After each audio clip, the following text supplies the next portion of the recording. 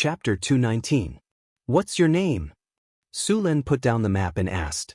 My lord, my name is Bak Ironhammer Shield. The dwarf quickly said.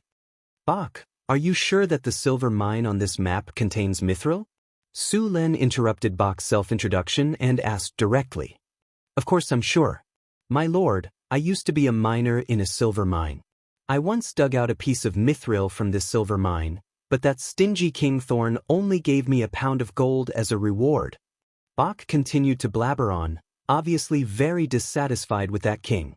All right, since you're sure that there's mithril here, I'll let you form a team of miners, and you'll be the leader. If you can find mithril, then I'll give you the position of the city lord of Orlando. But if you can't find mithril, then? Su Len stared at the dwarf in front of him and said, My lord, please don't worry. I'll definitely find mithril for you. Bak patted his chest and promised. In that case, it's decided. If you can find mithril, I'll reward you generously. Status, money, or even vodka will be given.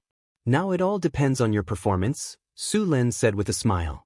My lord, I'll form a team of miners right away. After hearing Sullen's promise, Bak could no longer sit still. He hurriedly left the lord's castle and went to find other gray dwarves to form a team. Su Len threw the map aside with some disdain and found another piece of parchment to copy the map. Although it had been washed, the parchment still had the smell of salted vegetables on it. The map on the parchment was a little crude. After all, mapping in this world was not a professional subject like it was in his previous world. Most of the time, only they could understand the map they drew. To others, it was a completely abstract drawing. Fortunately, the map was drawn well. Although it was still crude, the general location was drawn. Soon, Su Len completely copied the parchment. After comparing the two maps again to make sure that he didn't miss anything, Su Len picked up the parchment and threw it directly into the brazier. The flames rose and quickly burned the parchment into a pile of ash. He opened the window to disperse the smoke. After forming a team of 50 miners, Bak excitedly brought his team back to Orlando to mine silver. The remaining 2 iron mines and copper mines also needed to be mined. The remaining 100 or so gray dwarves also formed 3 mining teams and then went to Orlando to mine ores. After the population of the northern city expanded, there was a shortage of all kinds of tools and ironware. Moreover, the army also needed a lot of equipment. The surface iron mine was originally not big. Before Su Len obtained it, many tribes had already mined it. Now, the output of the mine was very low. Was close to exhaustion. This was one of the reasons why Su Len was in a hurry to control the underground world. After several expansions, the number of soldiers in the northern city had increased to 4,000. There were 300 barbarians, 400 centaurs, 100 drows, and 300 half-elves. Apart from the war spirits that Su Len had summoned, the rest were all humans. If the militia, the city guards, and the 500 men stationed in Mirror Lake City were included, the number of soldiers in northern Battlefront City had reached a shocking 6,000 men. Adding all the people in northern Battlefront City and the newly captured gray dwarves, the total population had only reached 20,000. 1/3 of the population were soldiers. Such a high proportion, no matter how one looked at it, could be said to be militaristic. If it weren't for the buffs from the harvest altar and the numerous slaves, the northern city wouldn't even be able to support themselves with food. Not to mention the money, resources, and equipment needed to raise so many soldiers. In the past, the size of the northern city's army wasn't very obvious. Now, just maintaining the number of soldiers required tens of thousands of kinners worth of pay every month. Su Len had always been curious. How did his predecessors manage to not pay the soldiers and make them listen to orders obediently? They were even braver than the other when they went into battle. If Su Len dared to not pay the soldiers in the northern city for a few months, there would be a large number of deserters. It wouldn't be strange if there was even a rebellion. If it weren't for the sugar trade that gave the northern city a lot of money, it would have taken years of hard work to develop the city to this extent. The northern city's army needed a lot of equipment. Apart from the army, the centaur tribes also needed equipment to protect their herds. Fortunately, Su Len had made a lot of money from the raid on the Grey Dwarf City. Not only did he solve the problem of money, but he also solved the problem of equipment. After settling the matters in the northern city, Su Len brought the Grey Dwarves mining team and the drows back to the underworld. He was going to restore the Grey Dwarves mines and clean up the dangerous areas around the mines. He returned to Orlando. At this time, there were 100 barbarian warriors and 100 centaurs guarding the city. A group of subterranean dweller slaves were in charge of the labor. These subterranean dwellers were short. Because they lived in the dark for a long time, their eyes had deteriorated. They relied on infrared sensing to survey their surroundings, so blindness and petrification spells didn't work on them. Most dungeons had subterranean dweller slaves. They were the best growers in the underworld. Su Len brought 3 teams of Grey Dwarves to the various mines. The Grey Dwarves had discovered a lot of veins, but many of them were occupied by monsters from the underworld. The Grey Dwarves had to clear out all kinds of monsters every once in a while. If it wasn't for this, the other veins would have been excavated by them long ago. After resting in Orlando for a day, Su Len brought a team of drows and miners out of the city. They passed through some narrow tunnels and headed to the first mine. This mine was the closest to Orlando.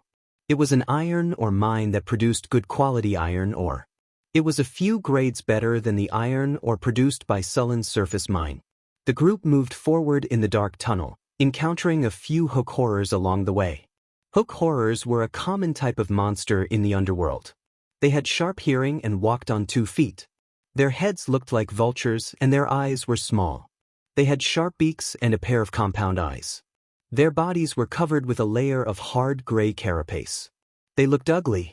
Their eyesight was poor, but like bats, they could emit high-frequency sound waves to determine the enemy's position. Just as Su Len led the team forward in the tunnel, a dozen shadows suddenly jumped down from above. Su Len reacted quickly. Because the tunnel was narrow, he didn't use the purple dragon halberd. Instead, he swapped it for a long sword forged by the dwarves. He subconsciously swung the long sword in his hand. The hook horrors that attacked Su Len didn't expect Sullen's reaction to be so fast. They didn't have time to react before the sharp sword swept across them. The powerful force directly split open the hard carapace on the hook horrors. The monster that was about 7 meters tall and weighed nearly 200 kilograms was directly cut in half. The next dozen or so hook horrors didn't affect the team at all. As soon as the hook horrors attacked, the drows dodged. As for the Duergar, they were wearing heavy armor, so the hook horrors attacking them was a waste of energy. Soon, the dozen hook horrors were all killed. No one died in the team. Only a few Grey Dwarves suffered some minor injuries. After Su Len healed them, the team continued on their way. After walking out of the dark tunnel and passing through 2 desolate underground caverns, Sullen's team finally arrived at the first mine. They hadn't mined this mine for a while. When Su Len arrived, he found that the mine had been occupied by the monsters of the underworld. A group of vampire bats and underground salamanders used this place as their nest. The Grey Dwarves were already prepared for this situation. They first used smoke to smoke the monsters out, then worked together to kill them. It didn't take long for the mine to be cleared out. The information of this mine appeared on Sullen's system panel. Iron mine, ore quality +5, ore yield +8, mine disaster reduction +5, associated ore veins +2, chance of producing dark iron Oregon. With the Grey Dwarves' work, the iron mine quickly resumed production. Seeing that the mine had resumed production, Su Len didn't stop and led the rest of the team to the next mine. The second mine was a gem mine. When Su Len arrived, he found that the vein looked gloomy. There were some shadow-like creatures outside the vein. The Twisted Shadow was a type of undead creature that was formed due to certain reasons. It was similar to a ghost.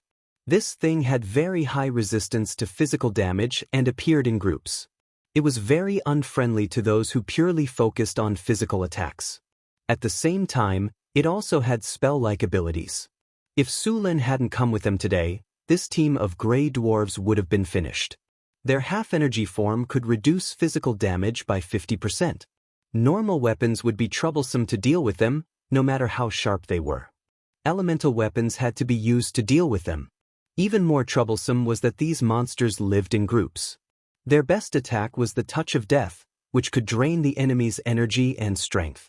Once the energy was drained, the enemy's life force would be depleted. In the Adventurer's Handbook, these monsters were rated as Grade A. Without a special way to deal with them, it was best not to provoke them. Crack! There was a soft sound, as if someone had stepped on something and broken it. Although it was a very soft sound, it was very abrupt in this quiet environment. The wandering twisted shadows instantly noticed this place. Chapter 220. *CK. Su Len cursed in his heart. Then, he channeled his energy and a large amount of lightning appeared on his body. The purple dragon halberd also appeared in his hand. The distorted shadows that were attracted to this place soon sensed a large amount of life force. As undead, they hated any living thing, but they were eager to regain their flesh and blood. The distorted shadows were very fast. Su Len swept the purple dragon halberd and the distorted shadows instantly disappeared. When they reappeared, they were already beside Su Len. The surrounding negative energy suddenly increased and a dark red light appeared on the distorted shadows. Touch of Death, Su Len's body was instantly swept by the light. It was the innate spell of a high-level undead. A series of notifications appeared on the character panel in front of him. Detect. The host is attacked by the spell, Touch of Death. Activated. Mandatory test of immunity. Test of fortitude passed. Test of constitution passed. You are immune to the stun effect of this spell attack. Your energy has decreased. The sudden appearance of the twisted shadow caught Su Len off guard, but his strong reaction ability allowed him to launch an attack at the first time. Lightning surged, and the purple dragon halberd with a large amount of lightning instantly hit the twisted shadow. The twisted undead, who seemed to be hiding in the shadows, had no time to dodge this time and was directly swept by the purple dragon halberd. The strong lightning energy instantly enveloped the distorted shadows. Su Len did not give it a chance to escape. The purple dragon halberd drew an arc and attacked again. Bang! Like a bubble bursting, the distorted shadows could not withstand the strong lightning energy and was directly destroyed by the lightning. The distorted shadows melted like snow and instantly turned into ashes and dissipated. Ding! With a soft sound, a gray crystal fell from the place where the distorted shadows died. It was a soul shard. Soul shards were something that only a few ghost-type monsters and abyss demons would drop. There was also a very low chance of it dropping when a powerhouse whose strength had reached the legendary level or above died. This kind of thing was very useful for wizards. The most commonly used one was the golem puppet. Su Len's eyes lit up at the sight of the soul crystals. It seemed like there were many additional rewards this time. Seeing the dozens of distorted shadows behind him, Su Len's figure flashed as he dashed forward. At this moment, a series of messy footsteps sounded from the gem mine beside him. Then, a group of skeletons with shiny black bones and a height of 2 meters rushed out. These skeletons were not as fragile as the low-level undead skeletons. All the skeletons were very thick and even had a metallic luster. They held bone blades and bone spears in their hands. As soon as they appeared, they rushed towards the gray dwarves and drows. Skeleton warriors. After several evolutions, low-level skeletons would become mid-level undead creatures. If they were allowed to evolve further, they would become skeleton generals and bone demons. Of course, it was very difficult for undead creatures of this level to appear in the material world. Only the legendary undead creatures of this level would exist in the world of undead. When the gray dwarves saw the skeleton warriors rushing towards them, they roared and ran forward with their 2 short legs like Hot Wheels. They raised their axes and rushed forward. Although they could not deal with the distorted shadows, it was still easy to deal with these skeletons. At 2 meters, the skeleton warriors were half a body taller than the gray dwarves who were only about 1.5 meters, but sometimes height was not an advantage. I hate those who are taller than me the most, especially rotten bones like you. The gray dwarves squatted and dodged the skeleton warriors' bone blades. Then, the gray dwarves swept the skeleton warriors' knees with their axes. Even if the skeleton warriors had turned into skeletons, the knees were still weak. The gray dwarves' axes were heavy, and in an instant, the skeleton warrior's knees were smashed into pieces. The 2-meter-tall skeleton suddenly lost its balance and fell to the ground. The gray dwarves turned around and went to the other side of the skeleton warriors. Then, they swung their axes and chopped off the skeleton warriors' necks. "You're not as tall as me now." The gray dwarves laughed and swung their axes again, crushing the skeleton warriors' heads. The pale soul fire in the skull was extinguished. Thunder lightning spear. A dazzling thunderbolt burst out from Su Luan's body, and then a large number of thunderbolts wrapped around his whole body. The thunderbolts surrounded his strong muscles and constantly jumping thunder and lightning. His whole person looked like the thunder god in ancient myths. The distorted shadows around him also sensed the danger. They seemed to be hesitating to escape. Swoosh, swoosh, swoosh, the purple dragon halberd turned into a blur and swept towards the distorted shadows. Su Luan leaped and crossed a distance of more than 10 meters. At the same time, the sky was filled with spear shadows and countless lightning bolts, instantly hitting the distorted shadows. The purple dragon halberd was like a hot knife through butter as it swept through the twisted shadow's body. The powerful lightning power instantly enveloped the twisted shadow. At this time, the other distorted shadows also began to attack. The shadows pounced. Su Luan's purple dragon halberd left afterimages in the air. The sky was filled with lightning, and a large number of shadow tentacles were drowned by the lightning. However, some of them still managed to hold on. A notification rang in Su Luan's ears. "You've been attacked by the distorted shadows. You've been attacked by the touch of death. You've been damaged by death's corrosion. Your constitution has passed the test. You have legendary tenacity. Immune to death's corrosion, flurry." Just as Su Luan was attacked, the purple dragon halberd in his hand instantly turned into silver dragons surrounded by lightning. They counterattacked in the direction of the attacks.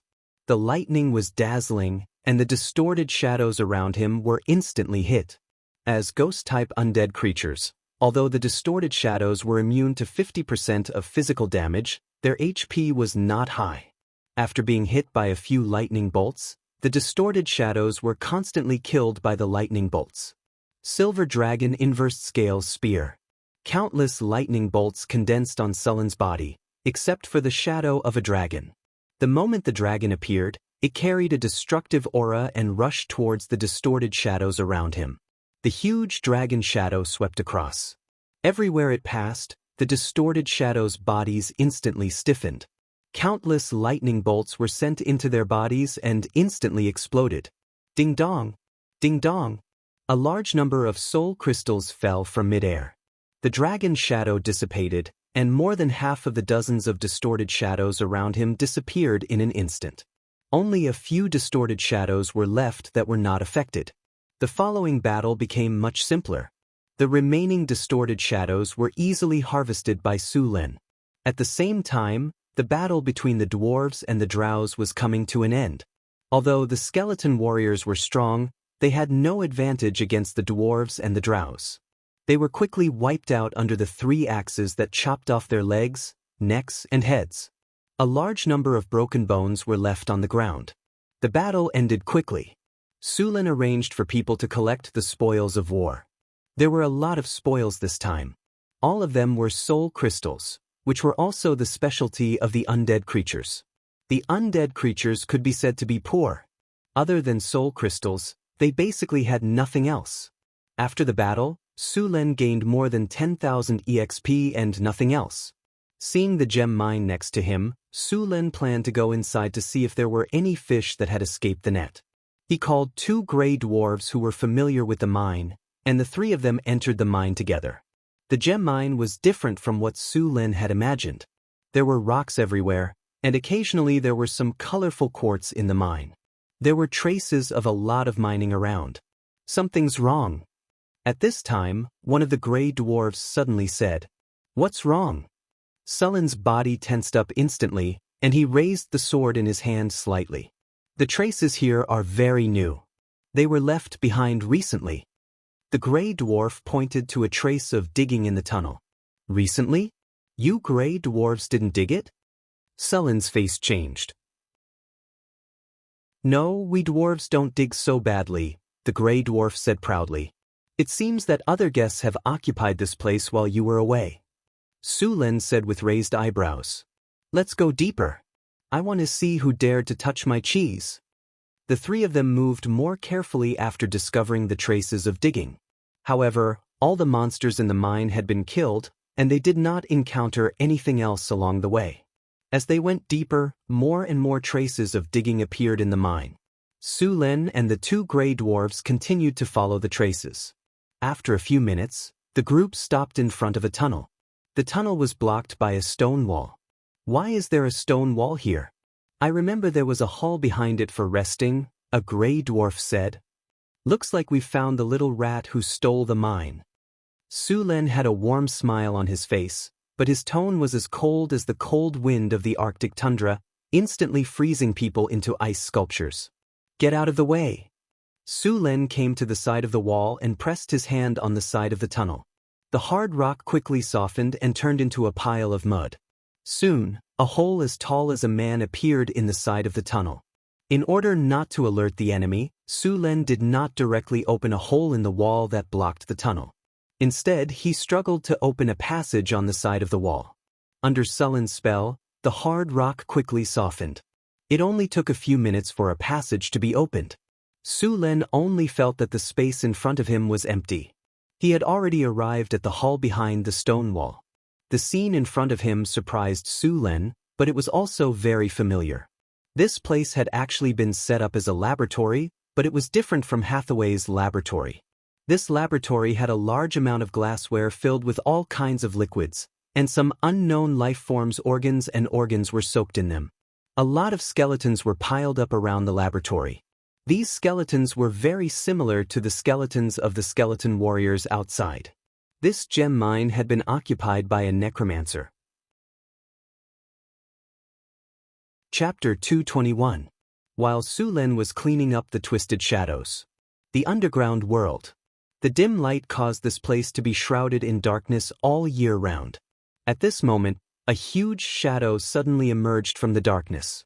The shadow was more than 6 meters long and had a majestic body like a lion.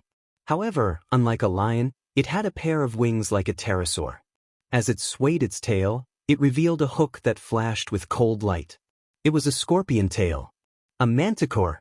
It was a powerful magical beast in the underground world. It was said that this monster also had the bloodline of a dragon. The pair of dragon wings was proof. As a high-level predator in the underground world, although the manticore did not have any magic abilities, its venom was very difficult to deal with.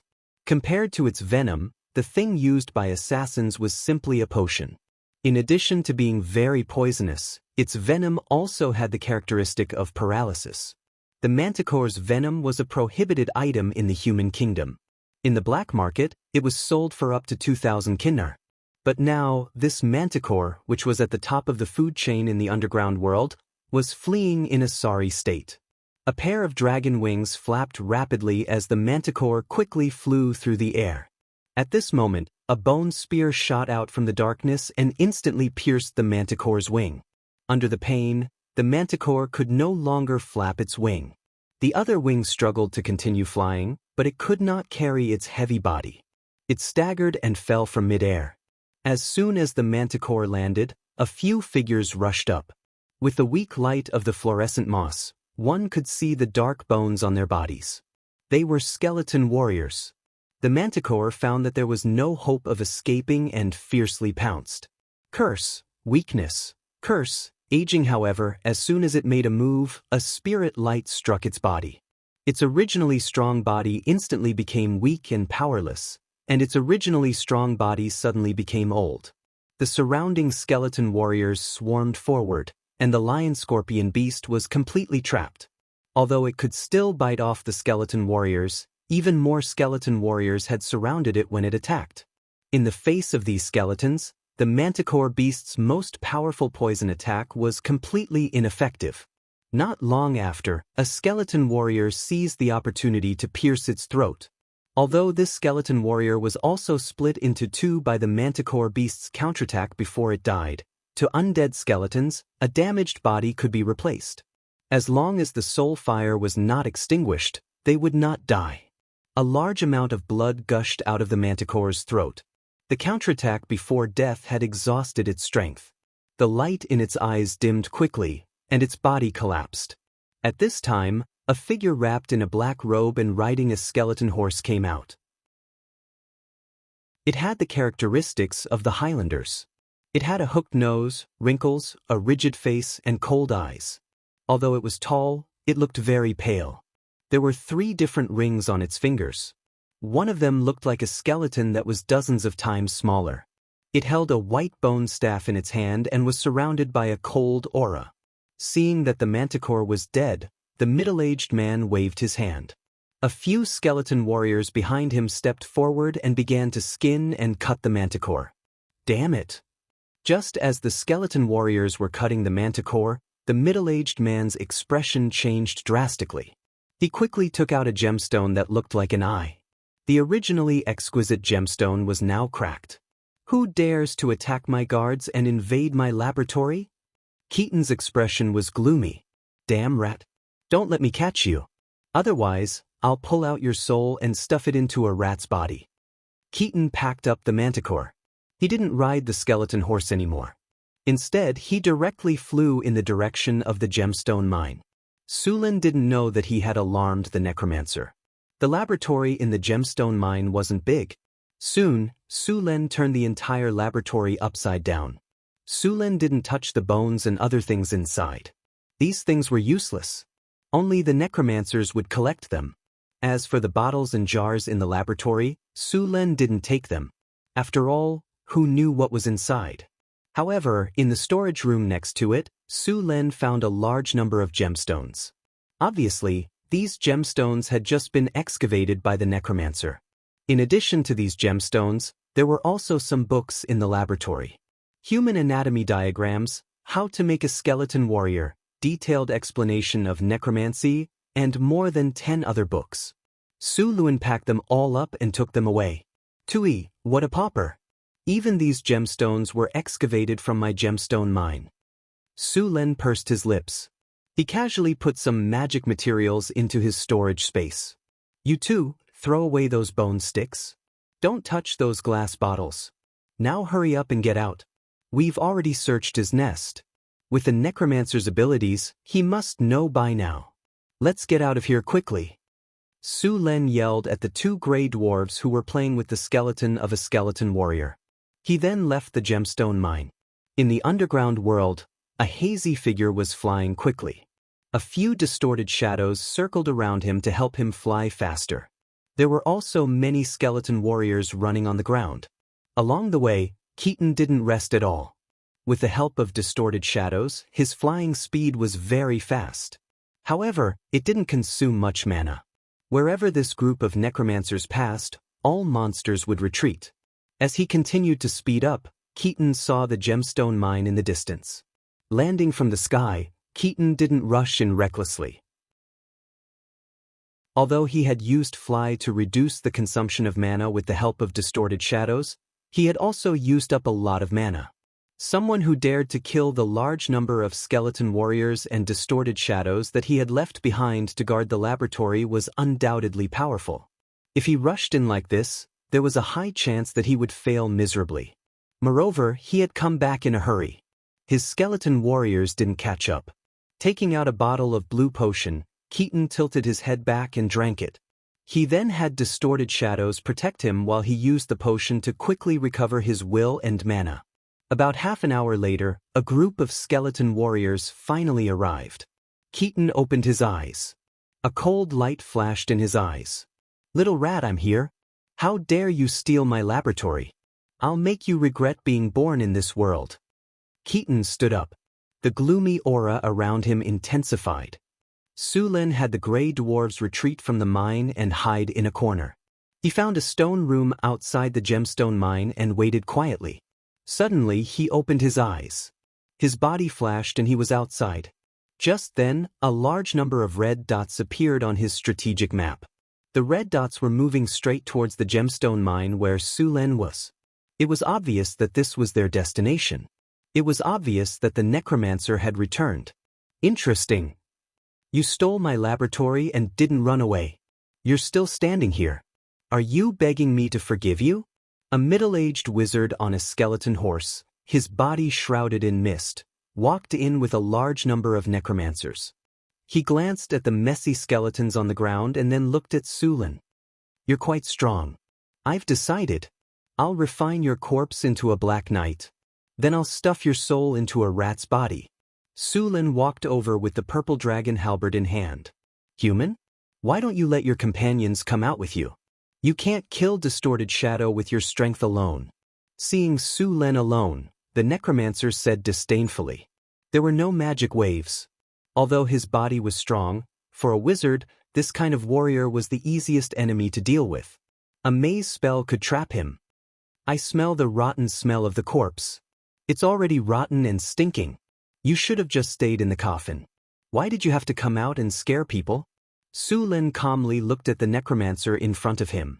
Although the way he appeared looked like a big boss leading a group of guards, in the system interface, he had not broken through to the legendary level. He was only a grade 4 necromancer. It would be troublesome to deal with a wizard above the legendary level. After all, his anti-magic skill was only effective against wizards below the legendary level. Although there were many limitations to the anti-magic skill, it was enough to crush enemies below the legendary level. The eyes of the middle-aged man in front of him were dark red. Although he looked like a human, Sulin could sense that there was almost no life in his body. Instead, there was a strong undead energy surrounding him. Even if he was a necromancer, although he could use undead magic and energy, he was still a living person. Sulin felt that the man in front of him was not much different from a corpse. No, there was still a difference. He could run and jump. That strong undead energy could even make a normal corpse come alive. Hearing Sulin's words, the middle-aged wizard's face suddenly changed. In the next moment, a strange black fog gathered and quickly rushed towards Sulin. Sulin's body flashed and dodged, but the black fog seemed to have a life of its own. It turned around and rushed towards Sulin again. It turned into a cloud of smoke and directly covered the surroundings, not giving Sulin a chance to dodge. Curse! The invisible energy directly acted on Sulin's body. Sulin only felt that his body seemed to have become much heavier. But then this feeling disappeared. A large number of data appeared on the system interface. The host has been weakened by the curse. Going through a forced immunity test. Immunity test successful. The host is immune to this curse attack. Voodoo school, necromancy school? Sulin's eyes flashed. He did not expect to meet a necromancer who was also a voodoo school wizard when he came out to open a mine. One must know that these two schools were famous for being insidious. Chapter 222. Necromancers played with the dead and desecrated souls. In the eyes of many churches, they were heretics. As long as they appeared, they would be expelled or killed. The voodoo school was even more insidious. They did not have any advantage in a head-on battle and could even be said to be very weak. However, no one could beat them when it came to scheming. The voodoo school was proficient in curses. There were many types of curses, such as weakness and aging, which took effect immediately. There were also some that were invisible. They captured some of your aura and then used this aura to cast a curse. This kind of curse was invisible and difficult to guard against. Once the person was hit, they would die within a few days. In addition to curses, they were also proficient in all kinds of poisons. This was not a big deal. The main thing was that this school had participated in the fight for the throne of the secular world. The deaths of the heirs of several countries were more or less related to them. Since then, this school was boycotted by various countries. After all, no one wanted to lose their lives for no reason. Even those who had used the voodoo school to kill their competitors were the same. After all, as the victors, they were also worried that they would be killed in the same way. This also made the voodoo school become a target of scorn in various countries. How is this possible? The middle-aged man looked at Sulin in surprise and said subconsciously, "You are immune to curses? How is this possible? How can your physique be so strong?" Sulin was very curious about curses. He was not sure how to deal with that kind of invisible attack. If he could understand this kind of attack, he would try to find a way to defend against it. The middle-aged man stared at Su Lin, and his eyes flashed. Such a strong body, maybe you can even refine a Death Knight. I didn't expect to find such a good material in this remote underground world. I will definitely refine it with all my heart. The middle-aged man's gaze made Sullen's hair stand. This guy did not like men, right? This was not impossible. Many necromancers were necrophilic. Moreover, because of the erosion of death energy for a long time, their living environment was poor, and they were hated by others. They would definitely have psychological problems. Distorted shadows, skeleton warriors. At the command of the middle-aged magus, a large number of undead creatures rushed towards Su Lin. Seeing this situation, Su Lin didn't fight head-on. Instead, he turned and ran. Seeing Su Lin escape, the undead creatures chased after him. Although undead creatures had some intelligence, they could only understand simple instructions unless they reached the legendary level. Sullen's speed was very fast, and the undead were in hot pursuit. The distorted shadow could fly, so it was the closest. As for the skeleton warriors, they were soon far behind. They quickly ran out of the middle-aged wizard's sight. At this time, it became much more difficult for the middle-aged wizard to control these undead creatures, so he could only chase after them. Su Lin led the undead creatures to where the gray dwarves were hiding. Both sides moved quickly, and in a few minutes, Su Lin found the gray dwarves' ambush. At this point, Su Lin finally stopped running. The energy in his body instantly exploded, and powerful lightning energy swept through the surrounding space. The distorted shadows that were chasing him were instantly enveloped by lightning energy. The purple dragon halberd carried the powerful lightning energy and drew out a dragon shadow. Silver dragon inverse scales spear the dragon shadow formed by lightning took shape in an instant, and then directly rushed towards the distorted shadows behind him. These distorted shadows had no time to dodge, and were swept by the dragon shadow. All of the distorted shadows stopped moving, and then their bodies exploded with lightning, drowning them in lightning. Clanging sounds were endless, and a large number of spirit crystals fell from the sky. Su Lin didn't care about these spirit crystals, and instead rushed towards the necromancer. At this time, the necromancer was still some distance away from the battlefield. Although necromancers were powerful, they relied more on their summoned creatures. For example, the necromancer's legendary level spell, Necromancer's Calamity, had an ordinary killing effect, but it was a disaster for ordinary people. This spell could easily turn an entire city's population into undead. The necromancer's combat power was very ordinary. Soon, Su Lin saw the necromancer who was rushing here. As soon as he saw Su Lin, the necromancer didn't fight, but turned and fled. However, as soon as he turned, two vigorous figures suddenly rushed out from the shadows beside him. The figures were as fast as ghosts, and they instantly appeared beside the necromancer and launched a surprise attack. These two black figures were the Drow Rogues, two grade 3 assassins. Although their strength was 1 grade lower than the necromancer, the success rate of sneak attacking a necromancer was still very high. Feeling the threat of death, the necromancer didn't have time to cast a spell. The ring on his hand suddenly flashed, and 4 bone shields appeared around his body in an instant, blocking the attacks of the two rogues.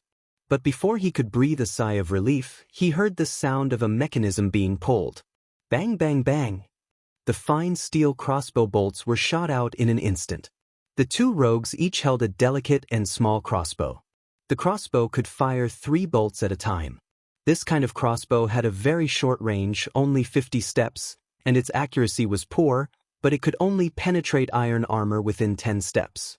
The white bone shield instantly cracked, and then shattered into pieces with a bang. The two rogues attacked again. At this time, the only 2 remaining skeleton warriors around the necromancer finally reacted and quickly attacked the 2 rogues. Attacked by the assassins, the necromancer, who was in a hurry, was shocked. He quickly cast a protective spell on himself and then turned to escape. However, he was delayed by the 2 rogues, and Su Lin had already caught up. Seeing the necromancer who was about to escape, Su Lin clenched his hand. Lightning Spear! A spear made of lightning appeared in his hand in an instant, and then he threw it at the necromancer. Boom! The lightning spear instantly hit the energy shield in front of the necromancer. The energy shield only froze for a second before it shattered. Then the remaining 2 bone shields blocked in front of the lightning spear, but they still shattered in less than a second, and the light of the lightning spear only dimmed a little.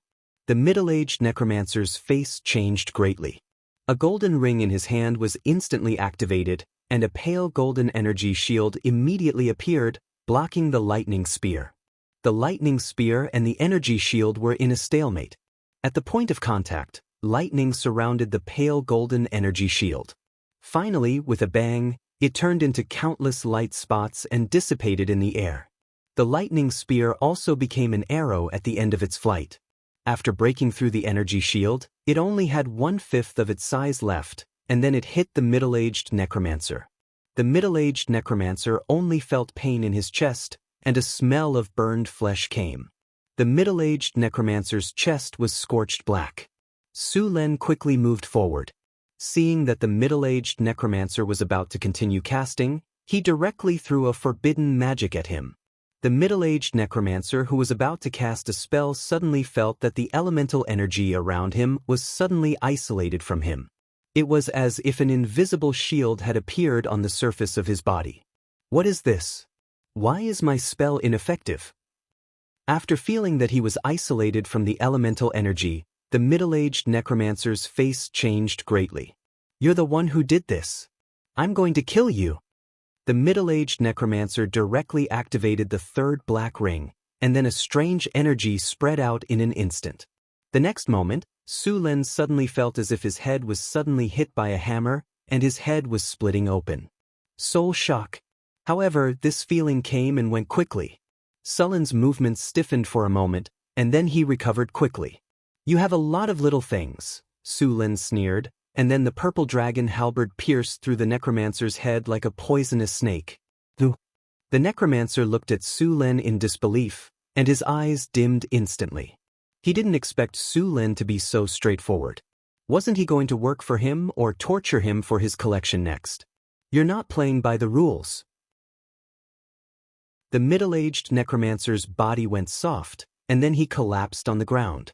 The left hand that was hidden under the necromancer's robe opened weakly, and a small black bead rolled out.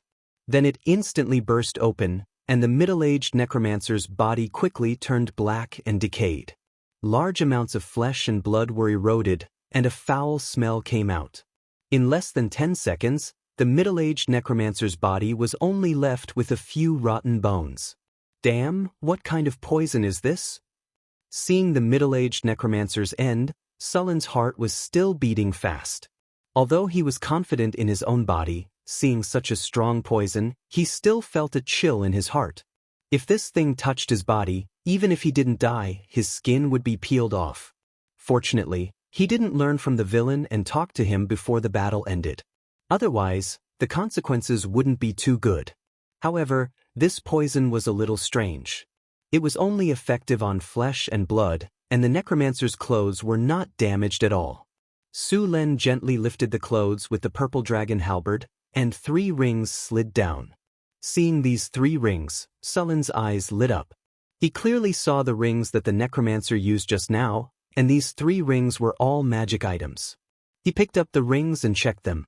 The rings were not damaged. The 3 rings were embedded with 3 different colored gems, and the quality of the gems was very high. The spells in the rings had been released, and if he wanted to use them again, he would need to recharge them. Among the magic items, rings and earrings were very expensive because they were difficult to make.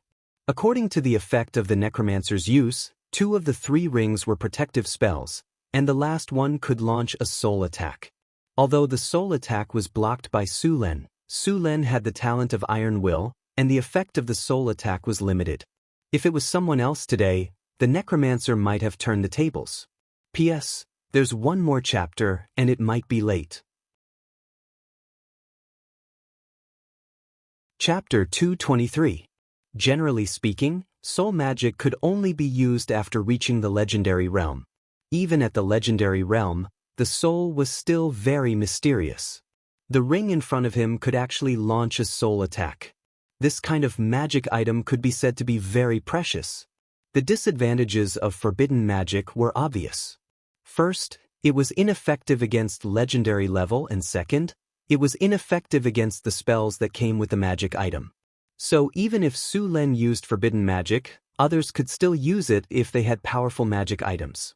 Su Lin let the system scan the 3 rings and saw their attributes. White Bone Control Ring +2. This ring is made from the skull of a bone demon. It is engraved with a complex magic circle. It can double the number of undead creatures you can control below legendary level. This ring is made with a special refining technique. It can summon 4 bone shields. Equipment requirement: Spirit 18 and above. Special effect: Undead Control. Double the number of undead creatures you can control below legendary level. Equipment effect: White Bone Shield. You can cast a spell without chanting. Once activated, you can summon 4 bone shields to protect yourself. The bone shields last for 10 minutes. It needs to be recharged after use. The second ring was completely gold. It looked like a gold ring inlaid with topaz. Su Lin was very disdainful of the person who made this ring. He was like a rich man in the countryside. Golden Ring of Protection +2. This ring is made with gold alloy and other metals. It is engraved with a complex magic circle. The maker added a calming effect on it. Wearing it can clear your mind. At the same time, this ring is made with rune craftsmanship. It can summon a shield after activation. Requirements: 15 spirit. Equipment effect: calm. Once equipped, you can be in a calm state. Your mind will be clear and reduce the chance of casting a spell. Equipment effect: energy shield. Once activated, you can summon a spherical shield in an instant. The shield lasts for 15 minutes. The shield has the strength of a level 5 spell. It needs to be recharged after use. The last ring was the one that released the soul attack. This ring was black and looked very inconspicuous. However, this ring was the most valuable of the 3. Soul Impact Ring +2. This is a ring made by a legendary wizard. It is engraved with his most prized spells, but this ring is actually his practice.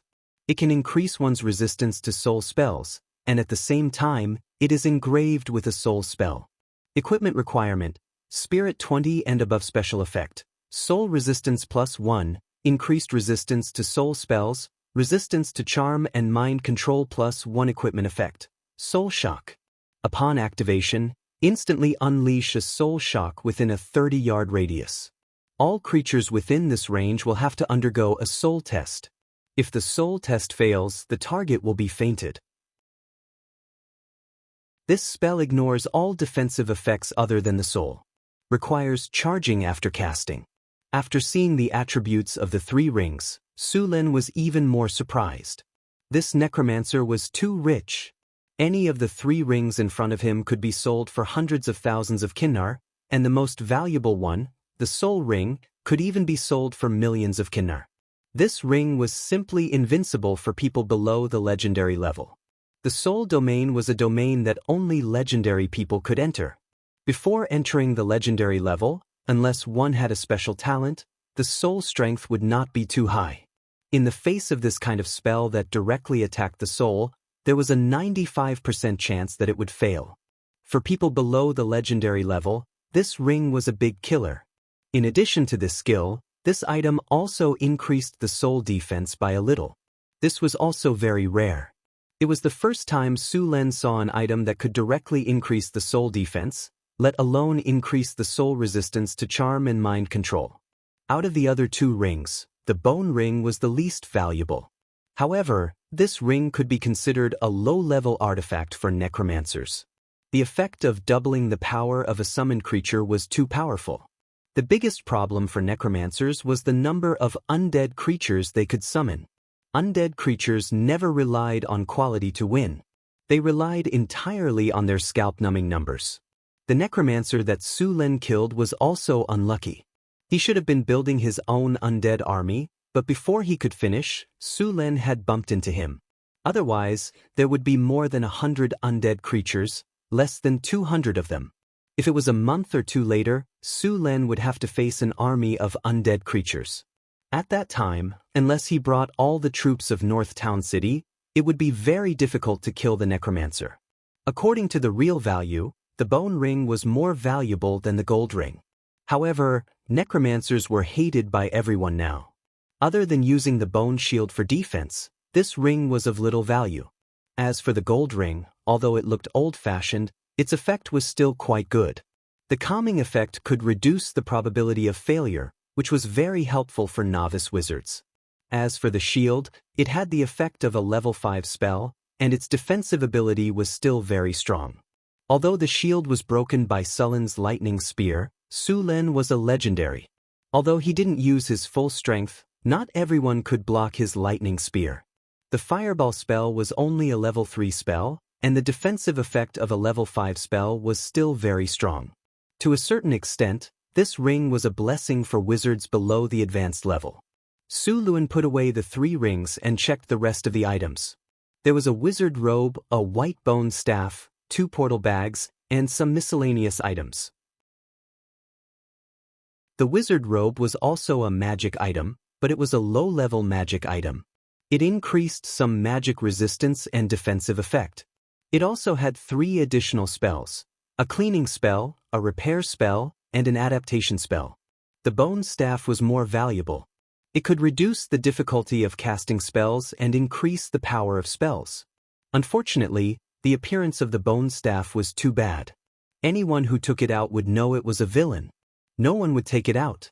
When he went back, he would ask Hathaway to change the shape and make it look like a halberd. He would peel an apple for Xiao Air. Next were the 2 portal bags. Su Len was looking forward to these 2 portal bags. The 3 magic rings were a big harvest. He didn't know what good things were in these 2 portal bags. Since the original owner was dead, the secret imprint he left behind had lost its effect. Su Len easily destroyed the imprint and opened the portal bag. The space in the portal bag was not big. No, it was very small. The length, width, and height of this portal bag were only 50 centimeters, which was only 1/8 of a cubic meter. The things in this portal bag were slowly stuffed, but there were only food, clothes, and some coins. Other than that, there was nothing else. Su Len was a little disappointed, but this was normal. Wizards were used to using portal bags to store their daily necessities. After calming down, Su Len took out the other portal bag. Since the previous one was for personal items, this one was very valuable. After destroying the imprint skillfully, Su Len opened this portal bag. The space in this portal bag was much bigger than the previous one. It was about 1/2 of a cubic meter, which was quite big for a portal bag. Even Hathaway's largest portal bag was about the same size as this one. There were a lot more things in this portal bag. There were all kinds of materials from magic creatures, some potions, magic gems, and a dozen books. Sullen's eyes lit up. He took out a dozen books and started flipping through them. After a few minutes, he roughly flipped through the books. Most of these books were about magic theory and spell knowledge. There were also necromancy and curse spells. These things were the foundation of a wizard, so they were very valuable. Other than these, there were 2 books about runes and enchantments. They were also very valuable. 2 of the last 3 books were the necromancer's experiment records and summaries. The other one was a travelogue. It should be the necromancer's experience. Su Len briefly flipped through it. This necromancer was actually a noble. His name was Keaton Abbott. He was a noble from a Western country. Because he had the potential to become a wizard, he was accepted by a wizard school. However, his potential was average, and he was very compatible with shadow undead. These 2 schools were not popular, so he was not taken seriously in the academy. However, during one of his adventures, he accidentally discovered the inheritance left behind by a necromancer. The bone ring and soul ring were found here. Keaton, who had obtained the necromancer's inheritance, naturally couldn't help but learn necromancy magic. At first, everything was normal. However, after he advanced, he was discovered by the organization that he was practicing forbidden spells. That wizard organization naturally demanded that he give up on practicing necromancy and imprisoned him. Faced with such a situation, Keaton defected with the inheritance of the necromancy wizard and fled. Because of his defection, he was wanted by the organization. At the same time, because of his practice of necromancy, other wizard schools did not welcome him. There were even radical ones who wanted him. In the end, he accidentally found a passage to the underground world and hid there. After making great progress in his practice of necromancy, he began to sneak back to the surface world to take revenge. After committing a few big crimes, he was severely injured.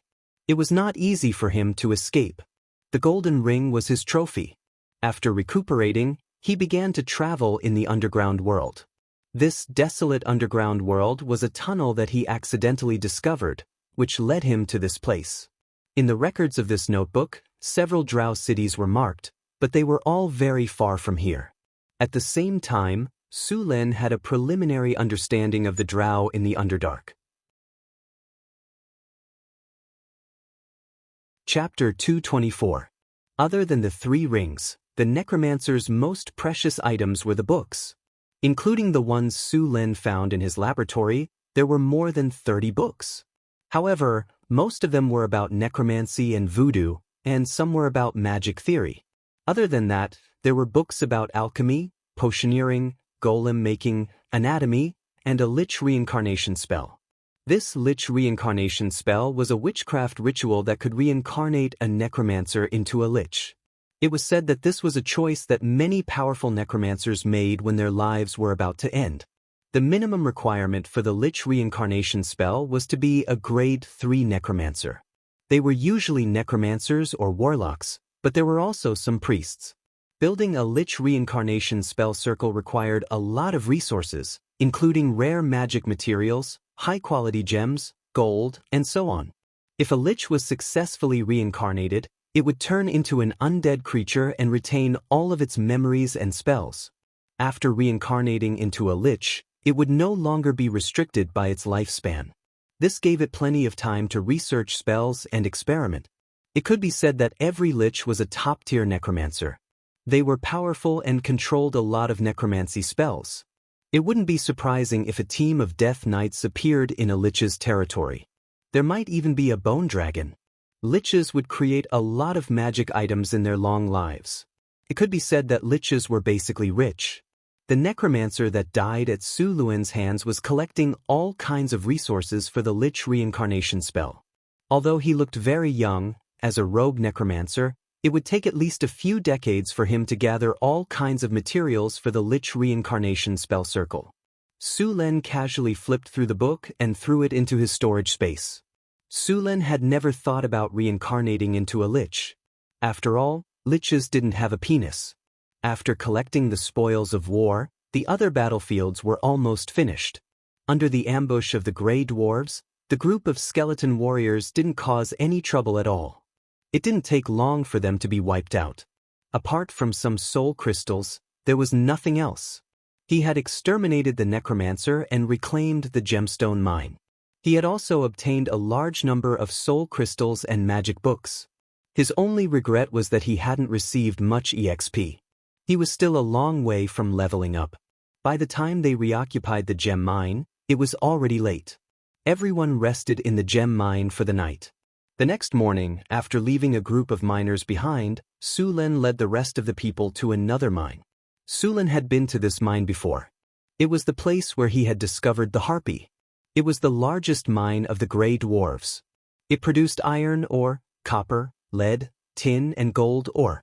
It was a rare mixed mine, and its output was very high. This was also why the Duergar didn't give up on the mine even when the harpies attacked. When they set off again, there were only about 100 people left in the group. After passing through 3 tunnels and 2 underground caverns, the team finally arrived at their destination. There were some underworld monsters in the mine, but they were quickly cleared out by the Grey Dwarves. After the mine returned to normal, Su Lin prepared to deal with the harpies. This time, Su Lin didn't want a group of monsters coming to cause trouble every 2 or 3 days. Not only would they cause casualties to the Grey Dwarves, but they would also affect the production. If it weren't for this reason, Su Lin would have to wait a while before considering the harpies. Now that the Grey Dwarves had joined Northtown City and the mine had returned to production, the Harpies could appear at any time. Before, the Grey Dwarves weren't strong enough, so they could only passively defend. Sulin wasn't helpless against them. Moreover, the Harpies could also be used as an air force.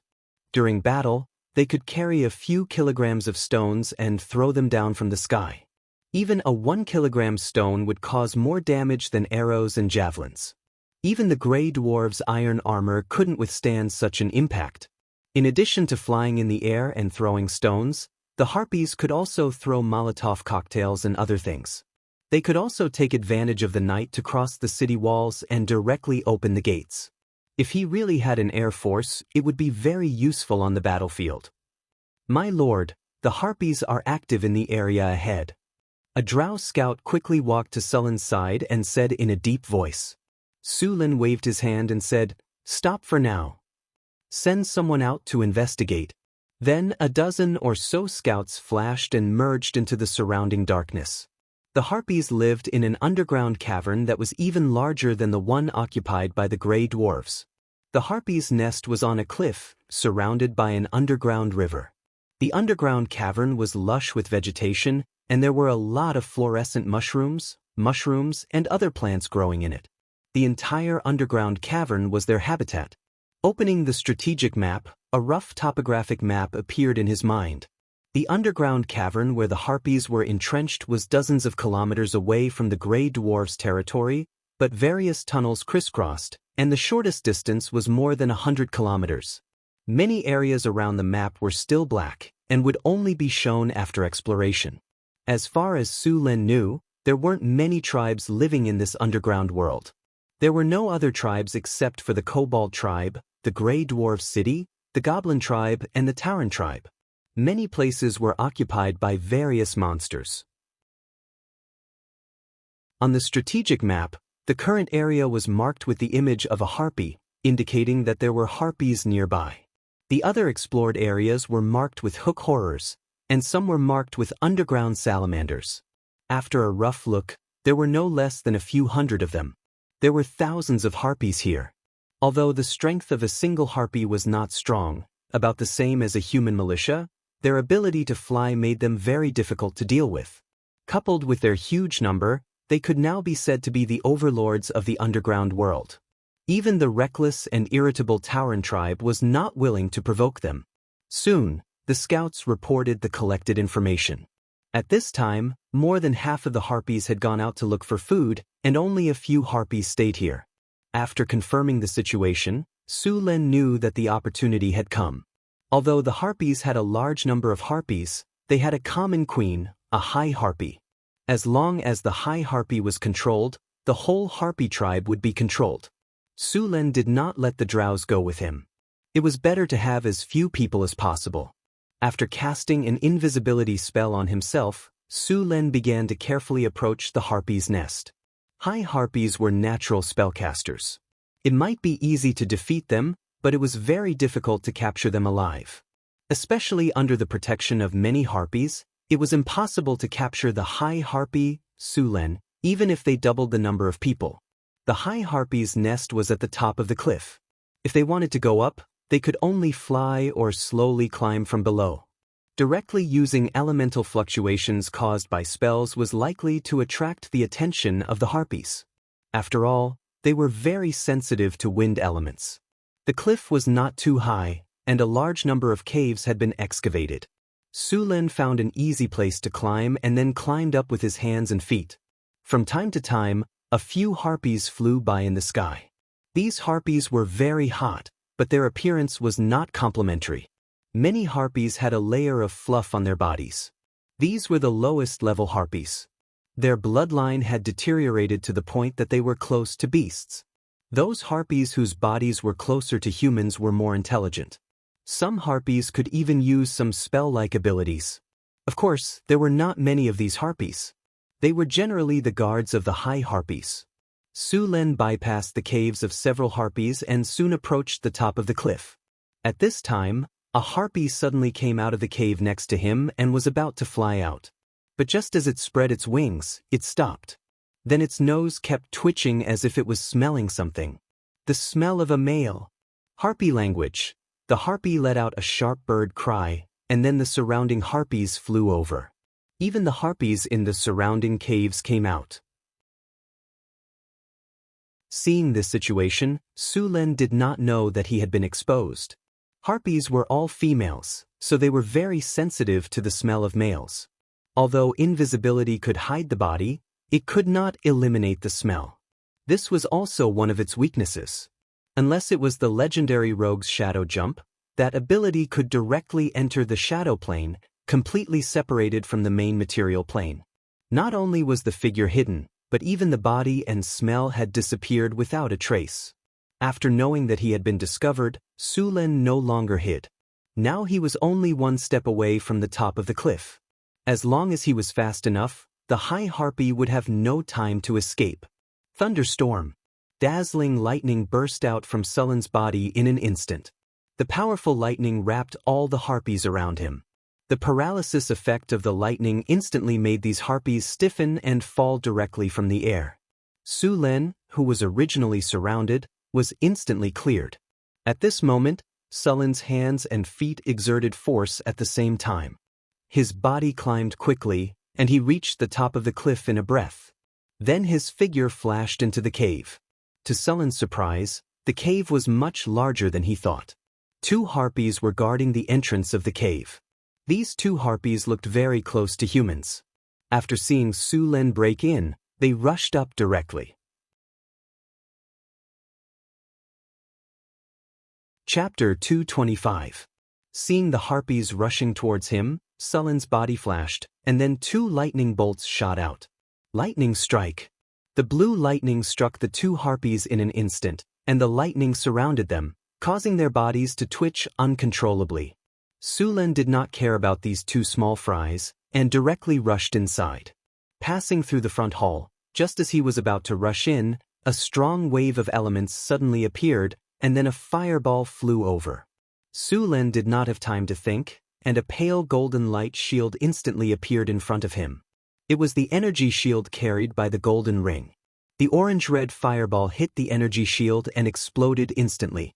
The energy shield only flickered a few times before returning to normal. Taking advantage of the explosion of the fireball, Su Lin did not retreat, but rushed directly into the cave. Then, at a glance, he saw the wine-red long hair and an unusually beautiful face, and a pair of wide wings behind the graceful and charming body.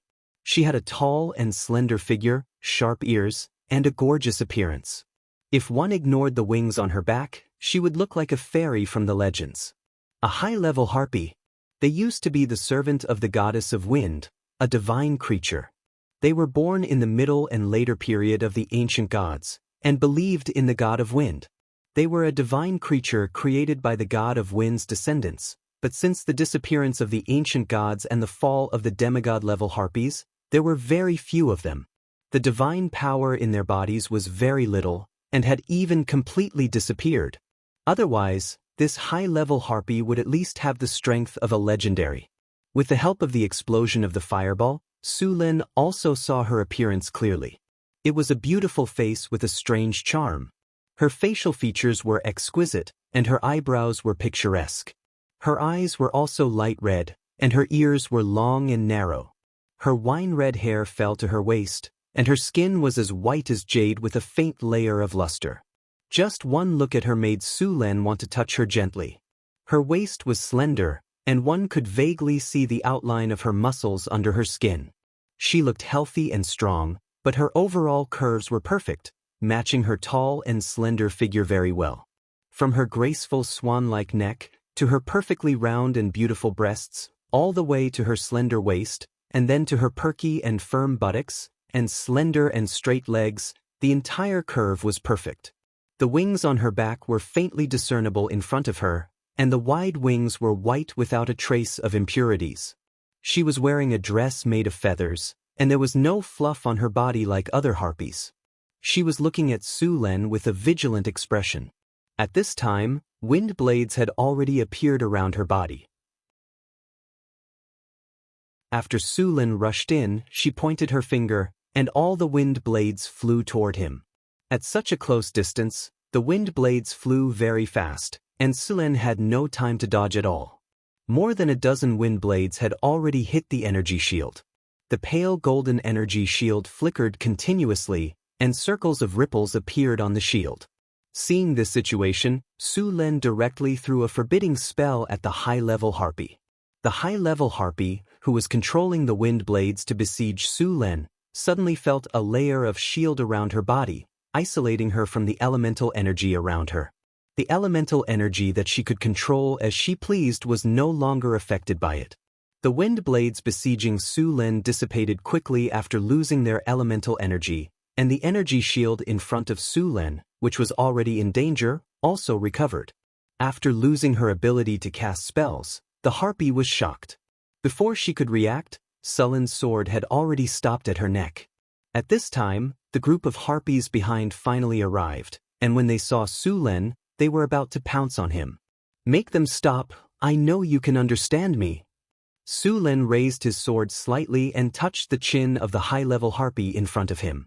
"Stop." Language of the harpy, a clear and melodious voice sounded, and the harpies that were rushing up immediately stopped. Sulen looked at the harpies and then said, "Make them retreat." The high-level harpy was unwilling, but she had no choice but to lower her head. Her life was in the hands of others, so she could only make the harpies retreat outside the cave. "Okay, now we can talk." Sulen looked at the high-level harpy and said, "What is your name?" "Alex Windtalker." Alex looked at Sulen with dissatisfaction and said, "Is there anyone like you who rushes into a lady's room and points a sword at her neck to talk?" His melodious voice sounded very comfortable. "Sorry you have so many people. If I didn't do this, I would only be caught by those harpies if I wanted to get close to you." Sulen shrugged and said, "Okay, we can talk about this later. Now, let me introduce myself. My name is Sulen, the Lord of Northern City. You probably haven't heard of me, but I am also the Lord of Orlando City. Those gray dwarves have already submitted to me, and now you are my captive. I'll give you two choices," Sulen said with a grin. "One is to submit to me, and the other is to force you to submit to me." "You have two choices?" Hearing Sulen's words, Alex was so angry that his chest kept heaving up and down. The curve that was originally C+ had risen directly to D, which was very magical. "How is it not two choices?" Sulen said righteously. "One is you taking the initiative, and the other is me forcing you. These are two completely different positions. Although the result will be the same, you can choose a different process. Moreover, the taste of the two processes will also be different. For example, if you take the initiative, we will cooperate more tacitly and get along very well. If you choose to be forced, then it will seem more expectant. Moreover, I have many ideas that you can try. Alex? You choose one." Sulen waved his sword. "I surrender," Alex said expressionlessly. However, he thought to himself that as long as he didn't sign a contract, he could still escape after surrendering. Now, he had to get rid of this shield on him first. Ding. "Hi Harpy, Alex Windtalker has applied to join your faction. Do you accept?" The familiar system prompt sounded in his ears. "Accept."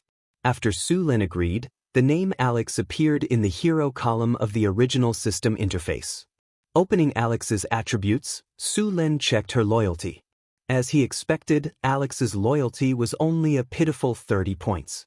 Such a low loyalty meant that she could betray him at any time, but Sulen would not give her the chance. Such a beautiful and capable high harpy who was also a spellcaster was simply too good to be a maid. She completely met his requirements for a maid: beautiful, capable, and durable. He took out the self-created hero template that he obtained last time from the storage space and used it directly on Alex. He had already used it on the succubus Chris last time, and there was no problem at all. Using it on Alex now was not a problem. Sulen took out the light ball and then gently tapped it on Alex's doubtful eyes. After choosing to use it, the light ball instantly turned into countless starlight and merged into Alex's body. "What is this?" Seeing countless light spots wrapped around her in an instant, Alex's body involuntarily wanted to resist, but spells were banned and her body was pointed at by a sword. She had no room to resist at all. A large number of light spots wrapped her in an instant, and then merged into her body. Ding. You used self-created hero template on the high harpy Alex. Self-created hero template activated. Please choose a hero characteristic, talent.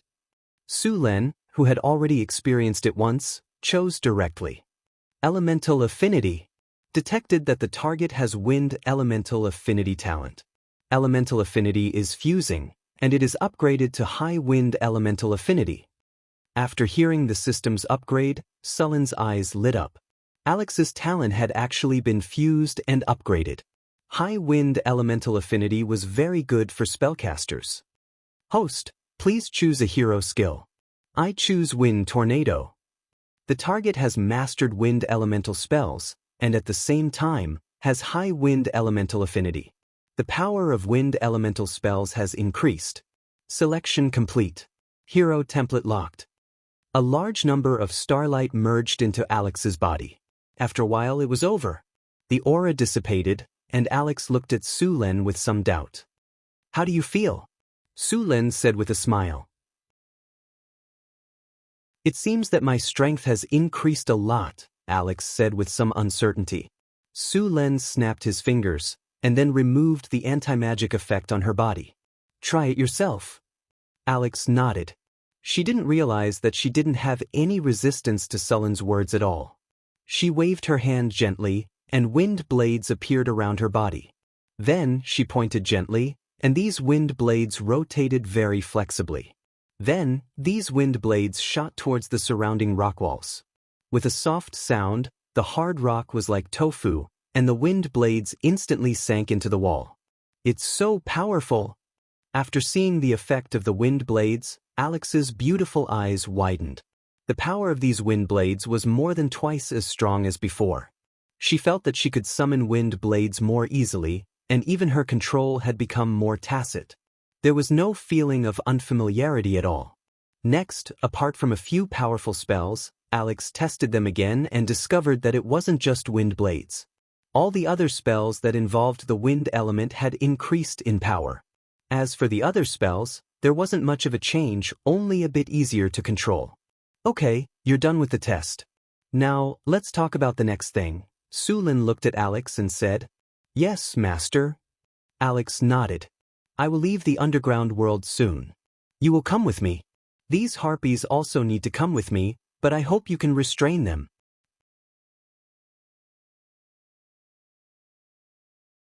Chapter 226. Master, don't worry. I will restrain those harpies. Alex nodded. Su-Len and Alex came out of the cave. The outside was already surrounded by harpies. It seemed that the whole sky was filled with harpies. After seeing Su-Len appear, all the harpies stared at him with red eyes, which made his hair stand on end. Alex spread his wings and flew up, quickly calming all the harpies. After a while, the harpies finally dispersed. However, there were still a few harpies around Alex. When they looked at Su-Len, their eyes were full of vigilance.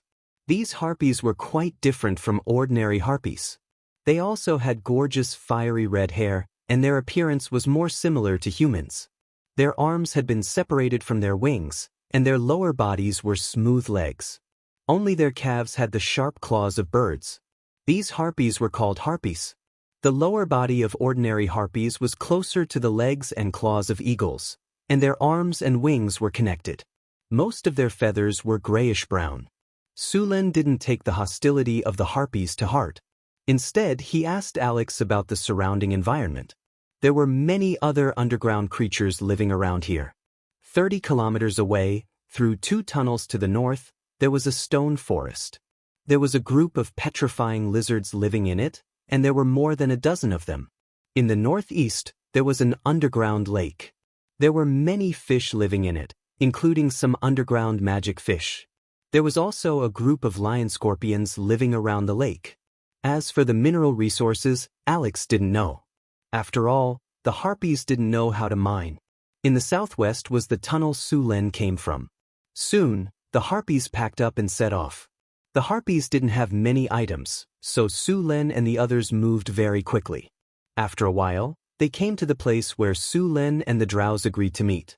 When they saw that the sky was full of harpies, the drows subconsciously hid. Fortunately, Su Len appeared soon. Looking at the harpies flying in the sky, the drows looked at Su Len with even more awe. After all, it hadn't been long since Su Len had single-handedly subdued this group of harpies. When the harpies saw the drows, there was even a slight commotion. Many of the harpies were eager to have a try. Their old habit of capturing males to mate had resurfaced. Fortunately, with Alex's restraint, these harpies were well behaved. "Your Excellency, these harpies were all subdued by you?" The leader of the drows looked at the harpies and said hesitantly, "Well, don't worry, they have Alex's restraint." Nothing will happen," Su Len said with a smile. "But there are too many of them, and the harpies will capture a large number of males during the estrus period. They will follow their instincts more often," the drows said. In fact, the drows had also thought of taming some harpies to serve as flying troops. Ordinary harpies had the same intelligence as wild beasts.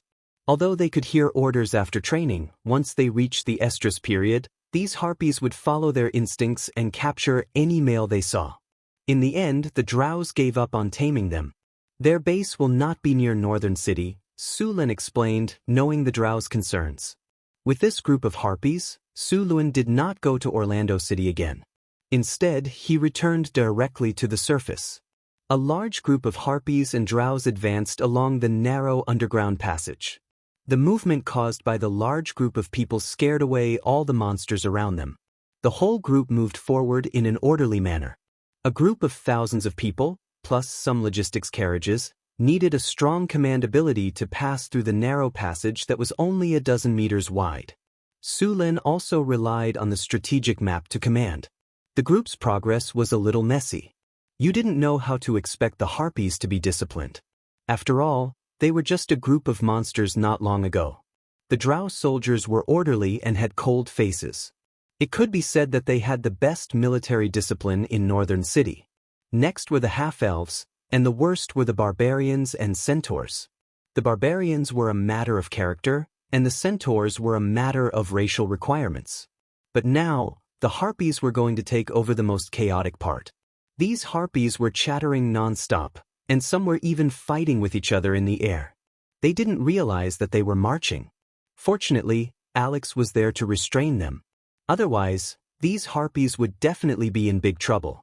Su Len did not bring the harpies back to Northern City. He chose a new habitat for the harpies in a valley near the Sierra de Lotus. This valley was discovered by Su Len when he was patrolling the surrounding environment of his territory. There was only one exit in the valley, and the whole valley was shaped like a horn. The exit was very small, only about 20 meters wide. The valley was full of plants, and there was a waterfall flowing down from the mountain, forming a small lake in the valley. Because it was in the valley, the temperature was not too low even in winter. Although it was not suitable for building a town, it was still good to build a nest for the harpies. After Alex joined Northern City, the entire harpies were also included in the system of Northern City. All the harpies added up to a total of 3,156 harpies. There were only a little more than 100 harpies, and the rest were all harpies. Of course, the harpies were different. They were divided into normal and elite leaders. It was easy to tell them apart by looking at the human characteristics on their bodies. Generally speaking, the more human-like a harpy was, the higher their intelligence and strength would be. Su Len was planning to build a residence in this valley. He specially transferred a team of 1,000 harpies from Northern City to carry out the construction. Su Len's plan was a large eagle fort, which was remodeled from a mountain. Less than 2 days after Su Len left Northern City, the remaining gray dwarves could no longer endure life without vodka. It was fine if they did not enjoy it before, but after enjoying it once and then cutting it off, the gray dwarves had a greater right to express their feelings. Therefore, a few days later, these stubborn gray dwarves who would rather die than surrender appeared in the construction team of Northern City. Su Len wanted to build the Eagle Fort, so Chris directly sent them over with the other craftsmen. The gray dwarves were very experienced in excavating mountains. The construction of the Eagle Fort was based on the mountain. They hollowed out the inside of the mountain and then built a large number of lofts. The construction process was not difficult. With the dwarves who were masters of excavation, it only took a week to complete the construction of the Eagle Fort. They even carved many mythical statues on the Eagle Fort as decorations. These statues were the legendary ancient god Wind God, and some demigod harpies. They were basically the religion of the harpies. The Eagle Fort's appearance was not very extravagant. It was completely carved out of rock. Su Lin checked the attributes of the Eagle Fort and found that it was really a good building. Eagle Fort, an important building built by the cooperation of a master dwarf and a master craftsman. It is the habitat of the harpies. Harpies who live here for a long time have a chance to evolve their bloodline. Growth plus 10, cleanliness plus 12, indestructibility plus 14, health plus 8, comfort plus 13, warmth in winter and coolness in summer plus 12, enlightenment plus 5, evolution plus 3. Although the overall attributes of the Eagle Fort were not high, or even low, the attributes it gave surprised Su Lin. The Eagle Stronghold had a total of 8 attribute bonuses. Although the bonuses weren't high, there were 2 attributes that were very rare. Enlightenment and evolution attributes were very rare to see on their own. He didn't expect them to appear on the same building. Growth, health, and cleanliness were all normal attributes, but evolution and enlightenment were very different. Both of these attributes could change the attributes of a tribe. Enlightenment could increase intelligence, turning the beast-like harpies into intelligent creatures. Evolution could evolve their bloodline, allowing them to evolve into advanced harpies. Although the success rate was pitifully low, there was still a chance for them to evolve into harpies. After adding the harpies to the northern city system, Su Lin could also recruit harpies. At the same time, the harpy soldier tree had also appeared. According to the system statistics, there were over 3,000 harpies in northern Battlefront City. Most of them were low-level harpies, and a small number of them were elite harpies. After becoming elite harpies, they would evolve to become harpy leaders. Then came the harpies. These harpies were the guards of the advanced harpies and the elite harpies. Elite harpies were very similar to advanced harpies. Every time they evolved, their intelligence, body, and attributes would all increase.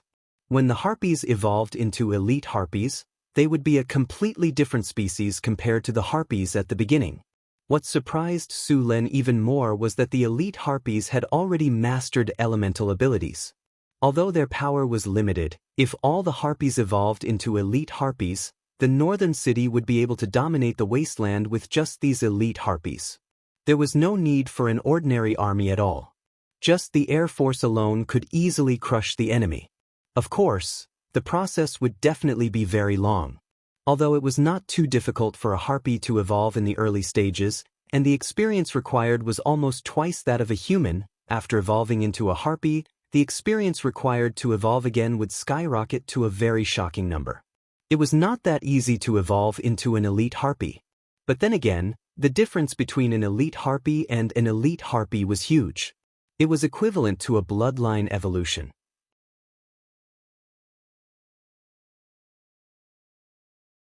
Chapter 227. Both Alex and the harpies were very satisfied with Sullen's Eagle Fort. Su Lin had recruited all the harpies as soldiers. Luckily, the harpies weren't very intelligent, so they were very easy to trick. They didn't need to be paid at all. All they had to do was provide them with food. Once their intelligence increased and they became harpies, Su Lin would have to pay for it. Alex arranged the harpies and let the other harpies take care of them. He then left the Eagle Fort with Su Lin. However, as the queen of the harpies, she had to stay here for a few days every month. She also had 2 harpy guards with her. There was no need to worry about the safety of the Eagle Fort at all. The 3,000 harpies could do anything they wanted unless a legendary wizard or an adult dragon set their eyes on this place. However, the harpies didn't have any precious magic materials, gold, or gems on them. Those powerful figures wouldn't do such a thing. But even so, Su Lin still set up a scout post outside the valley and built a wall at the entrance of the valley. The entrance of the valley was only more than 20 meters wide. After the wall was built, The whole valley could be called a small fortress.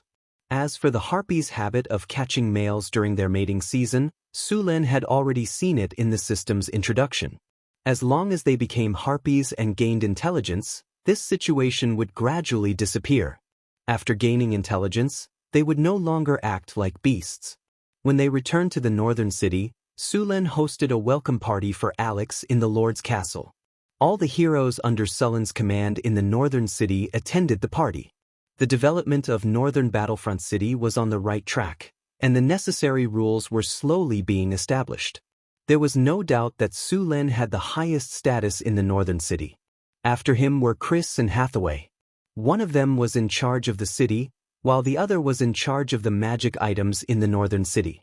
Then there were the leaders of the various races, such as Boulder, Johnson, Karina, Aiton, Grace, Sheriff Harrison, and the Little Mare Mission. Now there was Alex, and she had the largest army of all of them. This made her status skyrocket. Of course, Sulen treated them very well. Because of Sulen's power, there weren't any power struggles among his subordinates. The banquet was very sumptuous. More than a dozen maids were waiting on the side. The banquet hall used optical reflection technology. A few candles were lit around the hall, and the reflections from the mirrors lit up the hall like it was daytime. Frodo had prepared roast goose, roast pig, steak, steamed bear paw, braised fish, steamed lamb, deer breast, sauced lamb, crystal pork shoulder, fruit salad, ice cream, and so on. As the food consultant of the northern city, Frodo was living a very comfortable life. He only had to guide the chefs in cooking every day. After that, he would wander around and gather information. The variety of dishes made the people who hadn't seen much of the world feel like country bumpkins. After all the food was served, Sulen raised a glass of rum and said, "Is everyone here? Then let's welcome Alex into the big family of the northern city. From now on we are all family. Cheers." Sulen said with a smile. "Cheers." Everyone raised their glasses in unison. "Then let's start the banquet." Clang, clang, clang. Sulen knocked on the silver bell beside him. A group of maids stepped forward and opened the lids on all the plates. A rich aroma of food instantly spread out. The most eye-catching thing was the roast lamb in the middle of the table. Sulen told Frodo about this dish last time when he was bragging about it. It was to clean a turtle dove and remove its internal organs. Then, the turtle dove would be smeared with pepper and salt from inside out. Next, the turtle dove would be put into the stomach of a goose. After that, the turtle dove would be washed clean and sewn together. Next, the goose was stuffed into the stomach of a sheep. The sheep was skinned and its internal organs were removed. The goose, a carp, and the prepared spices were put in together. After that, the whole sheep was roasted over a slow fire according to the method of roasting a whole sheep. When it was time to eat, only the turtle dove would be eaten and the rest would be thrown away. Of course, it would be a waste. Sulen was not that extravagant. Even so, the people of this world were shocked. Even the nobles of this world did not develop their food to such an extent. Looking at the dumbfounded expressions of the people around him, Frodo's body swayed, and he had an arrogant expression. "I made this dish according to the Count's instructions. I want this. Give me a piece. It's delicious." Just as Frodo was about to explain the origin of the dish, the others could not wait to dig in. Frodo was so angry that he could not speak. Boulder cut off a leg of the lamb and took a bite. Johnson did not hesitate and took the other leg. The rest of the roasted lamb was divided among the others. Sulen did not touch the lamb. Instead, he leisurely took the roast goose from the roasted lamb. Then, he separated the roast goose and stuffed it with a type of wild water bird. It tasted delicious. He skillfully cut the birds and geese into pieces and distributed them to the others. Compared to Boulder and Johnson, the others were much more elegant. Apart from the whole roasted lamb, the other dishes were also delicious. In the face of these delicacies, everyone let go of their reservations and ate heartily. Alex's table manners were very bold. He held a crystal pork shoulder in one hand and an ice cream in the other. The soft, fragrant pork shoulder was paired with all kinds of spices. The drink was made with honey and white sugar. It was paired with a variety of colorful fruits and cream ice cream. Alex almost swallowed his tongue as it was his first time tasting such food. Even Hathaway and Chris, who had tasted it a few times, were quick to enjoy the food. Every physical profession was basically a glutton, so Frodo had prepared a large portion of food. But even so, there was not much left in the banquet. With Boulder and Johnson, the two gluttons, Su Lun estimated that even if there was another roast lamb, they would still be able to finish it. After the feast, everyone went back to their rooms. Su Lin also brought his maids to exercise after the meal, especially the newly joined Alex, who had a pair of white wings. With the two of them working together, Su Lin even became a sky rider. The rising sun pierced through the darkness and dispersed the mist in the air. The northern battlefront city had also awakened from its slumber. The merchants had already opened their shops for business. The workers also started to work under the orders of the foreman. The city gates opened and caravans began to slowly move out. Caravans came and went every day in the northern battlefront city. Since last month, caravans from the southern provinces had also appeared here. The most popular product among the southern caravans was rum. The second most popular product was the various furs produced in the northern wilderness. As for white sugar, because the white sugar trade was monopolized by other caravans, they could only buy some from other caravans. The planting area of sugar beets in the northern battlefront city had expanded once again. During this period of time, the northern battlefront city was not only carrying out large-scale infrastructure construction, but also reclaiming more land. A large number of goblins, serfs, and refugees were driven to reclaim land. The original 10,000 mu land outside the northern battlefront city had now expanded to 40,000 mu. However, there was still a lot of land outside the northern battlefront city that had not been reclaimed. In addition to reclaiming land, according to Sullen's plan, the irrigation facilities outside the city were not neglected. In order to irrigate the land, the brick kilns were used to build water supply canals. The water supply canals extended in all directions. A large number of canals were branched out from the main water supply canals. All the canals were equipped with gates. As long as the gates were opened, the river water would flow into the canals and irrigate the farmland. In order to provide sufficient water for the farmland, 7 to 8 large water wheels were erected on both sides of the Red Sand River. The most common crop in the northern battlefront city was potatoes. However, as the land was reclaimed, the crop had decreased to 1/3. The crop that was growing the fastest was sugar beets. As the raw material for the two leading industries in the northern battlefront city, sugar and rum, the demand for sugar beets had also increased. All the wild sugar beets had been dug up. Only a large number of sugar beets could barely keep up with the consumption. Just last month, the first batch of sugar beets in the northern battlefront city had just ripened. Sugar beets had a growth cycle of over 300 days. If it weren't for the harvest altar in the northern battlefront city, fermented farm manure, and the careful cultivation of the half-elven druids, the sugar beets would have taken at least 2 months to ripen, even if they were worth the harvest altar. In fact, ever since the sugar was produced in the northern battlefront city, the caravans that came to the northern battlefront city for trade had been secretly listening to the sugar production process in the northern battlefront city.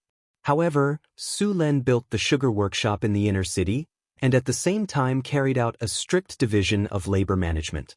Every worker only knew the process that they were in charge of. Coupled with Chris's charm, the process was protected to the greatest extent. For a period of time, the drows would catch spies from all over the world who came to steal the sugar production process every day. Su Lin directly made all the spies evaporate. He also gave a warning to the most outrageous caravans. As for those who still ignored the warning, when the caravans left the northern battlefront city and returned to the provinces in the north, they were directly attacked by bandits in the wilderness and wiped out. A large number of bandits were active in the northern wilderness.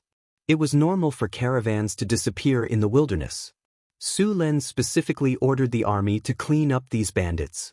With a few lessons learned from the past, and with the tighter defense of the inner city, those who coveted the sugar could only temporarily put down their greed. However, although they didn't get the sugar production process, Many caravans secretly got a lot of sugar beet seeds and wanted to go back and plant them.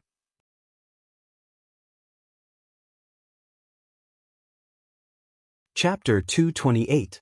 Sulin didn't care much about the spread of sugar beet seeds. Even if they got the seeds and successfully grew sugar beets, the juice they extracted from the beets would still be bitter brown sugar.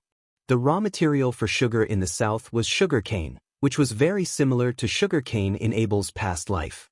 Those people thought that the reason why Northern Town could mass-produce sugar was because the raw material was different, so they paid a lot of attention to sugar beets. They even sent many people to secretly learn how to grow them. What they didn't know was that the planting technology in Northern Town was based on the influence of the harvest altar. If they followed Northern Town's method to grow sugar beets, the results wouldn't be as good. Sugar beets also took a lot longer to mature than sugar cane, so there was no advantage to growing sugar beets in the south. When the people who grew sugar beets realized that they couldn't produce sugar, and sugar beets matured half a year later than sugar cane, they naturally stopped growing sugar beets. Sulin and Frodo exchanged some spices and seeds. They then divided 10 acres of land for planting. It wasn't that Sulin didn't want to plant spices, but Frodo only had so many seeds. Some of them were not suitable for the climate in the north. Sulin planted pepper, fennel, chili, cumin, and a few other commonly used spices. Star anise, cinnamon, and pepper could only be bought from the south. It was said that the Red Dragon Queen controlled more than 80% of the spice trade. There were a few islands in the south that were filled with spices, and they were called Spice Islands. The spice trade made a lot of money every year, and it made the surrounding countries jealous. They all wanted a piece of the pie, but they were afraid of the Red Dragon Queen's power and her army. A red dragon with the power of an ancient dragon and all kinds of spells could beat a team of legendary wizards by herself. Even the paladins, who claimed to be enemies with evil, would automatically ignore the Red Dragon Queen's existence. In the prime material plane, an ancient dragon that was good at spells was basically the limit of power. Even the avatar of a holy spirit might not be able to defeat her. Sulin was also envious of the Red Dragon Queen. She occupied an important hub of the sea trade and controlled the spice trade. She was also shockingly powerful. She was a winner in life. No, a winner in dragon life. The spices planted last year were growing very well. Among them, the chili peppers had already turned red and could be harvested in at most half a month. As for the remaining cumin, it was also growing well. The Sichuan pepper was still a small sapling and would have to wait until at least next year for it to bear fruit. The other spices were growing well as well. In a year or two, Northern Town would be able to produce some spices as well.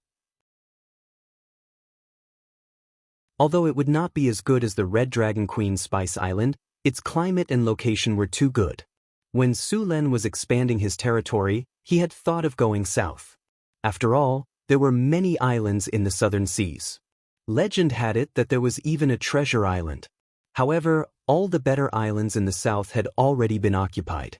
With the Red Dragon Queen, a big boss, on top of his head, Sulin felt very insecure. Perhaps with the help of the system, he could finally catch up to the Red Dragon Queen, but that would be a matter of time. To protect the spices from being stolen and destroyed, Sulin built a farm here. He included the spices and 1,000 acres of land in the farm and built a wall to enclose the area. At the same time, he arranged for soldiers to guard the area. Spices were still very expensive. Although they were not sold by the grain, they were not cheaper than white sugar. Among them, the most expensive were pepper and cinnamon. Except for cumin, the spices grown by Sulin were less expensive than them. Sulin planned to continue expanding the spices planting area.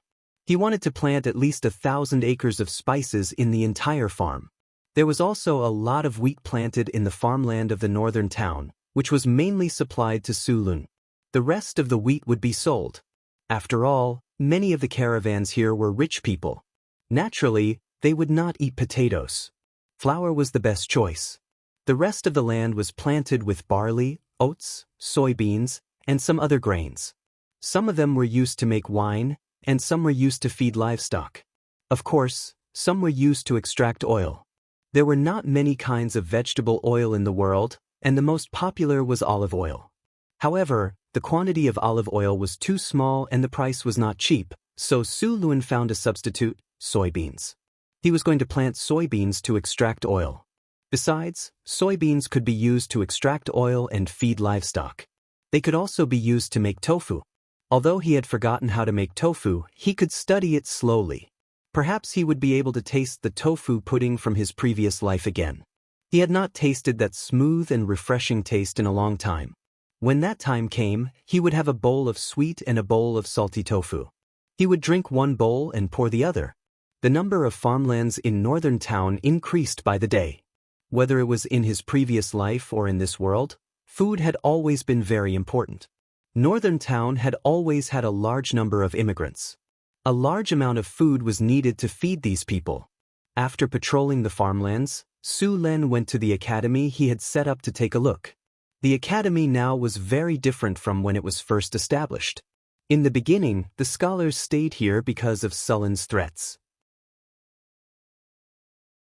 After living here for a while, they realized that other than their personal freedom being restricted, they were treated much better than they were in the northern provinces. Most importantly, Su Lin gave them too much money. On average, a scholar would receive 150 kinar per year. In addition to their benefits, which included sugar, rum, flour, tea, and so on, they would receive more than 300 kinar per year. Such good treatment made the scholars, who originally thought that this was a bitter and cold place and were ready to make a fortune, completely overturn their understanding of this place. One had to know that when they were in the northern provinces, although they were nobles, they were mostly just messing around to make a living. Therefore, after getting used to this place, apart from teaching literacy and arithmetic, these scholars began to teach other subjects. Of course, most of the officials who came to study here only learned the basics and left. There were also some who took time to study here. After taking a look at the academy, although it was good enough to teach basic knowledge, there was still a shortage of teachers. Su Lin planned to continue hiring scholars at high prices. As for how the merchants managed to convince the scholars to come, he did not care. As long as they came, they would not be allowed to leave until they were taught for a few years. Of course, Su Lin would pay them a high salary. In addition to the lack of manpower, the academy also had a shortage of books. They could only rely on the books that the scholars brought with them. Su Lin had already sent Xion's merchant group to buy these books. It was estimated that they would be done by the time they returned. Another problem was paper. There was no cheap paper in the academy. The price of a piece of parchment was much higher than that of a piece of sheepskin. These students were still learning how to write using sandboxes and wooden slips. The papermaking workshop in the northern town had been experimenting with making a sturdy, cheap paper that could be used to write smoothly. Su Lin heard from them that they had made some progress.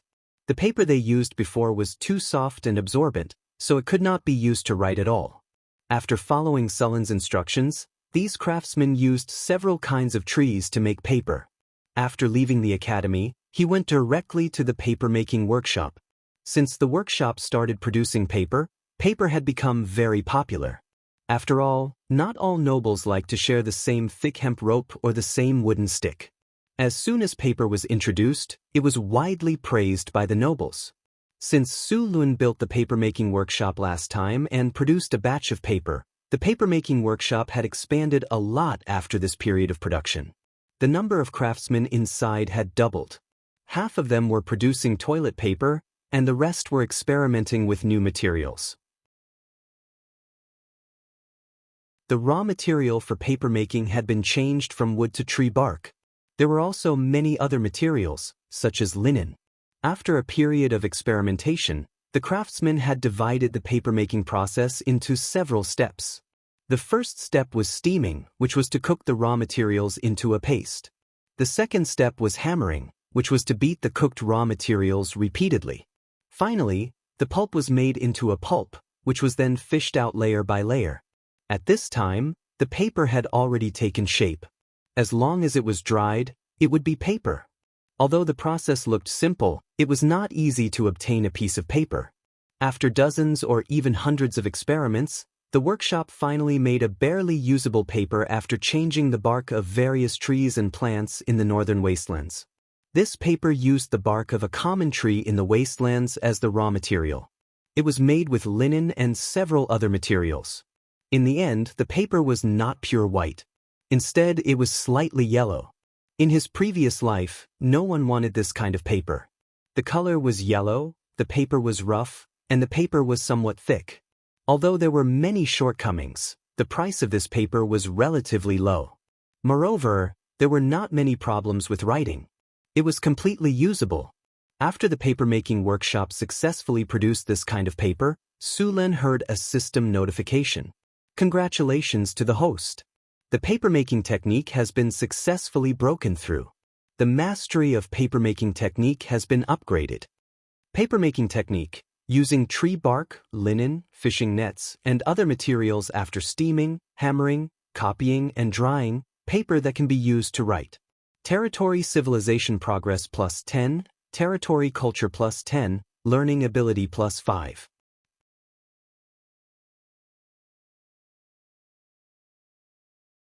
Chapter 229. After the breakthrough in papermaking technology, Sulen immediately began to arrange for people to copy books. If the school in Northern Town wanted to expand, they would need a large number of books. As for printing, the quality of the paper was passable, but printing was not enough. Poor paper quality, printing ink, and so on were all problems. They could only copy by hand. However, this was not a difficult task for the scholars. After all, before printing, they had to copy by hand. After the papermaking workshop produced the paper, half of it was sent to the Lord's castle, and the rest was sent to the school for them to copy books. In the past, books were made on parchment. Generally, books could not write many words, and they were very heavy. The cost was also high. Now that they had changed to paper, the content of a dozen parchment books could be easily written in one book. The first batch of paper was not a lot, but after the first batch was produced, the second batch of paper was produced much faster, and the quantity would increase several times. Most of the paper from the Lord's castle was sent to the city hall for recording and reporting data, as well as various official documents. Northern Town School. After seeing a cart of yellowed paper being sent to the school, the scholars were very curious about this paper. Soon, a steward came forward to hand over the papers. Mori, this is the paper that the Lord asked us to send. Confirm the quantity, then move it back. A middle-aged man came over and said, "Is this the paper that the Lord mentioned?" The man named Mori walked over and picked up a piece of paper. The Lord asked us to use this paper to copy books. But this paper is much thinner than parchment. If we can really write on it, the content of a book will be several times more than parchment. Why do I feel like this paper is not easy to preserve? Who knows? How can the few of us refuse the Lord's orders? Everyone, this is something that His Lordship has specially sent to the Academy for us to copy the books. Let's just do it. Everyone, get moving. First, move these papers down. Mo Lei called out to everyone. With the efforts of the many students, the papers were quickly moved to an empty room. Paper is easily damp. Make sure to keep it dry when storing. After the paper was distributed, the scholars quickly began to use the paper to copy books. While using the paper, the scholars discovered the convenience of the paper. Although the paper was easily damaged compared to the parchment, it was still widely praised by the scholars. Sulen was holding a handwritten copy of a book that had just been completed. The book had been bound according to his requirements, and it was no longer a roll of parchment. The surface of the book was a little rough and looked very simple, but it was much more convenient than the previous sheepskin scroll. Guards! Sulen put down his book and shouted at the door. Sir, what are your orders? A guard asked respectfully. Tell Mo Lei that in the future, the books will be made in this style. These books can only be read in the Academy. Without my permission, they are not to be taken out of the Academy and are not to be damaged. Violators will be punished severely. Also, inform Mo Lei to build a library in the Academy specifically to store all kinds of books. The guard accepted the order and left. With the appearance of paper, the education in the Academy became much easier. In the past, only the teachers had books, but now, almost every student had one. With the books to record, the students' learning speed had increased a lot. After dealing with the matters at the academy, Su Lin began to pay attention to other things. The number of slaves in his territory had been increasing recently, especially after the Harpies arrived. Su Lin had asked Alex to lead the Harpies to train their soldiers. They had attacked the goblins, kobolds, gnolls, and orcs in the wilderness. Northern Town City had obtained a large number of slaves. The orcs had suffered heavy casualties in the battle. Even their chief had died in the battle. The remaining orcs had also fallen apart. The centaur tribe that had been half-crippled by the orcs' ambush had joined Northern Town City. The two dominators of the wilderness had suddenly disappeared. Northern Town City no longer had the ability to take over the orcs and centaurs' territories. It had created a temporary vacuum in the wilderness. The smaller tribes in the northern wilderness had begun to migrate here to fill up the empty space. It was a once-in-a-lifetime opportunity for these smaller tribes. In order to fight for the grasslands, plains, and other living spaces, there had been a few tribal wars in the wilderness. Su Lin had sent out the army of Northern Town City and the new Harpies to train their soldiers and capture more slaves. Following the military activities of Northern Town City, the number of slaves in the territory soon exceeded 10,000. Most of them were goblins and kobolds, followed by gnolls and orcs. The army of Northern Town City had also suffered losses when they were clearing out the other tribes. The medium-sized tribes had a high chance of producing some spellcasters.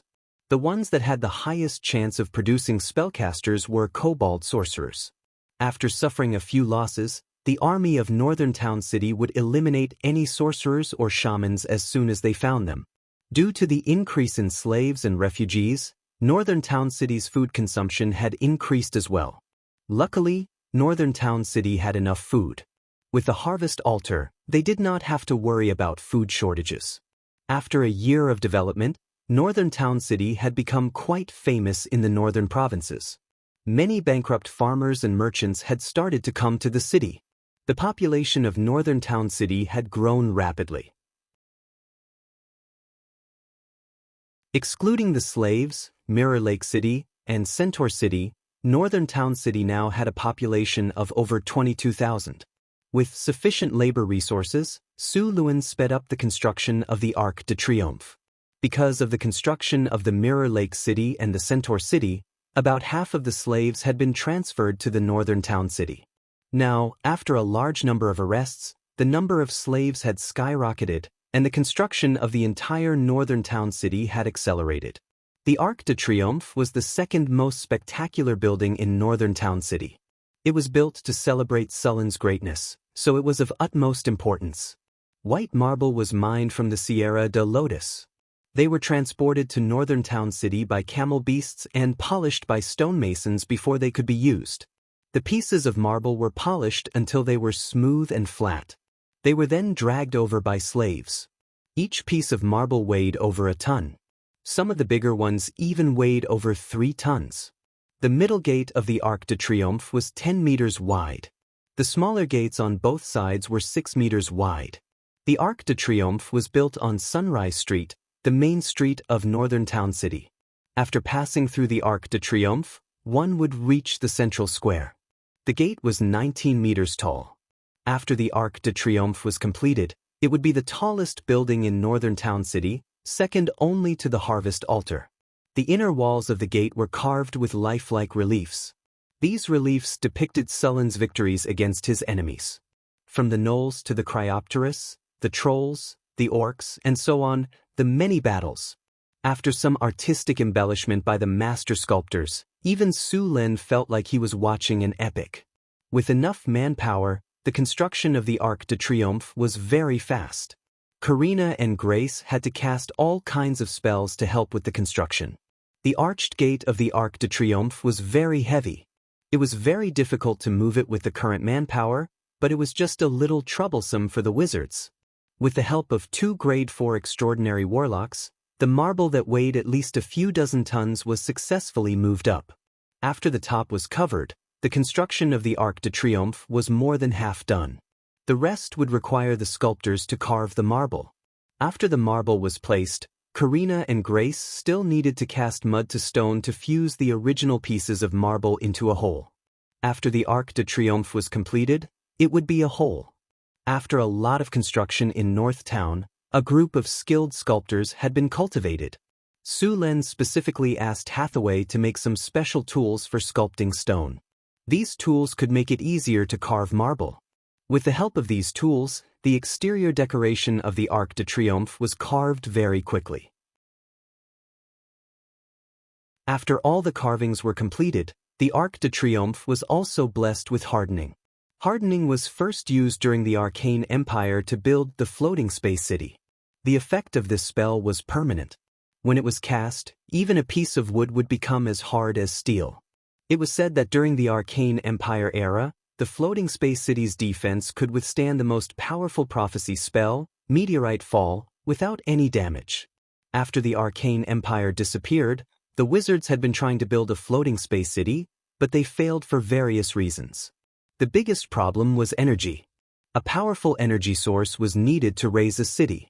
Legend had it that every floating space city was powered by a mice energy core, but no wizard had ever found such a thing. Even the manufacturing process of the mice energy core was unknown. After failing to build a floating space city, the wizards took a step back and built a wizard tower.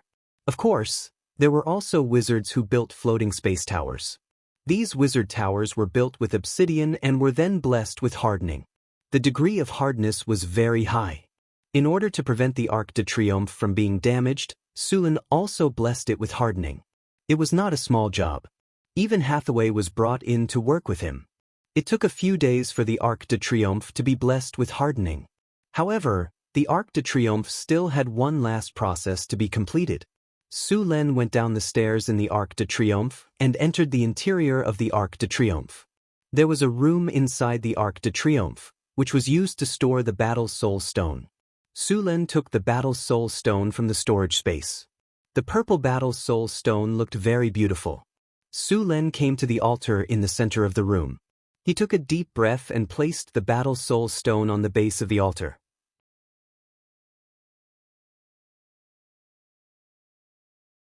Chapter 230. The purple Battle Soul Stone was gently placed on the altar. But, with a soft sound, the Battle Soul Stone was perfectly embedded. Su Lin took a few steps back, and a magnificent and majestic energy suddenly erupted. There was a faintly discernible sound of fighting. Soon, the sound of fighting gradually disappeared and was replaced by an impassioned battle song. Su Lin seemed to see a majestic army shouting and marching to the battlefield on the beat of drums. A magnificent door appeared above the altar. Two hero spirits stood quietly at the door. The soldiers who died with Su Lin appeared one by one and disappeared into the door. After a while, all the light disappeared and everything returned to normal. The familiar system notifications sounded in his ears. Congratulations, you have successfully built a wonder building, the Arc de Triomphe. Arc de Triomphe. This is a building used to praise the victors. Owning this building will make the territory more active. The army values honor and the territory is full of martial spirit. Indestructible plus 50, War God will plus 30, People's martial spirit plus 30, Military enthusiasm plus 30, Battle to the death plus 30, Territory prosperity plus 15, Territory culture plus 10, Army morale plus 30, Enemy deterrence plus 30, Additional skill, Song of Triumph, Song of Triumph. Every time the melody of the Song of Triumph is played, the army's morale will be increased by 50%. The effect lasts for 24 hours. The army's combat power will be increased by 30%. There is a chance to activate the Battle to the Death effect. Battle to the Death. After activating the Battle to the Death effect, the army of the northern battlefront city will be motivated to fight to the last soldier. After activating the Battle to the Death effect, the soldiers' attack will be increased by 30% and their defense will be lowered. After the Arc de Triomphe was completed, a strange energy spread from the building and shrouded the entire city. After the Arc de Triomphe was completed, Su Lin prepared a grand celebration. After the celebration, the army in the northern battlefront city became more enthusiastic. However, Su Lin did not continue to expand the army. The ratio of the army in the northern battlefront city was already very high. He did not plan to increase the number of soldiers. After finishing the construction of the Arc de Triomphe, Su Lin became idle again. He resumed the dodging training that he had stopped for a while. Apart from the daily training, Su Lin had been competing with the soybeans during this period of time. The soybeans were harvested, and they had too many uses. Previously, Frodo used animal oil to cook. Although animal oil was good, there was a limited amount of it and some dishes were not suitable to use animal oil. Now that they had soybeans, Su Lin specially made an oil press. The style of the oil press was somewhat primitive. It used an ancient screw-type oil press. Like a screw, it slowly squeezed the soybeans into a cake and squeezed out the oil inside. This type of oil press had long been phased out in his previous life. The reason was simple: low oil output, low efficiency, and time-consuming. However, in this world, this type of screw-type oil press was an advanced product. Su Lin had seen it a few times when he was young and followed his grandparents to extract oil in the countryside. Although his memory of the past was blurry, he remembered the working principle. With Su Lin's mechanical skills, it was not too difficult to make an oil press. After finding a few craftsmen to assist him, Su Lin successfully made an oil press in a few days. Oil press, an ordinary oil press. Of course, other than extracting oil, you can also use it to extract juice. You can also call it the juicer. Oil output +8, effort saving +10, durability +10, work efficiency +12. After the juicer, the oil press was made, Su Lin asked someone to bring some soybeans. The soybeans needed to be heated to about 60 degrees Celsius before being poured into the oil press. Su Lin did not have a thermometer, so he had to make do with it. After the soybeans were heated until they were a little hot, he asked the workers to work on it. After turning the screw shaft, the machine began to operate. Soon, some clear oil flowed out from the oil outlet. As the screw shaft turned, more and more oil was produced. After a while, it began to reduce gradually. Finally, it stopped completely. When the machine was turned on, the soybeans had been turned into soybean cakes. These soybean cakes could be crushed and used as animal feed. There was no waste at all. Other than the soybean oil, there was also the tofu pudding that Su Lin could not forget.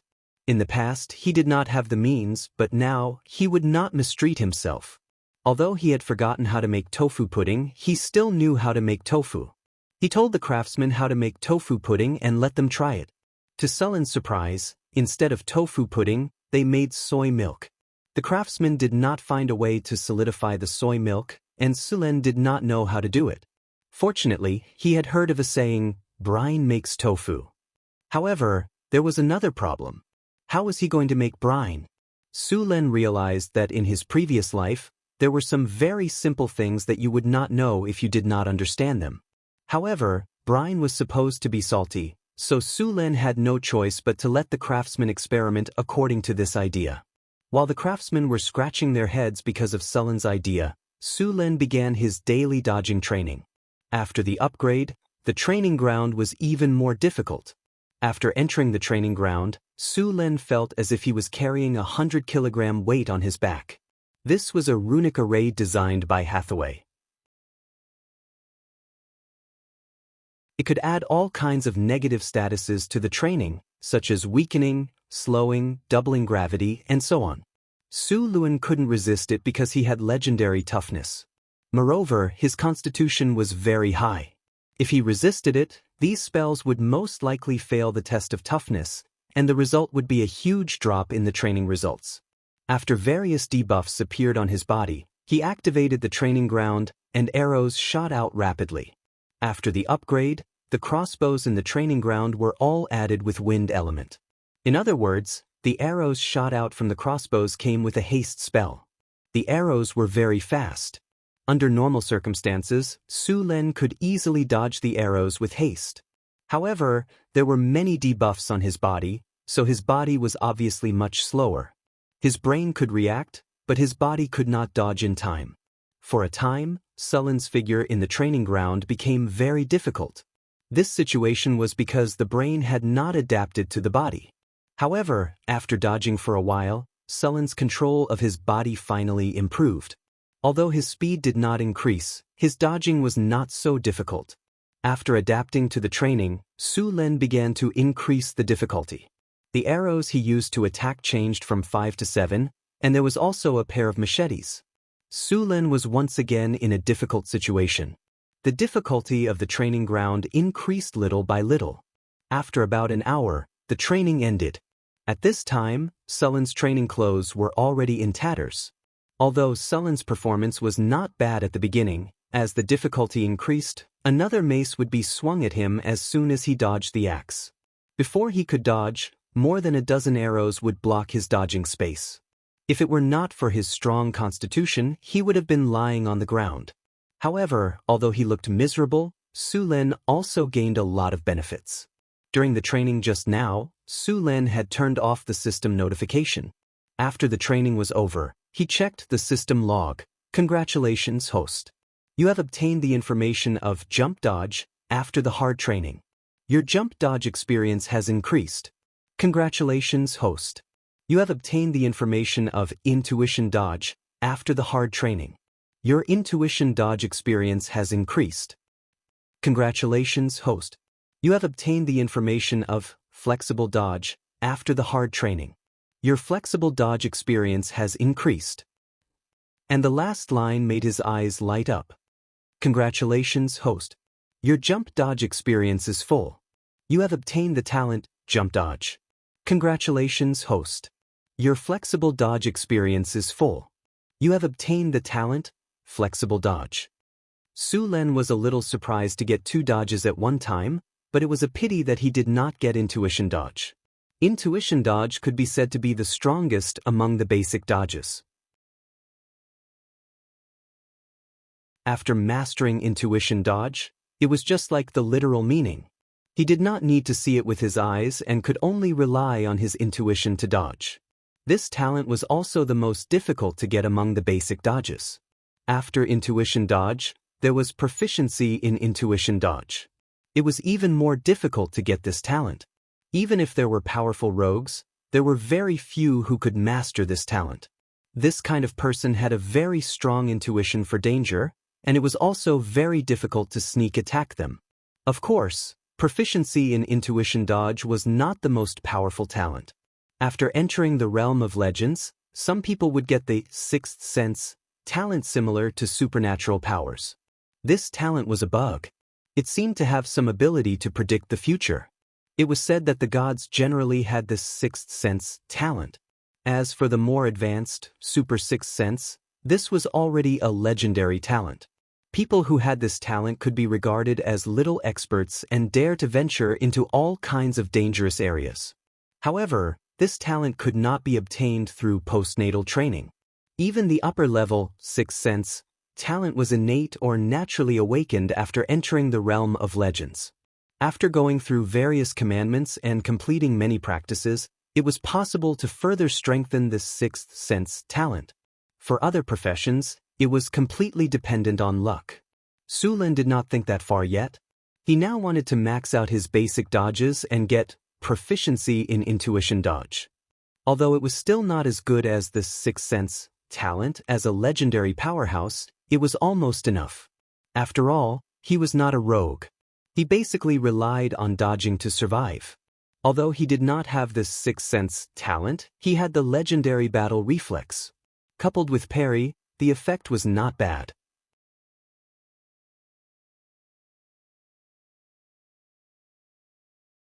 Chapter 231. After the Arc de Triomphe in Northern Town City was completed, many workers and slaves were free. As a black-hearted capitalist and an evil slave owner, there was no way he would let his workers rest. The next day, he announced the construction plan for the city. The first thing he needed to do was to upgrade the granary. The granary in Northern Town was very simple and crude. After all, they did not have a lot of food. However, due to the harvest altar, the food production had skyrocketed. Northern Town's granary was now full. In order to preserve the food, some of the granaries were taken out for storage. However, they could only be stored temporarily. After all, potatoes were not easy to preserve. Without a professional granary, the potatoes would sprout easily. Potatoes were different from other crops. The sprouted potatoes were poisonous. Once they sprouted, they would be inedible. The granaries in North Town City were built underground. The space above ground only took up a third or even less. This kind of underground granary had a low internal temperature, which made it easier to preserve the food. Since it was located in the underground, even if a fire broke out, only the top layer of the food would be burned down. The food buried in the underground would be fine. Su Lin attached great importance to the granaries. He specifically found an official from the basic level to be in charge of the granaries. He also set up a strict management and inspection system. He did not want a fire dragon to burn the granaries, or soldiers from the dead to borrow food, like in ancient times. The granaries in Northern Town were built in the northwest, close to the Red Sand River. The aqueduct was close too. Once a fire broke out, it would be solved in the shortest time possible. A granary could store around 10 tons of food. Su Lin planned to build 20 to 30 granaries. The food they stored would be enough to feed Northern Town for 3 years. These granaries were the reserve granaries. They would not be used under normal circumstances to prevent wars and other disasters. Apart from the strategic reserve granary, Northern Town also had a normal granary. This granary was used to provide food for Northern Town. As for the strategic reserve granary, it would not be used unless it was purchased at a low price. Even if the food became moldy after a long time, it would be sent to the winery to be brewed. With 1,000 craftsmen and even more slaves, the granaries in the North Town City were built very quickly. A standard granary had a diameter of 8 meters and a depth of 6 meters. The granary was located in a relatively high area in the North Town City. The ground was dry and hard, and there was a layer of bricks inside the granary. The bricks were covered with chaff and hay to prevent moisture. In order to build this granary, Su Lin had read a lot of information and asked those experienced craftsmen. Then he started the construction. After all the granaries were excavated, they were dried with firewood. The next step of construction was not started until there was no more moisture. The interior of the granary was paved with a layer of bricks. The sand from the Red Sand River was washed, dried, and placed into the granary. Together with the chaff and hay, the granary took 7 days from start to finish. When the last door was put in, the granary was considered complete. Excellent granary, indestructible plus 23, durability plus 24, fire plus 28, moisture resistance plus 26, insect and rat repellent plus 25, mildew reduction plus 25. As it turned out, Su Lin's granary was quite good. All the granaries in the future were built according to this model. After establishing the standard, Su Lin asked the craftsman to build according to this standard. Then he went to Hathaway's laboratory. The books and materials he got from the necromancer last time had been given to Hathaway, along with some potions he got from the necromancer. Today, Hathaway informed him that those potions had been identified. He went to Hathaway's lab. Now, Hathaway's lab was several times bigger than before. The functions inside were more complete. When Su Lin came in, a clay golem opened the door for him. Hathaway's lab was no longer the same as before. There were 6 clay golems alone. These golems were in charge of all kinds of basic work in the lab. Sometimes, they would also help Hathaway with some dangerous experiments. Hathaway, have these potions been identified? Su Lin looked at the various bottles on the test bench next to him and asked. These bottles were no different from when Su Lin sent them. Yes. Hathaway nodded gently. She didn't raise her head. She was holding a carving knife in her hand and was carving a dragon skin armor. A mysterious runic array quickly formed in her hand. Then, Hathaway snapped her fingers. All kinds of materials that had been mixed flew out of the box next to her. These materials quickly fused under the control of magic. Then, as if they had a life of their own, they fused into the dragon skin armor that had been completely engraved with runes. The aura dissipated, and the runes shone brightly. Then, the brilliance faded, and the dragon skin armor returned to its previous ordinary appearance. Strong Gale Dragon Skin Armor plus 3, Indestructible plus 10, Light and Flexible plus 8, Spell Resistance plus 10, Acid Resistance plus 10, Spells. Haste, bull strength. Once a day. Additional effect. Deterrence, deterrence. Originated from the innate ability of dragons. Although your own creatures don't have a powerful dragon deterrence like a real dragon, their majesty is still a great deterrence to lower creatures. When the dragon skin armor was made, part of the Euron's deterrence effect was retained. There was a chance to scare away unsteady enemies. There was a chance to cause a deterrence test to the enemy during battle. The enemy would have to undergo a will test. Seeing this dragon skin armor, Sulin was also a little surprised. Hathaway's skills were getting more and more exquisite. This dragon skin armor could be said to be the best among all the dragon skin armors she made. After putting away the tools, Hathaway picked up the black tea next to her and took a sip. Then she said, "The potions you got from the necromancer are not simple. I was shocked when I identified them." Really? Could it be that those potions can greatly increase one's strength after taking them? Sulin's eyes lit up. Hathaway rolled her eyes and looked at him as if he was an idiot. Do you think that necromancer would not use those potions himself and run around with them? Maybe his brain had a cramp. Sulin pursed his lips. Although he knew that the probability was very low, it didn't stop him from imagining it. Hathaway ignored him. Instead, she took out a piece of paper and said, "This is the identification result and how to use all the potions you brought back. Take a look yourself. I still have to study how to improve the rock golems." How to improve the rock golems. You should make one to practice first and then improve it. Sulin took the identification result and flipped through it. Manticore venom. Venom collected from the venom sac in the manticore's body. Highly toxic. At the same time, it has the effects of paralysis, severe pain, and confusion. Corpse oil. Fat extracted from corpses. Can be used to summon undead creatures to increase the success rate of summoning. Poisonous. Corpse poison potion. Corpse poison potion made from a variety of poisons. It can be used to add poison attacks to the undead. It can also be smeared on weapons. Those infected by corpse poison will slowly die if they don't have a cure potion or a priest's divine spell to dispel the poison. Explosive potion. After use, it can cause an explosion with a diameter of 15 meters. The strength of the explosion is 30 degrees. The strength of the explosion of the fireball spell is 15 degrees. Corruption potion. After use, it will cause a corruption effect. If the constitution fails to resist, the body will rot in a short period of time. Petrification potion. A potion made from the heart of a petrifying lizard and other materials. After use, it will enter a petrified state. If the petrified state is not removed within 2 hours, it will completely turn into stone. Plague potion. After use, it will release a green plague. The plague will pollute water sources, kill trees and animals, and finally create a plague. People or other humanoid creatures infected by the plague will be resurrected as low-level undead. With enough plague potion, it can even transform an area into a plague zone. Sulin's heart couldn't help but twitch when he saw the plague potion. Sure enough, these undead wizards were terrorists. They even brought this kind of destructive weapon with them.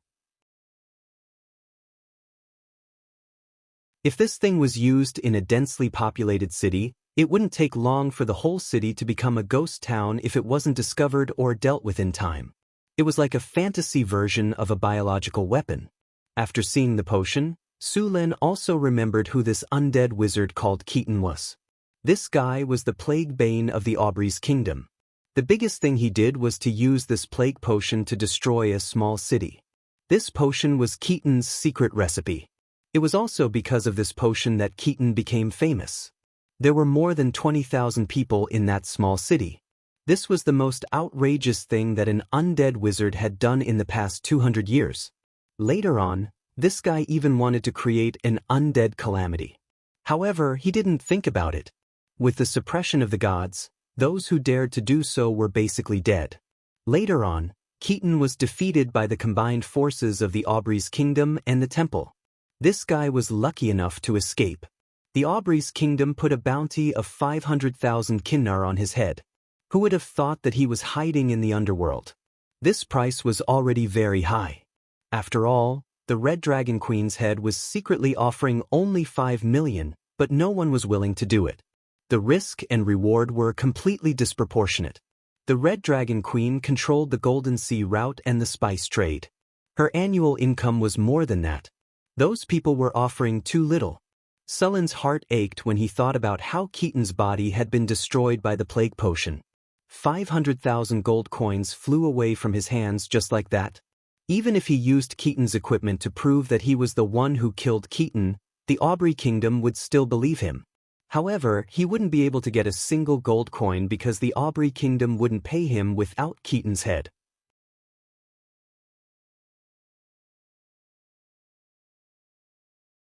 Chapter 232.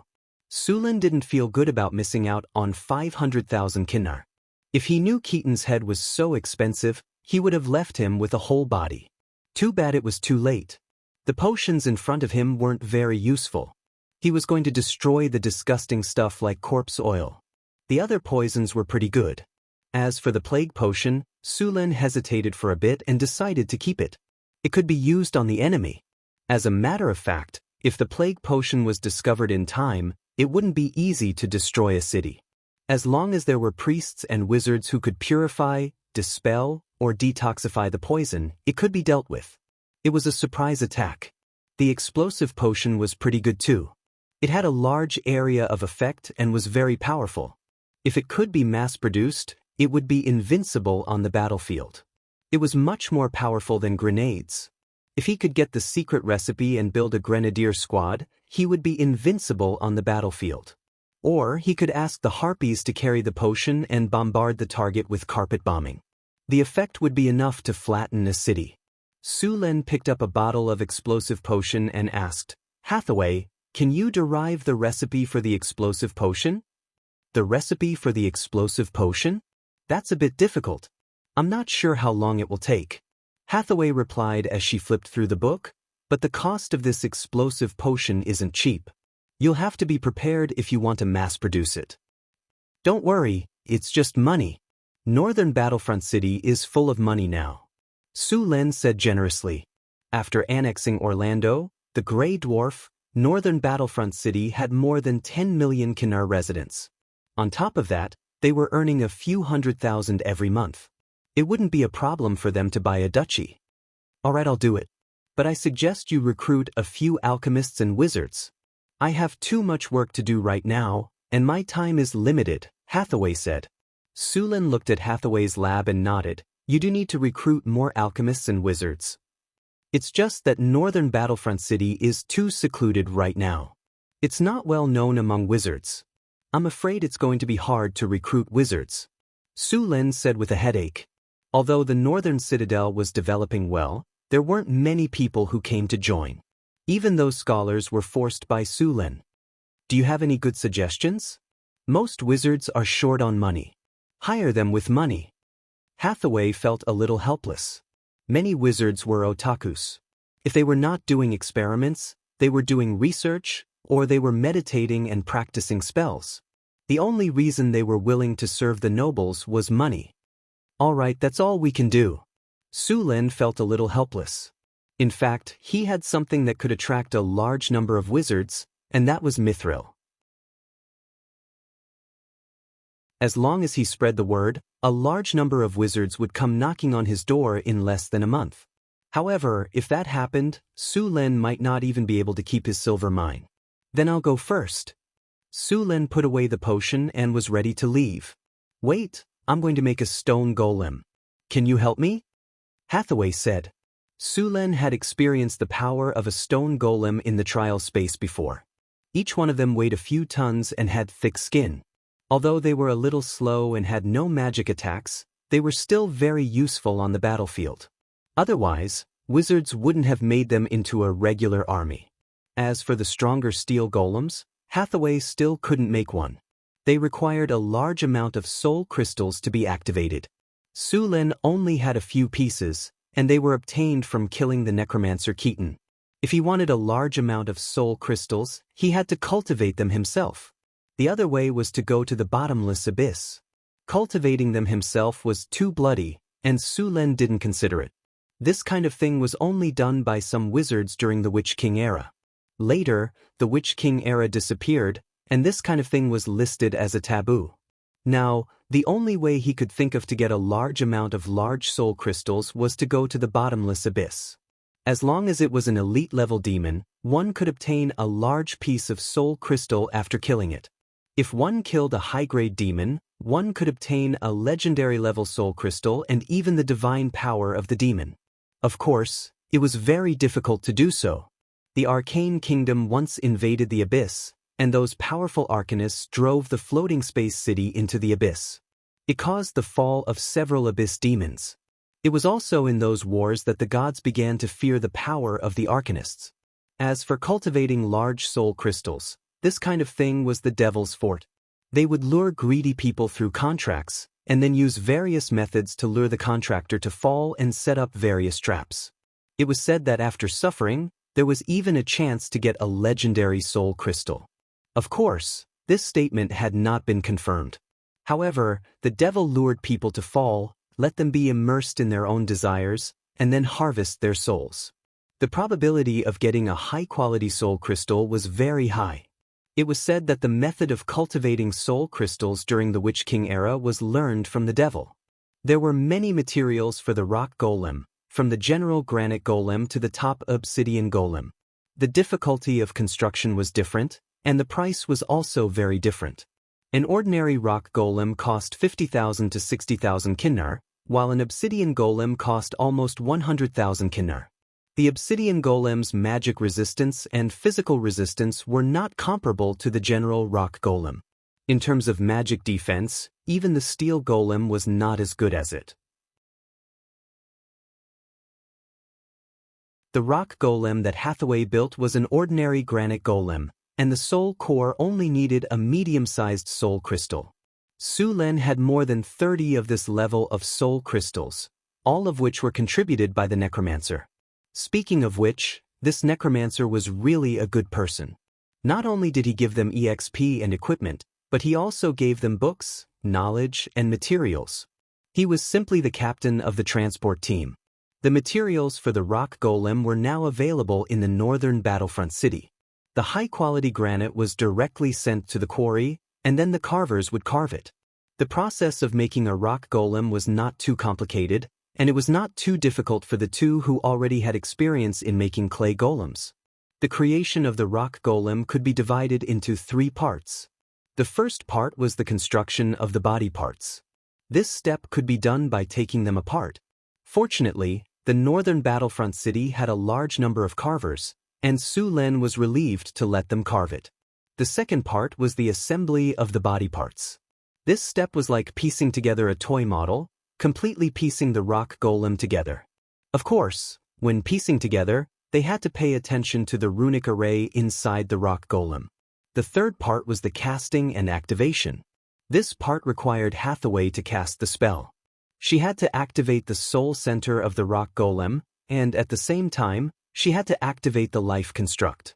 In fact, Su Lin had considered whether he could set up a production line for rock golems in the future. As long as the production line was started, he could mass-produce rock golems like an assembly line. He was not the first to have this idea.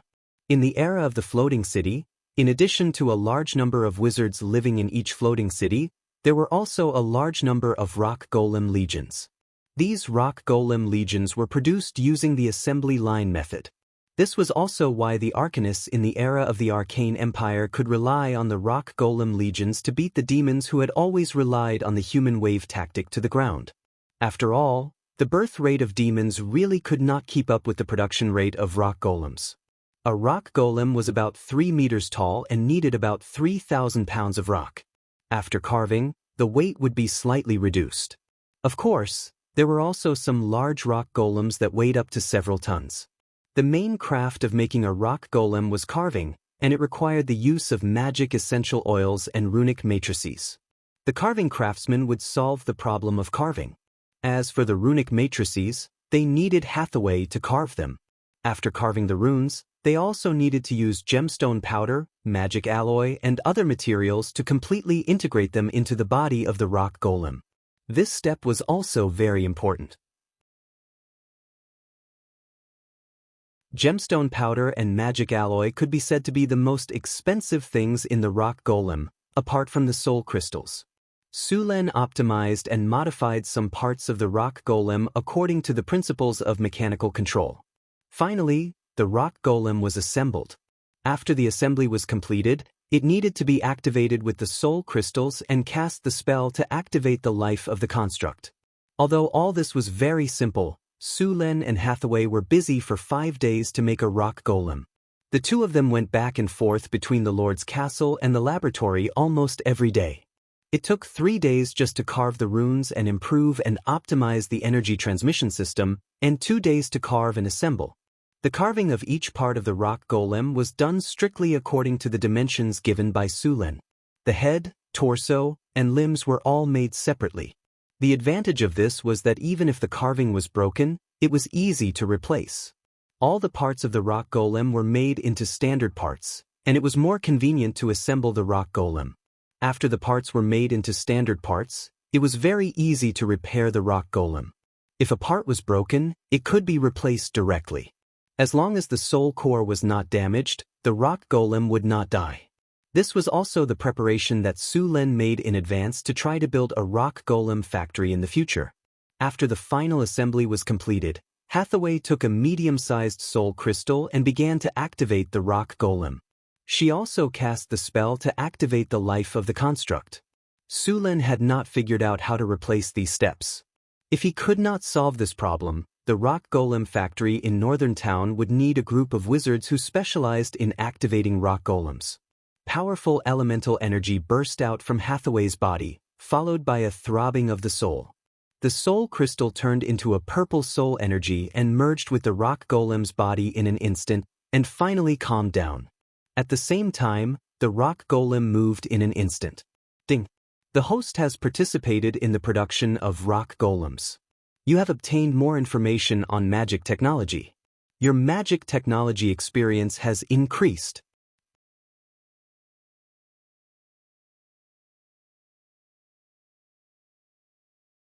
Chapter 233.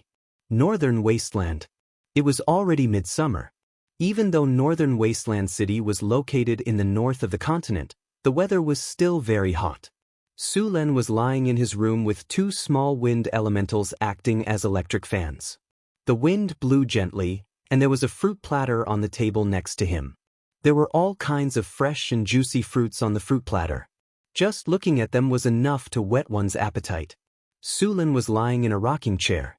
The 2 maids, Angela and Annie, were massaging his calves and shoulders. Chris was sitting at the side. She picked up a tender cherry and put it in her mouth before feeding it to Sulen. Sulen opened his mouth and ate the cherry. He hugged Chris and took a bite. This was what life was like. Northern Wasteland City had been developing well recently. It was also because of this that Sulen had the time to enjoy the luxurious life of a feudal noble. "My lord, there's an urgent military situation." Just as Sulen was enjoying his luxurious life, a guard reported from outside the door. "Come in," Sulen said lazily. Angela and Annie's massage was too comfortable. His entire body felt soft and relaxed. "My lord, there's a large-scale battle in the Sierra de Lotus in the north. It's speculated that both sides are powerful magic beasts." "Have you confirmed what kind of magic beasts it is?" Sulen asked. "The reconnaissance team has already sent people to investigate. There's no news so far." "I see." Sulen waved his hand. There had been a few news reports about high-level magic beasts recently. Sulen was also curious. After this year, the high-level magic beasts in the northern wasteland seemed to have entered the active period. Under normal circumstances, high-ranked magic beasts had their own territories. They would divide their territories, and under normal circumstances, these high-ranked magic beasts wouldn't easily leave their territories.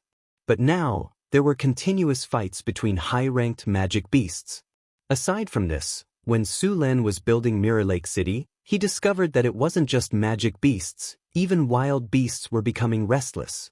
Winter wolves rarely appeared in the northern city, but there were 5 of them last time. Even the patrolling army often reported that there were wild beasts attacking the territory. This was very unusual in Sulen's eyes. Under normal circumstances, wild beasts would not attack humans, especially human armies. Under normal circumstances, those wild beasts would avoid human armies. Things like this rarely happened unless there was a lack of food in the winter. The starving wild beasts had no other choice but to attack the territory to obtain food. It was summer now, the time when the plants in the northern wasteland were the most lush. The water and grass were abundant, and wild beasts were multiplying. It was the time of the year when food was the most abundant. During this time, wild beasts would not provoke humans. But now, there were wild beasts attacking human territory. Sulin thought for a while but couldn't figure it out. He was a bit annoyed. After saying goodbye to Hathaway, Sulin went to the lab to find Hathaway.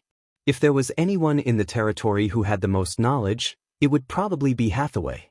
Karina and Grace were a bit behind. When he arrived at the lab, Hathaway was drawing on the lab table. Sulin glanced at the drawings.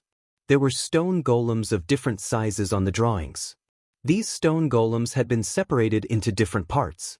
At the same time, the composition and runes on them were a bit different. At the same time, there were some golems that Sulin had never seen before. They should be the ones recorded in the book that Sulin obtained from the necromancer. What kind of golems are these? Sulin asked curiously. The golems on the drawings were very different from the stone golems. They didn't have the heavy feeling of the stone golems. On the contrary, they had smooth lines and looked very agile. Their hands were sharp claws, and they also had a pair of wings. These are gargoyle golems, Hathaway explained. This kind of golem is a variant of the rock golem. Unlike ordinary golems, gargoyle golems have the ability to fly and don't have the weakness of ordinary rock golems. Gargoyles move very quickly. They can fly? Sulin asked in surprise. Yes, they are flying golems. Hathaway nodded. And these golems are very different from the stone golems.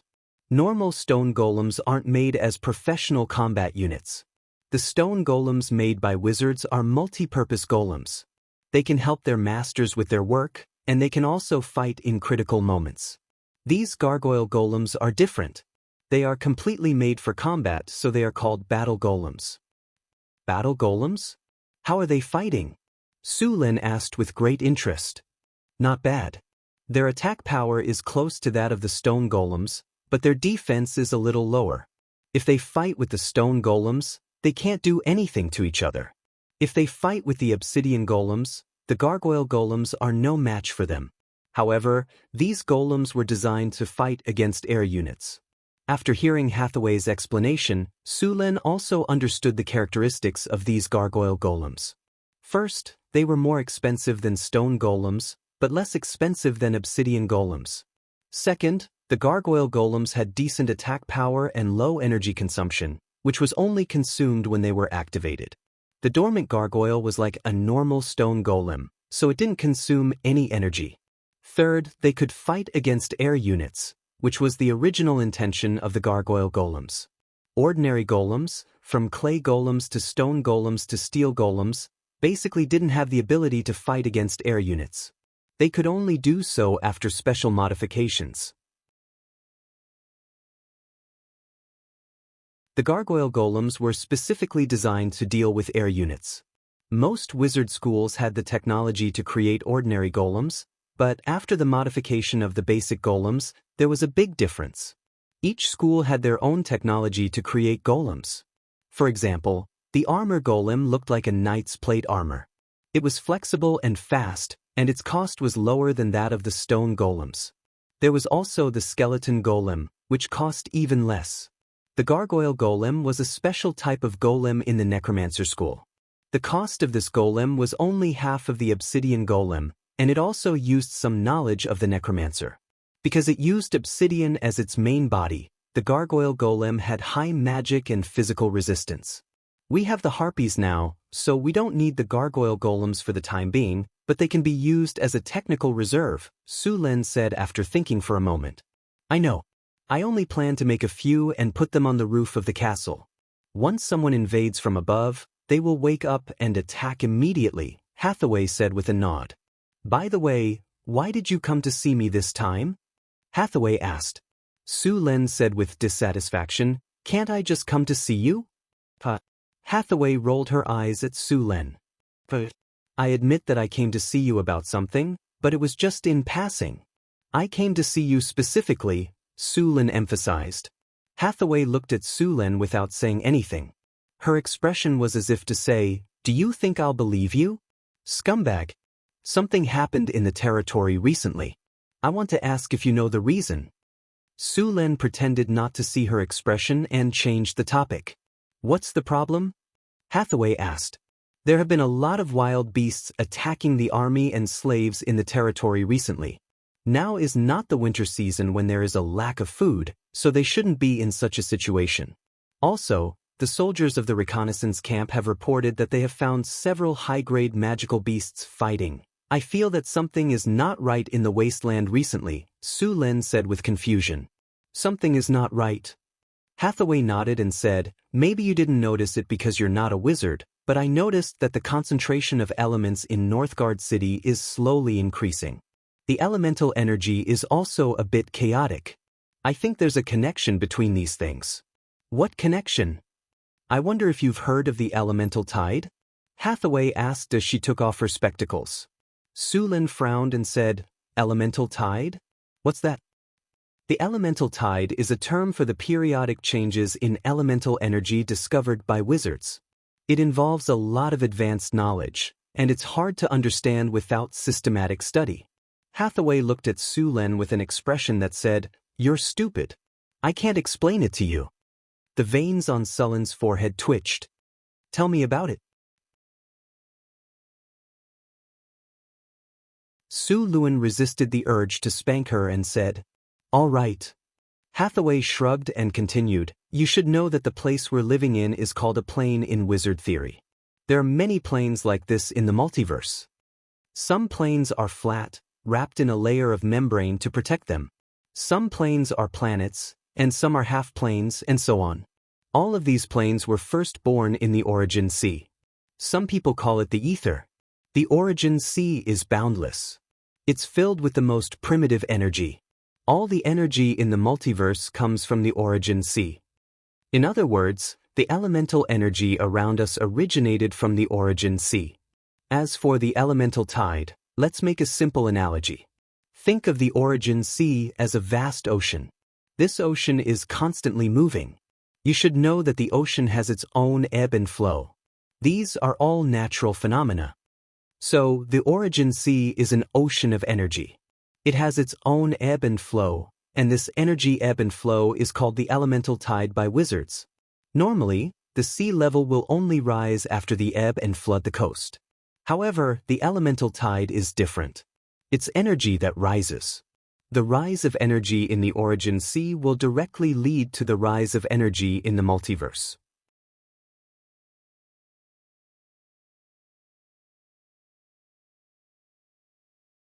Chapter 234. So, in the multiverse, there will be an increase or decrease in the concentration of elements. At the same time, the distribution of the energy is not uniform. Some planes have high elemental energy, and some planes have low elemental energy. Some planes that are about to reach their end will gradually die. You're saying that our world is experiencing an elemental tide? Su Len asked. Not so stupid, Hathaway praised, looking like a child that could be taught. Su Len looked at the little witch with his spear. The elemental tide cycle is very long. Half of the time, it's 500 to 800 years. Sometimes, it can even last for thousands of years. The time is not fixed. If it lasts for so long, how can you be sure that it's caused by the elemental tide? Su Len was a little curious.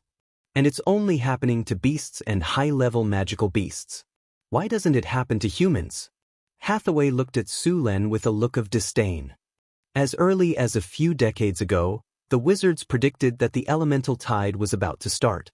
After all, it's been a few hundred years since the last elemental tide. As for the beasts and magical beasts, it's because they are more sensitive to elements than humans. Many beasts may look like normal beasts, but who knows if they have the blood of magical beasts? These beasts can easily mutate during the elemental tide and evolve into magical beasts. Magical beasts are born to control elements. In terms of their sensitivity to elements, even wizards can't compare. Didn't you learn a domain? Open your domain and feel the changes in the elemental energy in your domain. You should find something. Su Lin nodded, then slowly closed his eyes and activated his lightning domain. He did not move the elemental energy around him. Instead, Su Lin opened up his huge spiritual network and began to feel the elemental energy around him. Soon, he found that the elemental energy around him was a little different. The elemental energy in the outside world was a lot denser today, and it was very active. He could also clearly feel that the consumption of energy when he used his domain had decreased. There are many benefits to the elemental tide. For example, it will make it easier for wizards to cast spells, and the number of ordinary people with the potential to become a wizard will also increase. Other than these benefits, the disadvantage is that the magic beasts will become more powerful, and their numbers will also increase. The elemental tide is fair to everyone, including magical beasts. The requirement to become a wizard was very high. If he wanted to become a wizard, he had to have at least 18 points of spirit. Of course, as a child with the potential to become a wizard, there would need to reach at least 12 points. Then, according to the training method of wizard apprentices, there would reach 18 points when they reached adulthood. Under normal circumstances, the apprentice would be trained between the ages of 8 to 14. Only those who had a will of 12 points would have the opportunity to become a wizard. It was said that during the period of the Arcane Empire, the arcanists had a magical weave. As long as one's mental strength reached 15 points when they reached adulthood, they could become an arcanist. The magic net greatly reduced the threshold for becoming an arcanist, which led to the number of arcanists in the Arcane Empire being 100 times more than the current wizards. The huge number of arcanists created the glorious civilization of the Arcane Empire. Su Lin slowly opened his eyes. Just now, he had felt the difference in the world.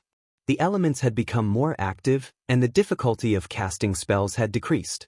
This meant that more wizards would appear, and at the same time, the world would change. The most obvious change at the beginning of the elemental tide was the increase in the number of powerful beings.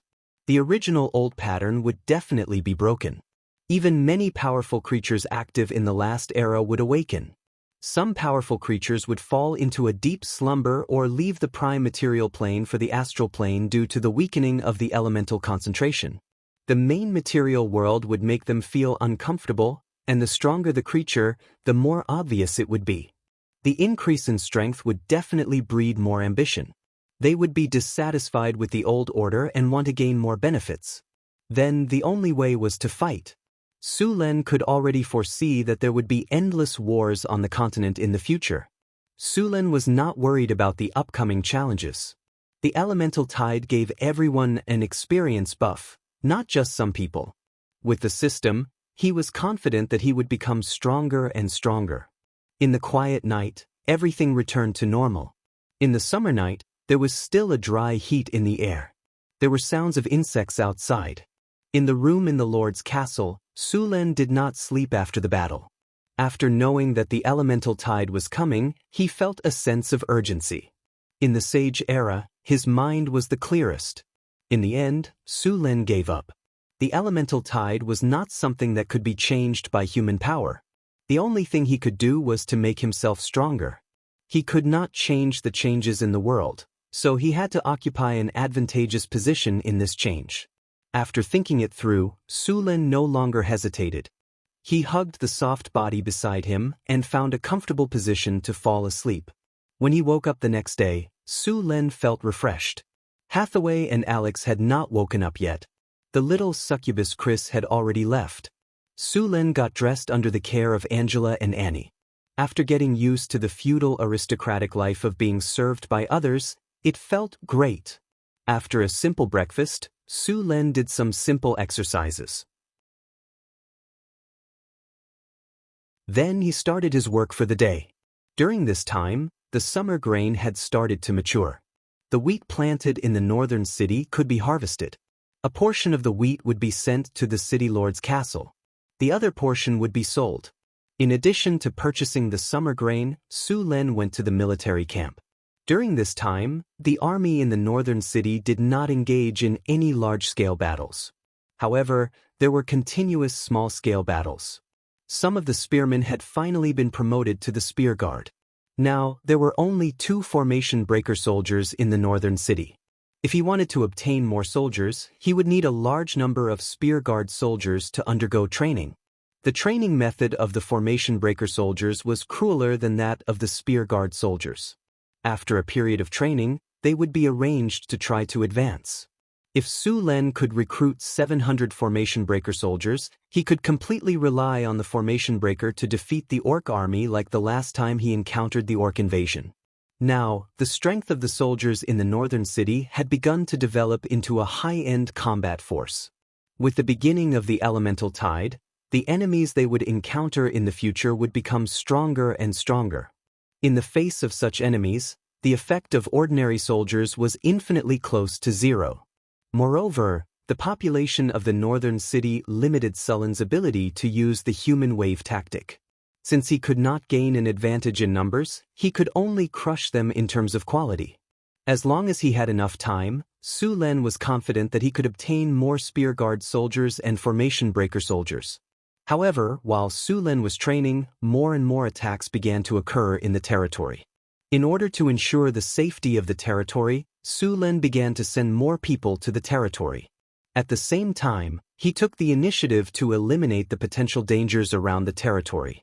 In order to let more spear guards become spear guards, Su Len personally led the spear guards to clear out all kinds of monsters. The Thorn Forest was the name Su Len gave to the area because there were a lot of low shrubs growing in the forest. According to the scouts, there seemed to be magic beasts appearing here. In fact, the stronger a beast was, the faster it would evolve into a magic beast. On the contrary, the weaker a beast was, the faster it would evolve into a magic beast. Of course, the potential between the two was different. The soldiers were wearing armor and wielding swords, cutting a path in the thorn forest. The danger level of this area had increased.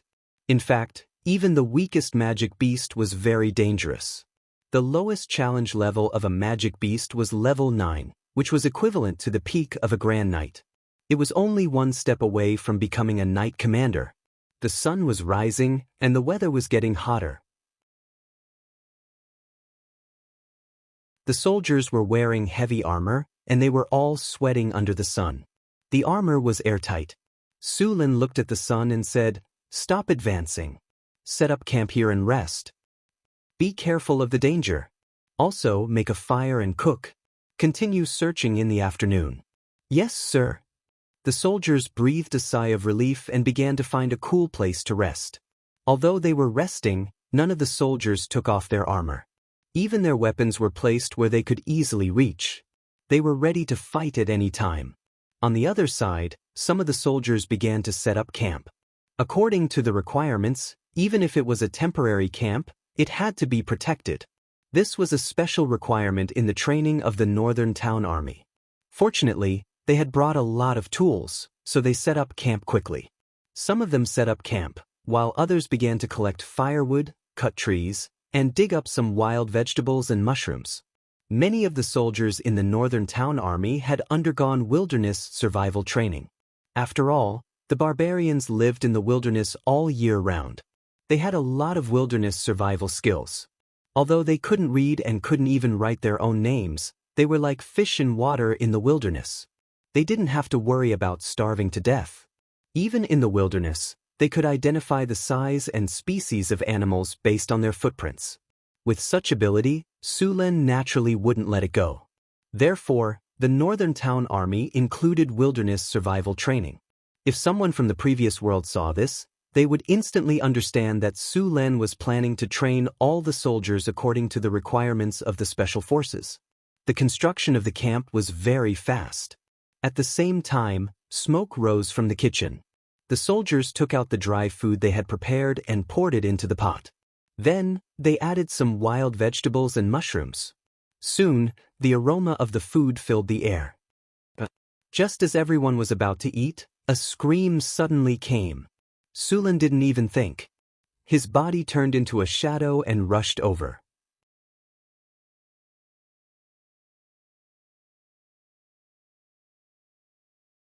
Chapter 235. Ah! A blood-curdling scream was heard, but it stopped abruptly. Su Lin turned into a blur and rushed out. The other soldiers followed closely behind him. Everyone held their weapons. No one dared to be careless. Su Lin soon arrived at the scene. However, what he found made Su Lin frown. But, my lord! A new spearman recruit had a frightened expression and his body was trembling. Beside him was the corpse of another spearman. However, only half of this spearman's corpse was left with blood. What happened? Where is the murderer? Su Lin looked around and did not find any monsters. Carl was eaten by that flower. The spearman soldier stammered. Su Lin looked at the corpse in front of him. There were some irregular teeth marks on the corpse. The corpse was badly mutilated. It looked like the upper half of the body had been swallowed. Even the iron-plated armor on the body was torn apart. Flower? What flower?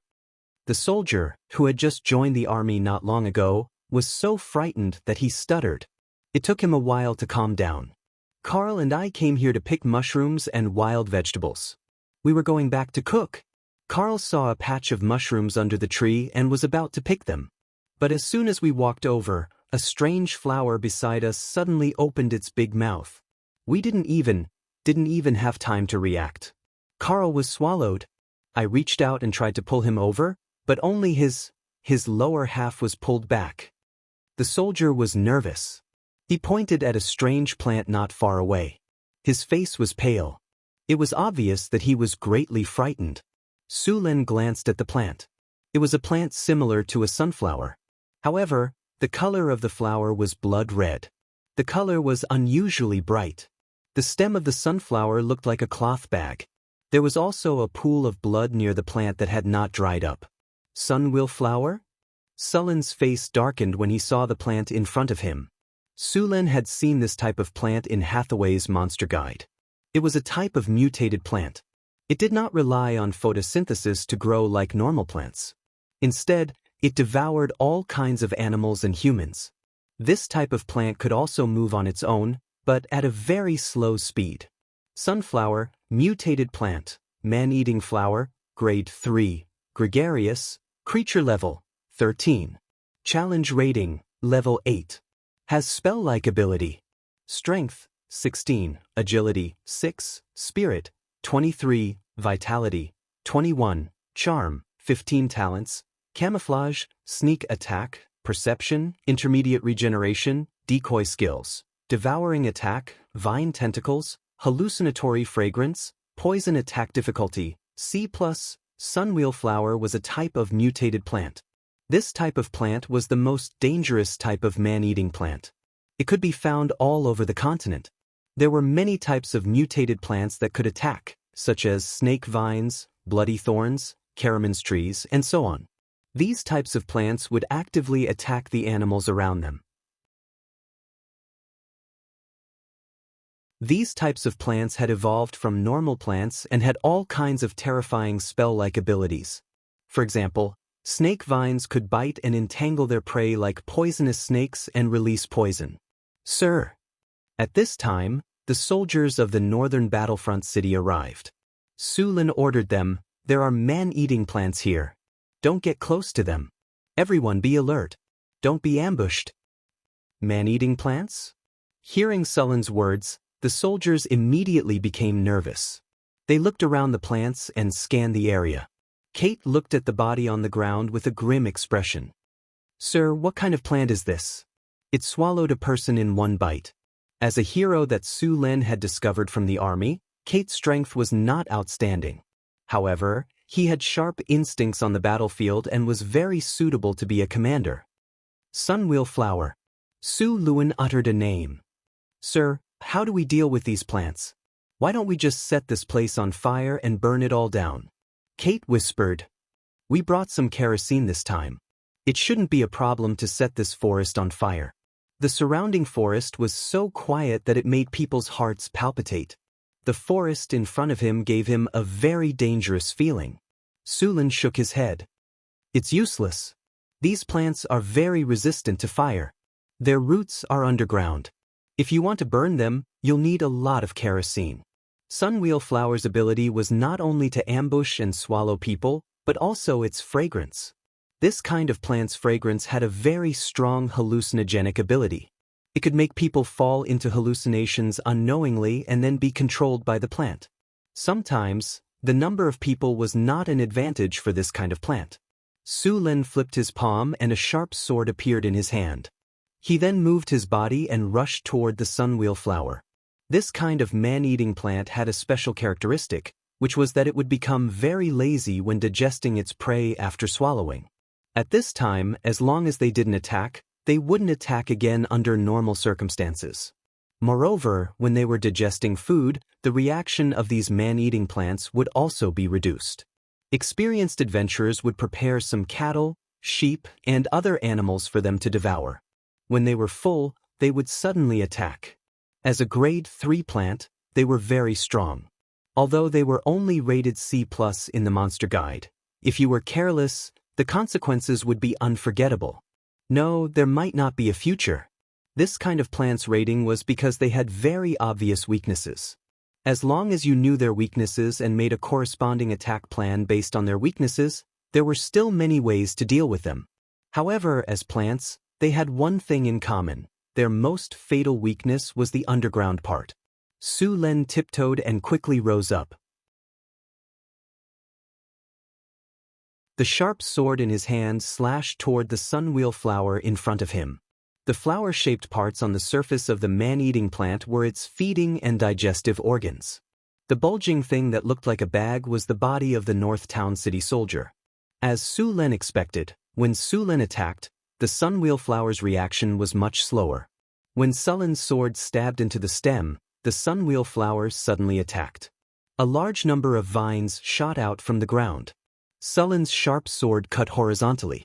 It was a plant, but it felt like cutting rubber with a knife. The vines broke, and bright red liquid flowed out of the cracks. It looked like blood. These vines were very strong.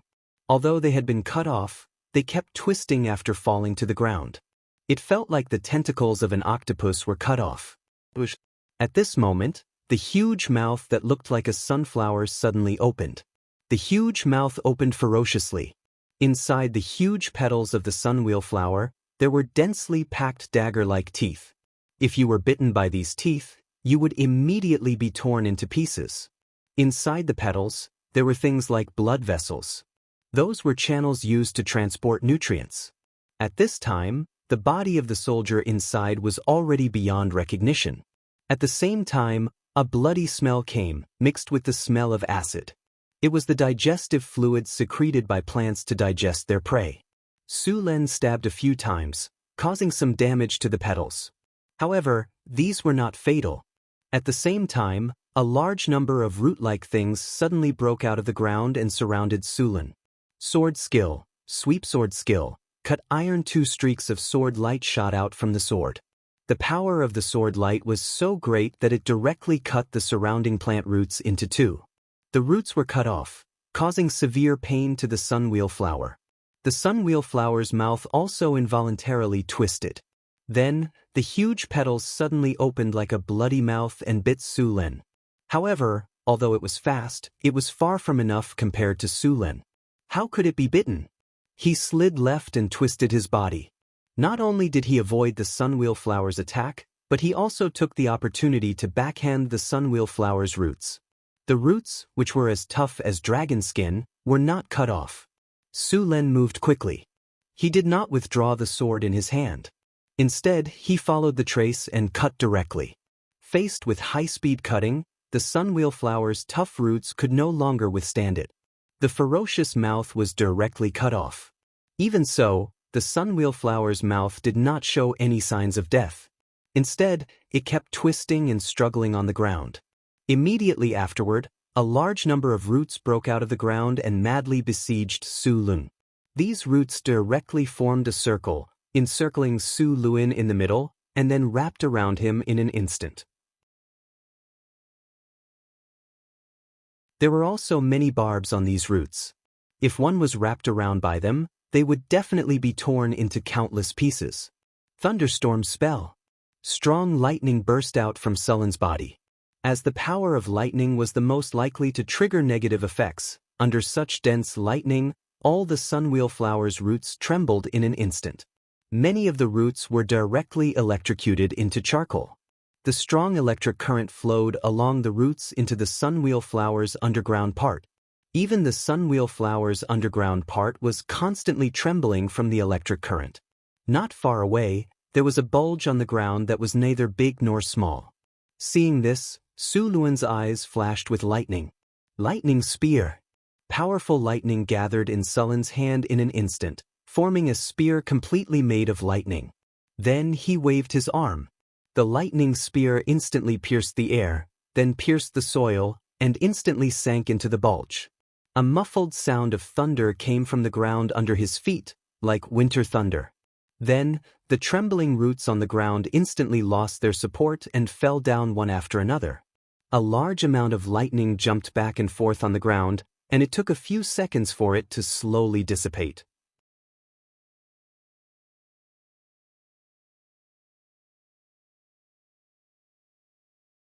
Chapter 236. Ding! Congratulations to the host. You have slain a rank 3 mutant sunflower. You have gained 2,350 experience points. Su Len heaved a sigh of relief when he heard the system notification. The sunflower was not much of a threat to Su Len. What was more troublesome was that its weak point was underground.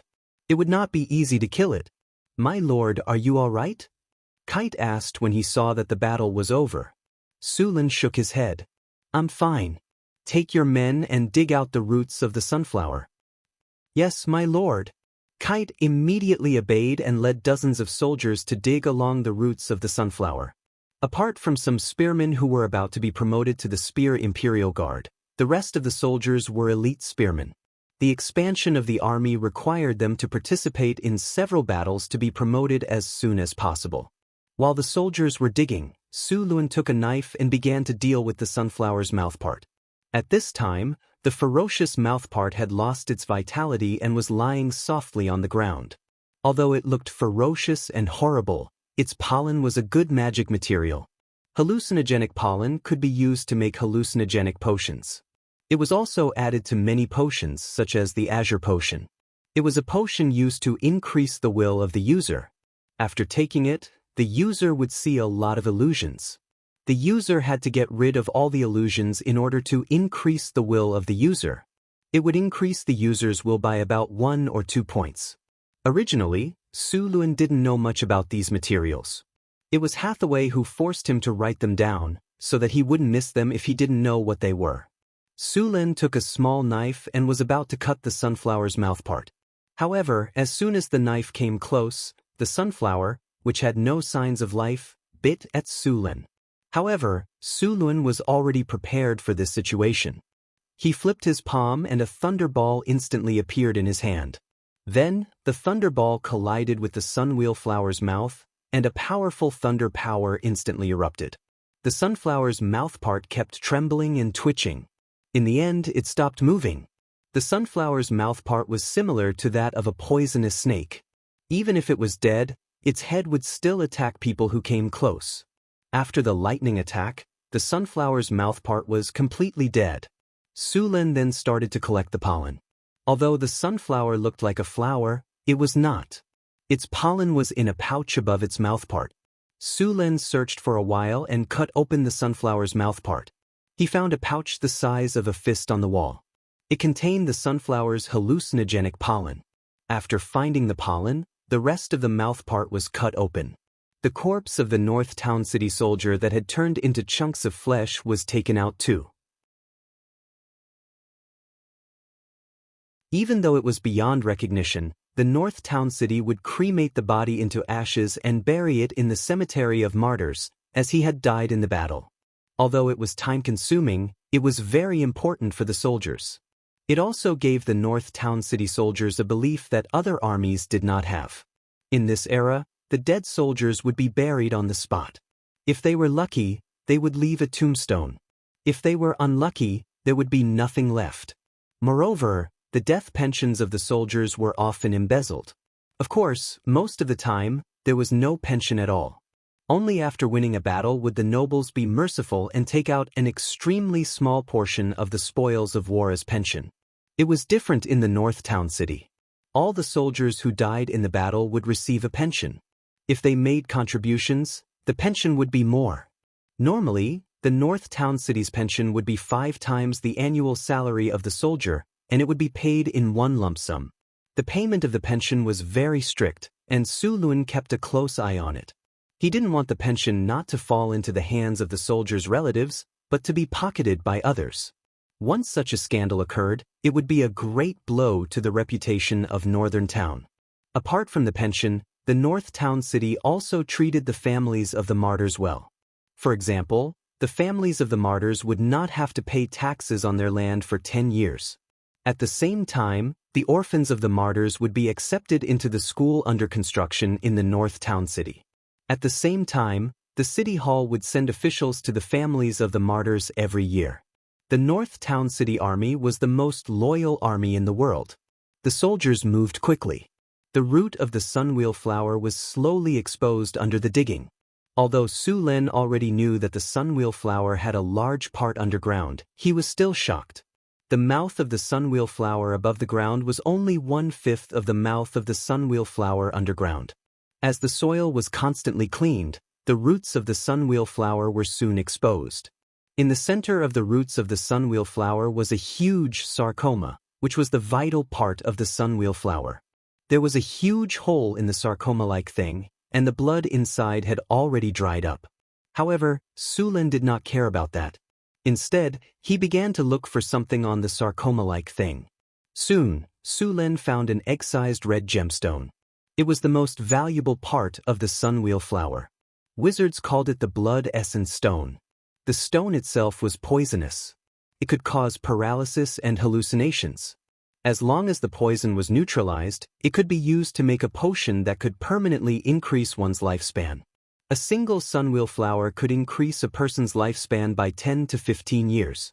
This was why it was so valuable in the black market. As soon as it appeared, it would be snatched up immediately. Although this world was a fantasy world, for those below the legendary level, their lifespan was still an insurmountable problem. As long as they reached the legendary level, even a warrior could live up to 200 to 300 years old. Wizards could even live up to 1,000 years. However, most of the legendary warriors did not live to 300 years old. As warriors who fought on the front lines, every one of them had fought their way through mountains of corpses and seas of blood. Injuries were nothing out of the ordinary. However, if they were injured too much when they were young, their lifespan would be affected. The blood essence stone had no effect on legendary wizards. They had better treasures like the fountain of youth, water of life, and other miraculous items that could greatly increase one's lifespan. However, for nobles, this kind of life-extending potion was very tempting. After all, not many nobles would think that their lifespan was too long. This kind of potion was not very useful to Su Lin. Although he was also a warrior, he was also a wizard. When he reached the legendary level, he had awakened his domain power. Even if he lived according to his normal lifespan, he would still live longer than legendary wizards. Su Lin did not plan to use it himself. Instead, he planned to let Hathaway make the potion and sell it. If this thing appeared in the auction house, he was sure that the nobles would give him a satisfactory price. After putting away the blood essence stone, Su Lun ordered the soldiers to burn the roots of the sunwheel flower and then ordered the army to withdraw from the forest. If there were more mutant plants similar to the sunwheel flower in the forest, these soldiers would not be able to do much. Therefore, he planned to explore alone. After ordering Kate to defend the camp, Su Lin entered the forest alone. This forest was very strange. There were not even many insects. Although the plants looked lush, there was a sense of eeriness. At this time, it was already a little dark, and the light in the forest was even worse. Su Lun blessed himself with an invisibility spell, and then went around from the side. As he passed through the thorny forest, there were many strange trees and flowers around him. Their bodies were obviously larger than ordinary plants, a bit like an ancient primitive forest. Su Lun deliberately touched these plants a few times with something, and the whole plant moved a little, But these plants did not attack. Maybe these plants did not need to eat yet. Su Lun even found a plant similar to a willow tree. The plant had many vines that swayed with the wind. It looked normal, but Su Lun, who had read the monster guide, recognized it at a glance. It was a Caroman's tree. When this plant did not attack, it was no different from a normal plant. However, when it attacked, its numerous vines would immediately wrap around the target like snakes. It would also secrete a large amount of hallucinogenic and paralyzing liquid to paralyze the target. At the same time, it would also inject digestive fluid into the target. The organs and even the bones of the target would melt into liquid and be absorbed by the Caroman's tree. Although this plant was ferocious, it was a very good material for wizards. Wizards would often deliberately plant this kind of thing. The Caroman's tree trunk was very magical, and it was a good material for making magic staffs. The hallucinogenic fluid it secreted was also a supplementary material for some magic potions. Su Lin looked at the Caroman's tree in front of him and frowned. He muttered, "A Caroman's tree? Is it wild or planted here on purpose?" After hesitating for a while, Su Lin did not attack the tree. Instead, he carefully went around it. After going around the Caroman's tree, Su Lin continued to go deeper into the forest. Soon, a large field of lavender flowers appeared in front of him. After quietly approaching, Su Lin realized that this field of flowers did not seem to grow naturally. Instead, it seemed to be artificially cultivated. Although the flowers were not trimmed, he could still see some traces left behind. After getting closer, Su Lin also recognized the flowers planted in this field of flowers. These purple flowers were all datura flowers. Su Lin felt that these flowers were alive.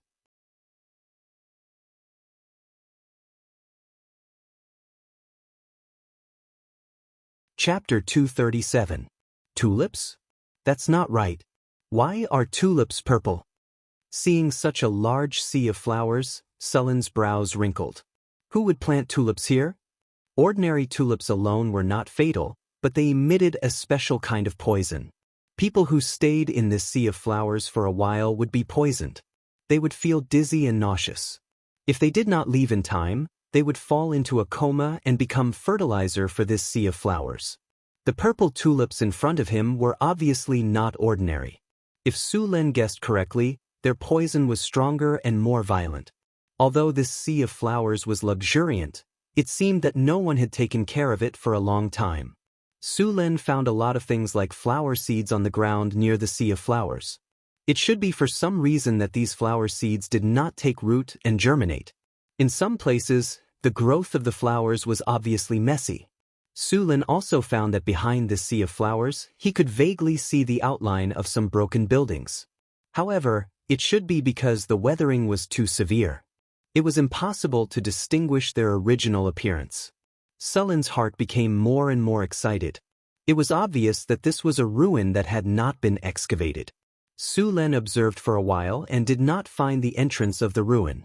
However, this was a normal phenomenon. Not all ruins had an entrance. Some ruins that were severely damaged only had some broken walls. Many ruins were actually excavated by various adventurer teams. Of course, there were still many dangers in these ruins. Su Lin did not act rashly. However, just as he was about to return, he suddenly saw that the weathered wall at the edge of the sea of flowers was a little different. Su Lin carefully avoided these plants and observed from the side. Spatial folds? Su Lin's expression was a little surprised. The abnormality looked like a piece of paper that had been wrinkled from the side. It looked very strange. Is this the wizard's secret realm? Su Lin suddenly thought of a possibility. Thinking of this, Su Lin felt that his guess was correct. However, to be sure, he still needed a professional to take a look. Su Lin did not continue to move. The secret realm of sorcerers was a masterpiece of the ancient sorcerers. Those ancient sorcerers were well versed in the knowledge of space, planes, and other things. After some research, they created a kind of magical technology. During the period of the Arcane Empire, the technology of the wizard's secret realm was developed to its peak. Some powerful wizards even opened up a plane as their own territory. There were also wizards who found a half-plane in the astral world and linked it to the main material world. Secret realms also varied in size. The first secret realms used spatial magic to hide some areas of the prime material plane. These kinds of secret realms were the most common, and the space inside was also the smallest. As for secret realms that used semiplanes or entire planes to transform them, they were now very rare. Moreover, it was very likely that there were ancient and dangerous creatures in the secret realm. There might even be all sorts of magical traps. If he wasn't prepared, it was very likely that he would fail miserably. Some secret realms even had magical pets or magical beasts left behind by the ancient adepts. It was important to know that some magical beasts had a very long lifespan, and many magical beasts would use a long period of dormancy to delay the aging of life. Who knew if there were such monsters in the secret realms that had been closed for thousands of years or even longer? If they were unlucky, there might be a giant dragon. Even if it was the weakest white dragon among the 5-colored dragons, thousands of years was enough for it to grow into an ancient dragon. In the face of a giant dragon of this level, the average legendary strongman would be a piece of cake. After a round of investigation, Su Lin returned to the camp outside the forest. At this time, Carter had almost built the camp. When Su Lin returned to the camp, he immediately sent someone back to inform Hathaway to come as soon as possible. After suspecting that there was a secret realm here, Su Lin began to block the news. Once the news about the appearance of the secret realm of sorcerers spread, all the sorcerers on the continent would come back to explore. At that time, even Su Lin would be powerless to stop it. Although he was now a legendary strongman, there were many legendary strongmen on the continent. A secret realm that had never been discovered, the resources in it were enough to make these legendary strongmen excited. In a moment, all the soldiers were sent out to clear the monsters in the wasteland. No monsters or people were allowed to come close to the forest. After waiting in the camp for a day, Su Lin saw Hathaway rushing over the next day. "Where is the secret realm? Take me there quickly." Hathaway saw Su Lin and did not have time to rest. She immediately asked about the secret realm. "The secret realm will always be there. It won't run away. Calm down first." Seeing Hathaway's state, Su Lin had to force her to calm down. She was not suitable to explore the ruins in her current state. After hearing Su Lin's advice, Hathaway finally calmed down and began to rest. At the same time, she prepared various items for the exploration. It was not until the third day that Su Lin brought Hathaway to the thorn forest. The two quickly arrived at the place where Su Lin killed the sunwheel flower. After arriving, Hathaway began to cast various spells on them. Invisibility, hide tracks, eliminate scent, energy shield, elemental resistance, poison resistance, bear's endurance, cat's grace. A series of support spells were released from Hathaway's hands. Su Lin could clearly feel that his strength had increased by a notch. Hathaway, who was already a third-rank wizard, had no problem casting these spells. The two then followed the path that Su Lin took last time and went deep into the forest. As soon as they entered, Hathaway quickly noticed the difference. This is the moon soul grass. This is the blood-sucking thorn. This is the ghost flower. The plants that Su Lin did not recognize last time were easily recognized by Hathaway. She was very excited. "There are so many magical plants here," Hathaway said excitedly. "There was nothing strange about this forest before. I don't know what happened, but there was a sudden change recently," Su Lin said as he walked. This place was not too far away from Northgard City. It was about 50 kilometers. In the past, nothing strange had happened here. It had only appeared in the past 1 or 2 months. Hathaway thought for a moment and said, "I think it has something to do with the elemental tide." "This place has something to do with the elemental tide?" Su Lin's eyes widened. Hathaway ran her fingers through her hair and said, "Yes, the elemental tide." The eruption of the elemental tide was a bit sudden. According to what you said, this mystery plane has not been repaired for at least 1 or 2,000 years. The sudden surge of elemental energy has caused problems with the operation of the energy nodes in the mystery plane. The energy core might have been damaged due to years of disrepair. The spatial array covering the secret realm also showed some flaws because of this. Then, the demonic plants, flower fields, and other plants that were originally in the secret realm were exposed. You should be able to feel it. The elemental energy in this forest is very dense. It's much denser than the other places outside. I suspect that the mystery plane was exposed because of the sudden increase in elemental energy due to the appearance of the elemental tide. The energy transmission system in the mystery plane could not withstand the sudden increase in elemental energy. Looks like we have the elemental tide to thank, Su Lin said with a smile. Don't be happy too early. Although the mystery plane has appeared, it's not easy to go in and get the benefits. None of the ruins left behind by the ancient wizards are easy to deal with. The best equipment for exploring a mystery plane was to have a lucky companion. Under normal circumstances, it would be a halfling rogue.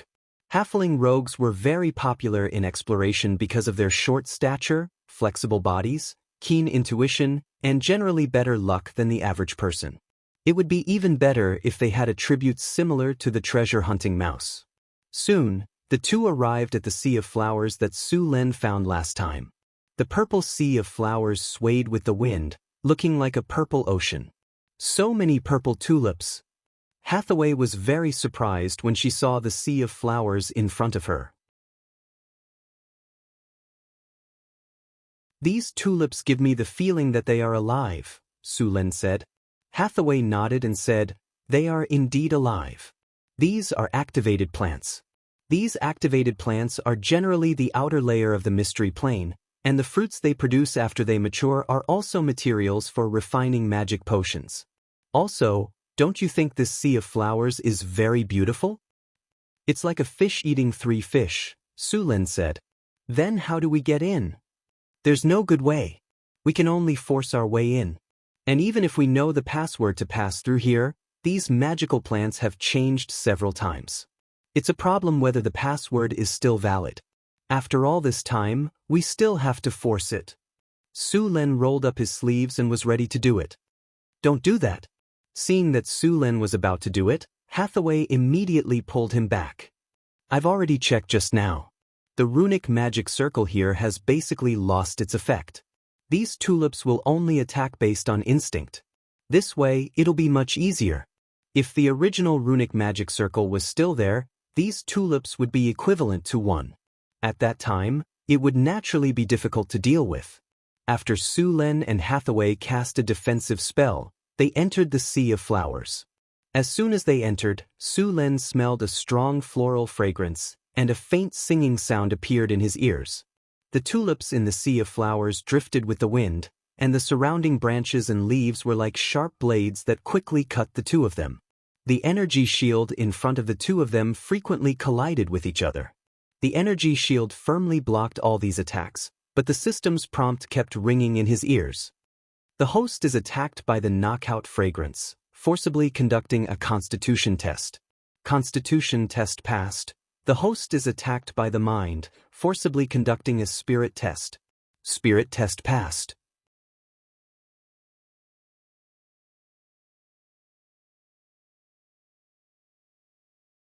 Chapter 238.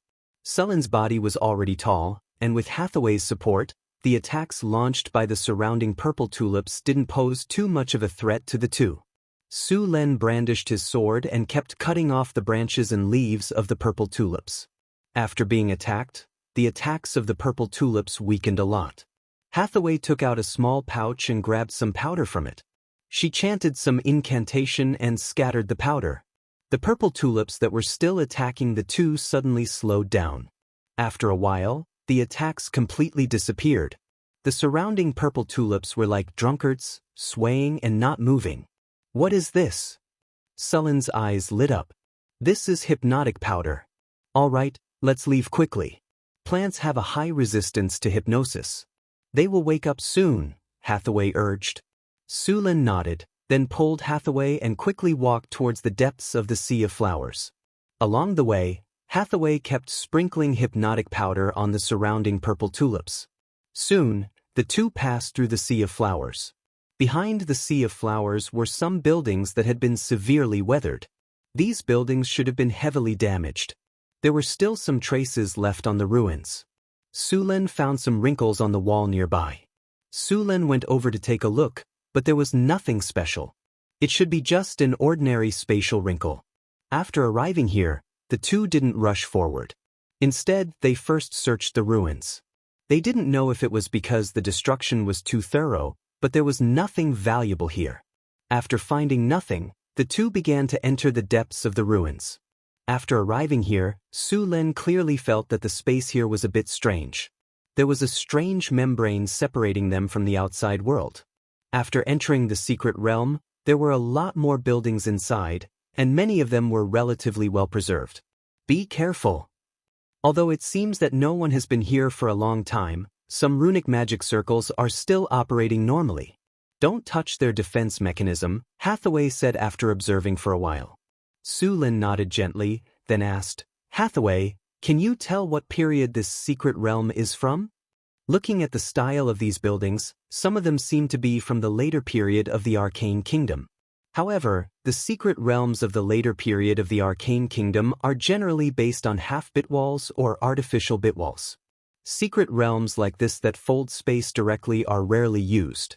The difficulty of building a secret realm that uses this kind of space folding technology is much lower, and the value inside will be much lower, so you have to be mentally prepared.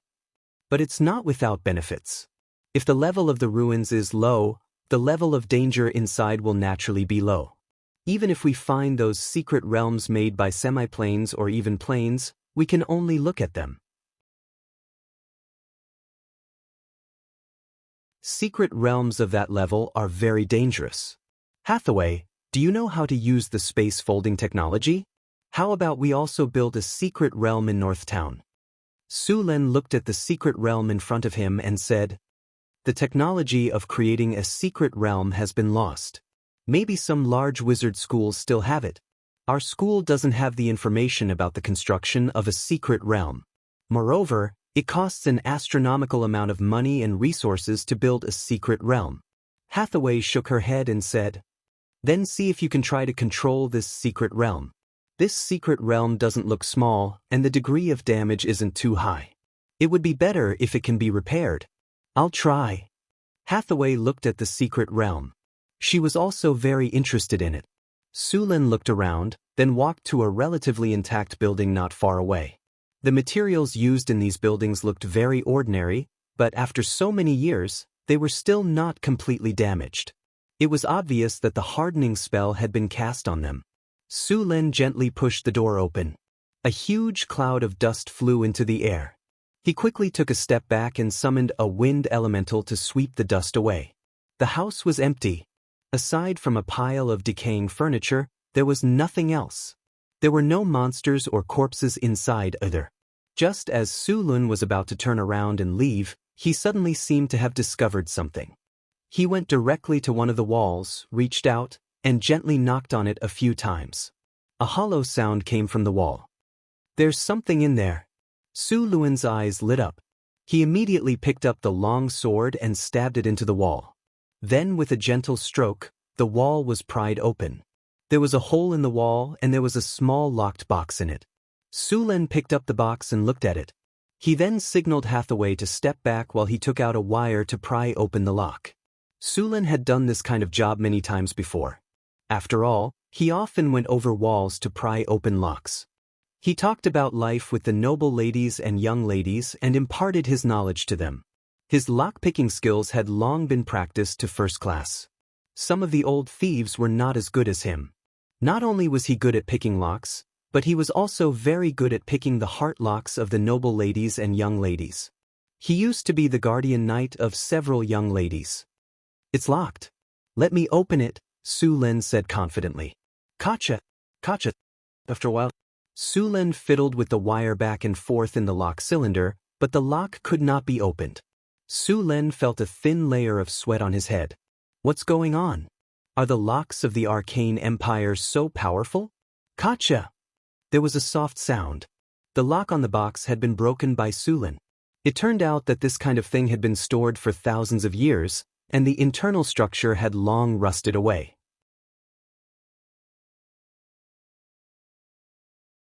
Sulin inadvertently used too much force and broke the lock directly. After opening the box, Sulin did not open it immediately. This kind of box was generally set with a magic trap. Once it was opened, it would suddenly spray out effects such as strong acid, crossbow arrows, lightning, poisonous smoke, and so on. This kind of trap was impossible to guard against, so it was not wrong to be cautious. He put the box on the ground and carefully opened it. Sulin's body tensed up, and he was ready to dodge at any time without triggering any mechanism. Just as Sulin was about to relax, a flash of light came, followed by an acid arrow that was not as thick as a finger. Sulin's body flashed and he easily dodged it. The acid arrow flew less than 20 centimeters and fell to the ground weakly. A normal acid arrow was more than 10 times stronger than this one, and it could fly very far. However, considering that this trap had been there for so long, it could still be activated. This in itself showed that the person who set the trap was very skilled. After dodging the acid arrow, Sulin picked up the box. There was not much in the box, only a few colorful gems. There was a ruby and a sapphire that were the size of a pigeon's egg and of good quality. There was also a crystal bottle beside it, but the liquid in the bottle had long dried up, leaving only some brown powder at the bottom. "Here you go." Sulin handed the ruby and sapphire to Hathaway. Hathaway reached out and took the gems. Her beautiful big eyes were smiling like crescent moons. She took out a handkerchief and wiped the gems clean, then put them away with a smile. Sure enough, women were like dragons, unable to resist the temptation of these shiny gems. With the first building's facade already having such a harvest, the two's interest in treasure hunting was even higher. Following that, the dozen or so buildings that were still intact were all swept clean. Even the walls and floors were searched, but their harvest was not much. They only found a well-preserved magic scroll in one of the rooms. There were 5 hexagram symbols on the left side of this magic scroll, indicating that this magic scroll recorded a level 5 spell.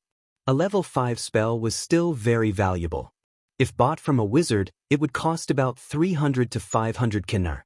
He handed the magic scroll to Hathaway.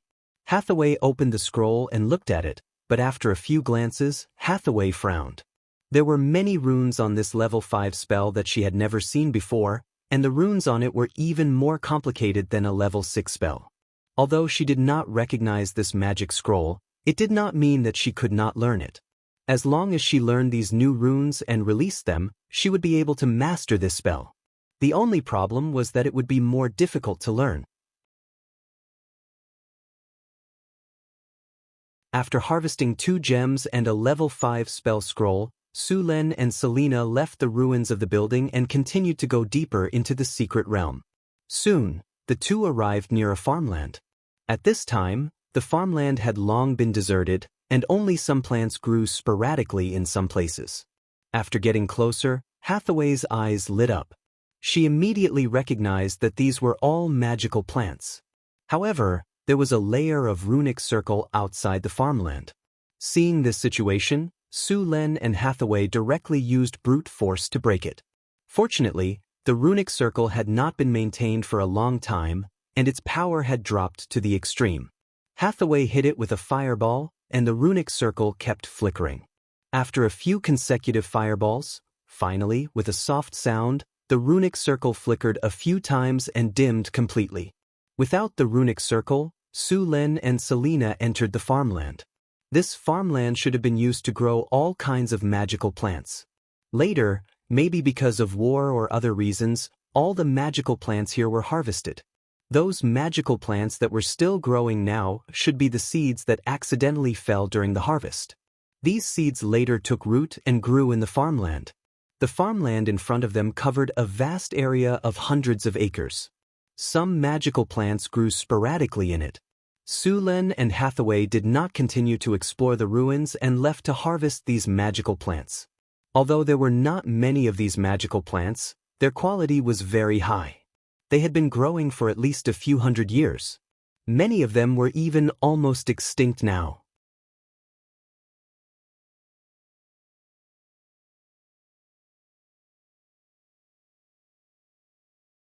Chapter 239. Around these farms, Su Lin also found some broken crystal pillars with many runes engraved on them. After careful identification, Hathaway found that the runes engraved on them were used for scouting, monitoring, and changing the surrounding environment. In the era of the Arcane Empire, the Arcanists could use spells to monitor the growth of the magic plants at all times, and change the surrounding growth environment according to the needs of the magic plants. Su Lin even suspected that this work didn't need anyone to intervene. Under these crystal pillars, Su Lin also found energy channels used to transmit magical energy.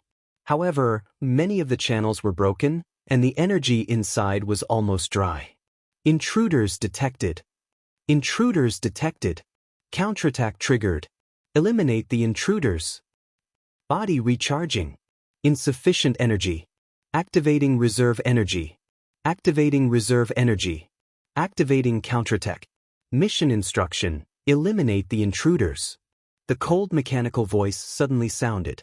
A ray of light swept across a well-preserved crystal pillar next to them, followed by the sound of heavy footsteps. In the distance, a faint red light lit up in the gray fog, and some tall black shadows walked out of the fog. It was a few tall, fully constructed puppets. These fully constructed puppets were different from the ones that were popular among the wizards. They were painted in black and had a metallic luster, giving them a heavy feeling. Steel golems?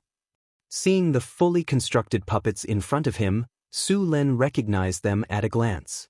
The leading steel golem gave Su Lin a feeling that it was very similar to the original version of Iron Man's armor in his previous life. One or two of the steel golems were damaged, which should be the traces of a battle. Target found. Attack. After finding Su Lin and Hathaway, the leading steel golem instantly aimed its arm at the two of them. Then, its palms separated, and a black hole appeared in front of them. A burst of energy instantly burst out. Sullen's expression changed. Without thinking, he pulled Hathaway aside and dodged. Boom! Boom! A few consecutive energy blasts hit the place where the two of them were standing just now. A 4 or 5 meter deep crater was blasted out of the ground, and a mushroom cloud rose in the explosion. *CK. So powerful. Su Lin sucked in a breath of cold air when he saw the craters on the ground. Then, global warming. Every single one of these magic golems was more powerful than a great fireball, and if they fired continuously, they would be able to bombard the ground. This kind of magic golems could easily wipe out an entire army. Lightning spear. A spear made entirely of lightning appeared in Sullen's hand. In the next second, the lightning spear streaked across the sky and instantly hit the steel golem at the front. The powerful lightning energy melted the steel golem's chest into molten iron, and a large amount of lightning energy instantly burst out. The entire steel golem was covered in lightning. The steel golem's red eyes flickered back and forth a few times before slowly extinguishing. The steel golem that weighed several tons crashed to the ground. The other steel golems turned their arms and fired their energy cannons at the two of them. High-risk target detected. Prioritize high-risk target. The remaining steel golems all aimed at Su Lin and fired energy cannons one after another. Seeing this situation, Hathaway's hands flickered and released spells one after another. Slow. Energy shield. Haste. Chain of fireballs. A flash of light enveloped the steel golems, and the already somewhat slow steel golems became even slower. A translucent energy shield rose from Sullen's body, and his already fast speed increased again. 5 fireballs appeared next to Hathaway. In the next second, these fireballs drew an arc and hit 3 steel golems. The flash of light dissipated, and to the two of them's surprise, the golems were actually unharmed, only a little damaged on the surface of their steel. What a high magic defense! Su Lin slid, his figure flashed, and went around the golem from the side. Then he took a big stride forward and slashed at the golem's leg joint with the sharp sword in his hand. Clang! The sound of metal clashing rang out. The steel golem's body shook slightly, and a deep sword mark appeared on its leg joint. Sullen's feet moved quickly, and he dodged the steel golem's sweep. In the next second, His body had already turned to the other side. At the same time, the sharp sword in his hand didn't stop at all, and he kept slashing at the steel golem's leg. Sparks flew, and soon, the steel golem's leg joint became scarred. Crack! With a soft sound, the already scarred joint could no longer withstand the attack and suddenly broke. The steel golem that had lost a leg could no longer maintain its balance, and its heavy body fell to the ground with a bang. Freezing beam! 3 Hathaway took advantage of the moment when Su Lin was fighting with the golem and quickly summoned 3 icy blue rays.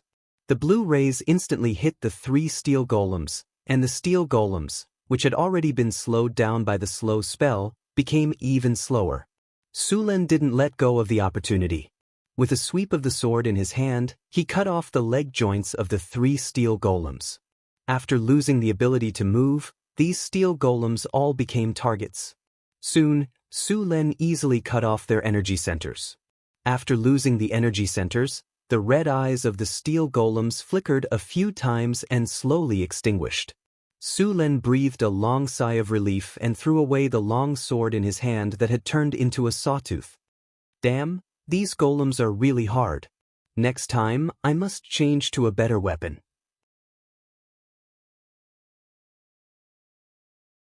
Without a suitable weapon, this thing is like dismantling a mech with bare hands. Hathaway, can you make these golems? My current alchemy level is not enough, and these steel golems from the Arcane Empire are more difficult to make than the ones that are circulating now. I need to take them back and disassemble them. Hathaway shook her head with a wry smile. The craftsmanship of these golems was much more powerful than the steel golems in her school. Su Lin got up and came near these steel golems. Then he found the best preserved and lightest damaged steel golems and put them away with the storage parachute. As for the other golems, they could only be left here now. Although Sullen's storage space was large, it was very difficult to fit one in. The steel golems in front of him were basically identical in appearance. They were not the products of handmade workshops at all. Su Lin suspected that these steel golems were like the products of an assembly line. The challenge rating of these steel golems was about level 13. Su Lin could solve them so easily. Part of the reason was his own strength. The other part was that these golems lacked energy. Otherwise, these golems would have been attacking with energy balls. That kind of intensive energy cannon storm, even Su Lin would have to temporarily avoid the spearhead. The two of them simply packed up their spoils of war and continued to walk deeper into the secret territory. After passing through the farmland, they soon saw a lake. The lake water was clear, but it was dead silent inside. After being sealed for such a long time, the ecology of the lake water had long been destroyed.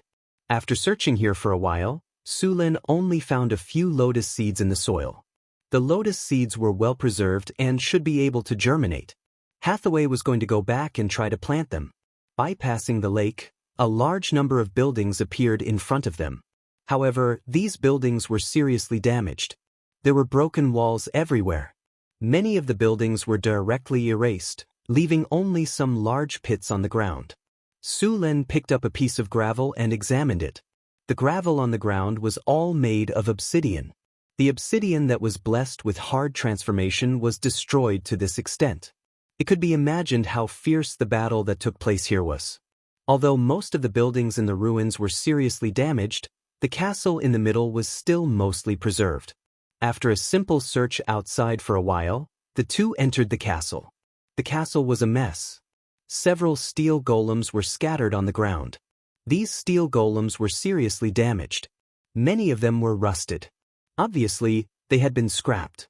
In addition to the steel golems, there was a large number of skeletons. However, after a long time, except for a few skeletons, most of the skeletons had become broken. In addition to human skeletons, there were many obviously thicker orc skeletons. There were also some skeletons that should be giants. Seeing the skeletons everywhere, Su Lin could imagine how fierce the battle had been here. Bypassing these skeletons, Su Lin walked into the castle. There were skeletons everywhere along the way. Su Lin followed these skeletons. Su Lin soon found the control center of this secret realm. In a well-preserved room in this castle, Su Len saw a place that looked like a control room. 6 thick metal pillars were engraved with a large number of runic magic circles.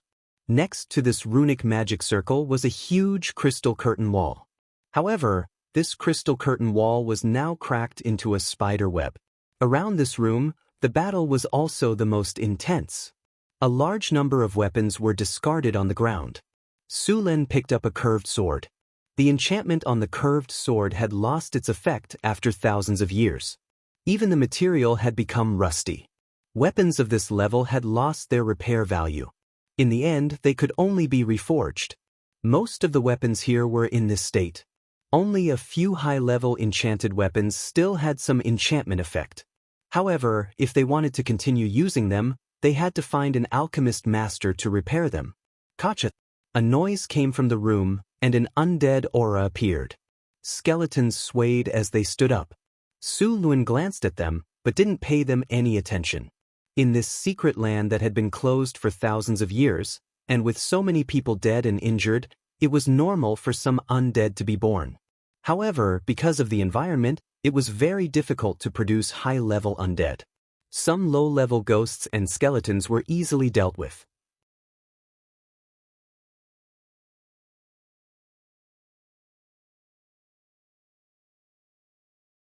Chapter 240. Soon, Su Len and Hathaway had searched through the place. In the end, they found 6 enchanted weapons and 3 pieces of magical jewelry that could still be repaired. One of them was a ring, a bracelet, and a necklace. There was not a single space bag. After thousands of years, the enchantments on the space bags would lose their effectiveness. If they were lucky, the items inside would fall out. If they were unlucky, they would be destroyed when the space collapsed. The 3 pieces of magical jewelry were made of good materials. If not, the magical light on them would have dissipated long ago. However, the fact that they could be preserved for so long meant that they were of good quality. Suin, look what I found. Hathaway shouted in surprise at this moment.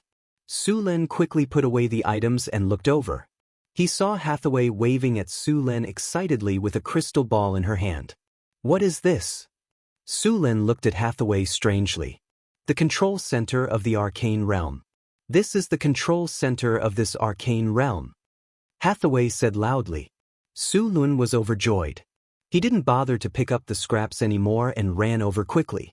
This is the control center of the arcane realm? Su Lin asked as he took the crystal ball from Hathaway. This crystal ball was not much different from an ordinary crystal ball. However, there was some strange energy in it. This is the control center made by the arcanists. After it is activated, it can control the entire arcane realm. However, the energy here has been cut off for a long time. If we want to activate it, we need to reconnect the energy, Hathaway explained. Where is the energy source of the arcane realm? The energy source of this arcane realm should be the elemental pool. Such an important facility should be placed in the safest place. If I'm not mistaken, it should be in this castle. We've already searched the upper floors and did not find the elemental pool. Then it must be in the basement. The two did not waste any more time and immediately started looking for the passage to the basement.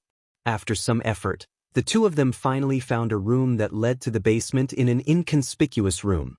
Through a long passage, the two of them arrived at the basement of the castle. The basement didn't suffer too much damage, and the crystal magic lamp on the wall was still emitting a faint light. Some damaged golems were lying on the ground. In the middle of the basement, a pool with a diameter of 10 meters appeared in front of the two. The pool was built with marble, and many complex runic circles were engraved on the marble. The pool was surrounded by energy channels made of magic crystals. These energy channels transmitted the energy in the pool to various parts of the secret realm. However, the energy in this elemental pool was close to drying up. The original marble wall was full of cracks, and several runes were damaged. Overall, this elemental pool was still 70% complete. Some elemental energy also leaked out from the energy pool. Although it was damaged, the elemental pool was still partially functional. It could draw energy from the 4 elemental planes, but the efficiency was very low. This was also why this secret realm could last for thousands of years. Now that the elemental pool's energy was about to run out, Sulen had to repair this elemental pool if he wanted to regain control of this arcane realm. Hathaway, can this elemental pool be repaired? Sulen frowned and asked.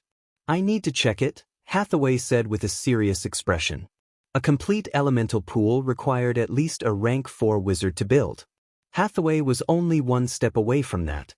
However, the elemental pool in front of them was still 70% complete, so it shouldn't be too difficult to repair it.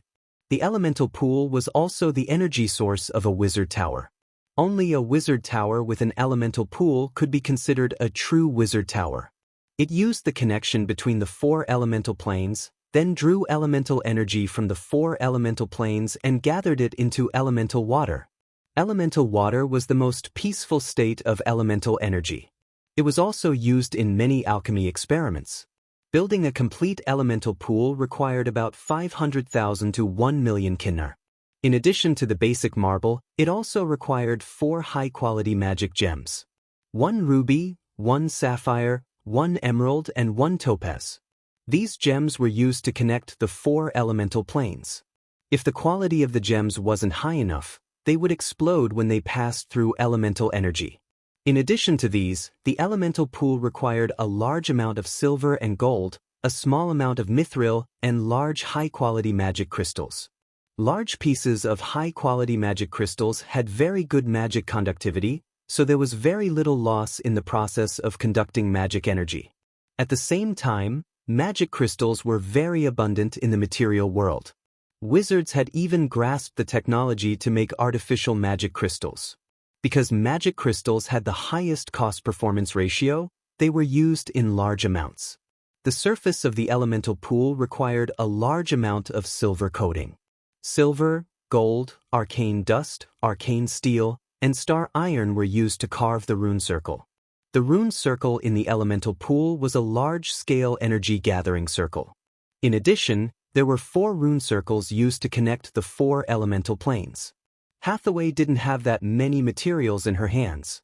Fortunately, Sulen had a lot in his storage space. Some of the materials she didn't have had to be taken down from the scrapped steel puppets. Then she smelted them on the spot. Hathaway was very familiar with refining and fusing materials. She summoned a ball of spirit fire, then controlled the wizard's hand to melt all the metals. Finally, she smelted them together and obtained a ball of silver liquid with golden threads. Sulen repaired the damaged marble while Hesse didn't smelt the materials. Then Hathaway began to control the wizard's hand and used a carving knife to repair the damaged runes on the elemental pool. Strands of silver wire were extracted from the molten metal and then carefully engraved on the marble wall.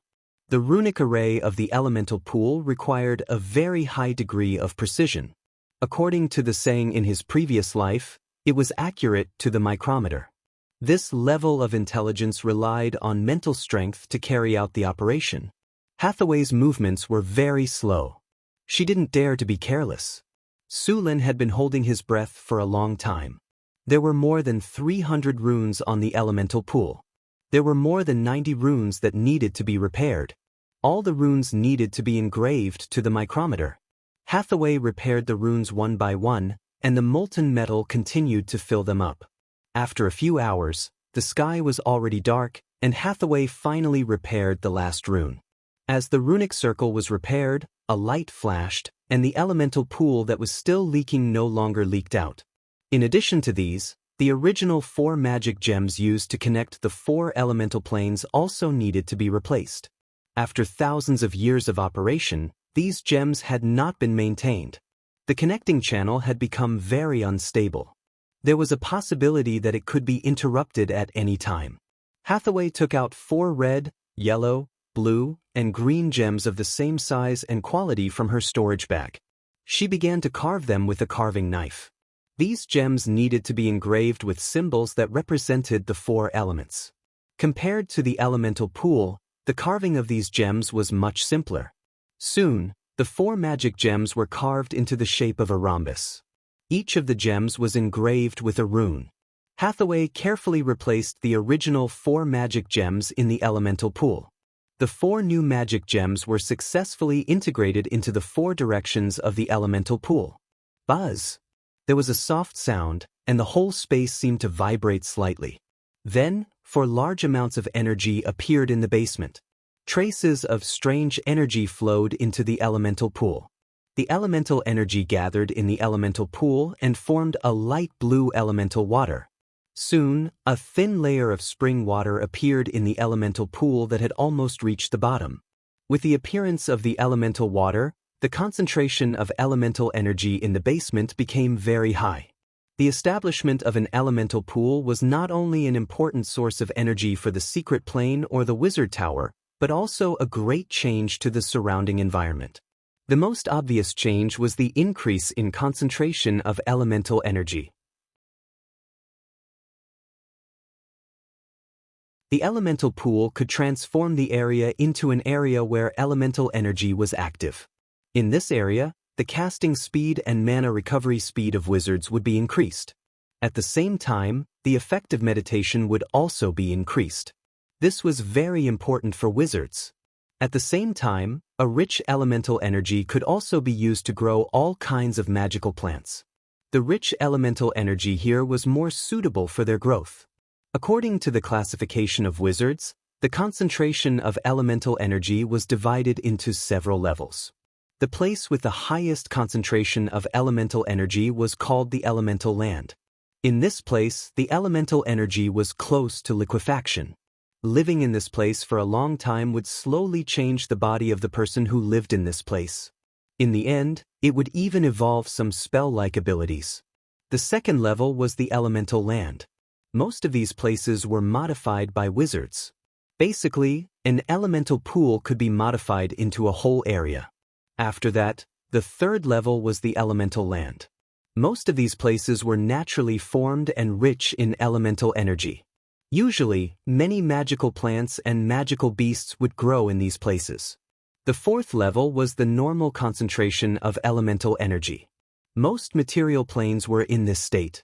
The fifth level was the elemental land. This kind of environment was not very common in the main material plane. The recovery speed of wizards would be reduced if they meditated here. The seventh level was called the dead magic land. In this kind of area, elemental energy was extremely scarce.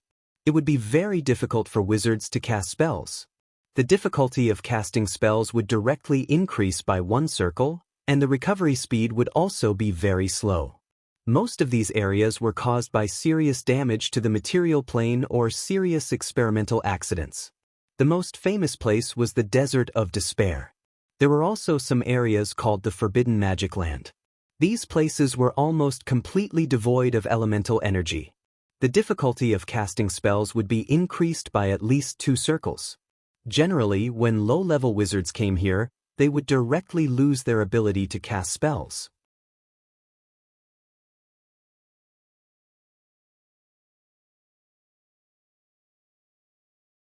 Chapter 241. The elemental pool has been successfully repaired. Your hero Hathaway has gained 42,000 experience points. Hathaway has leveled up.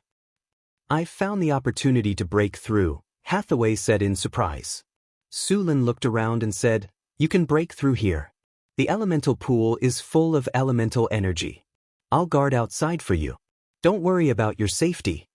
Hathaway hesitated for a moment and nodded. She would not let go of the opportunity to break through. Okay. Since she had decided to break through here, Hathaway did not hesitate and directly entered the elemental pool. Under normal circumstances, wizards would choose to break through in an area full of elemental energy. This kind of environment was very beneficial for them, especially for high-grade wizards. They would absorb a large amount of elemental energy when they were breaking through. If there was a lack of elemental energy, it would affect the wizard's ability. To put it bluntly, it was the increase of the power of the will and mana. Some powerful high-grade wizards would even trigger an energy vortex when they were breaking through. Therefore, wizards who had the right conditions would usually choose to break through in an area full of elemental energy. Some pragmatic organizations would even use the energy of the elemental pool. However, Compared to Hathaway's current conditions, these were nothing. Although the elemental pool was not full yet, it was enough for Hathaway to break through. After the elemental pool was repaired, the elemental energy began to slowly gather.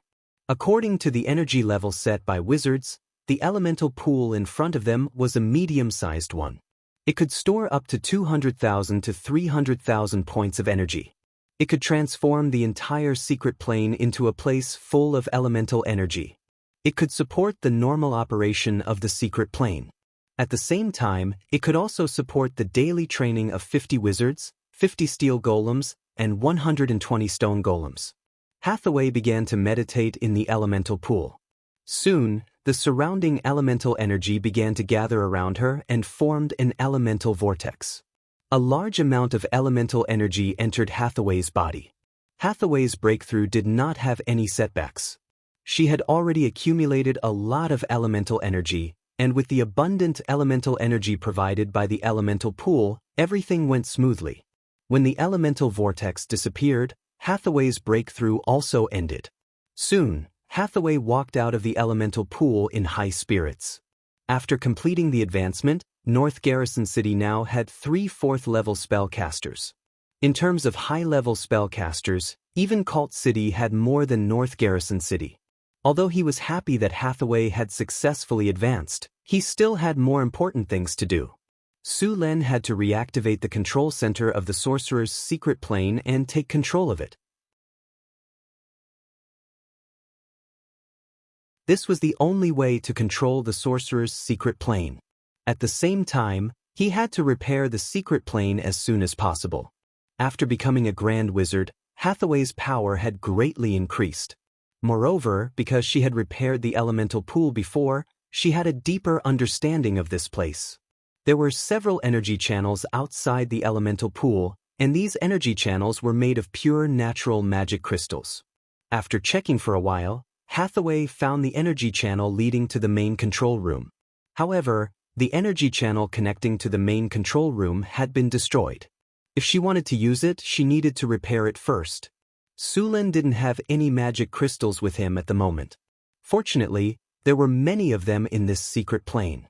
Su Len and Hathaway directly removed a section of the damaged energy channel. Then they used soul fire to melt and mold the channel. Finally, they engraved runes on it, and a section of the energy channel was completed. After replacing the newly created energy channel and checking that there were no problems, Hathaway opened the energy channel to the elemental pool. Light blue elemental energy directly entered the energy channel. The originally dim energy channel quickly emitted a faint blue light. The energy channel connecting to the main control room quickly lit up. Soon, the entire channel was filled with elemental energy. Su Len and Hathaway confirmed that the energy channel was not leaking and that it was working well. Only then did they return to the main control room. At this time, the energy channel connecting to the central console in the main control room also lit up. The console, surrounded by 6 metal pillars, also entered a state of activation. However, it couldn't be activated because it didn't have a control center. Su Len and Hathaway looked at each other. Then, Hathaway picked up the control center in the shape of a crystal ball and came to the console. She gently snapped her fingers and a light flashed. The originally complete console was instantly divided into several pieces. After a dazzling combination, a silver-white circular metal platform slowly rose up. Hathaway gently placed the crystal ball on the metal platform. Hum! With a soft sound, the entire console instantly emitted a faint blue light. The light lasted for about a few seconds and quickly disappeared. Then, the crystal ball on the console began to slowly light up. Control center beginning to charge. Current progress, 20%, 30%, 80%, 90%, 100% charging complete. Beginning system self-check. System self-check complete. Control center beginning to activate. Activating. Please wait. Hum hum hum. With a low buzzing sound, the control center began to activate. The original crystal ball emitted a dazzling light. The entire control room was shrouded in a blue light. Activation successful. Control center detected damaged.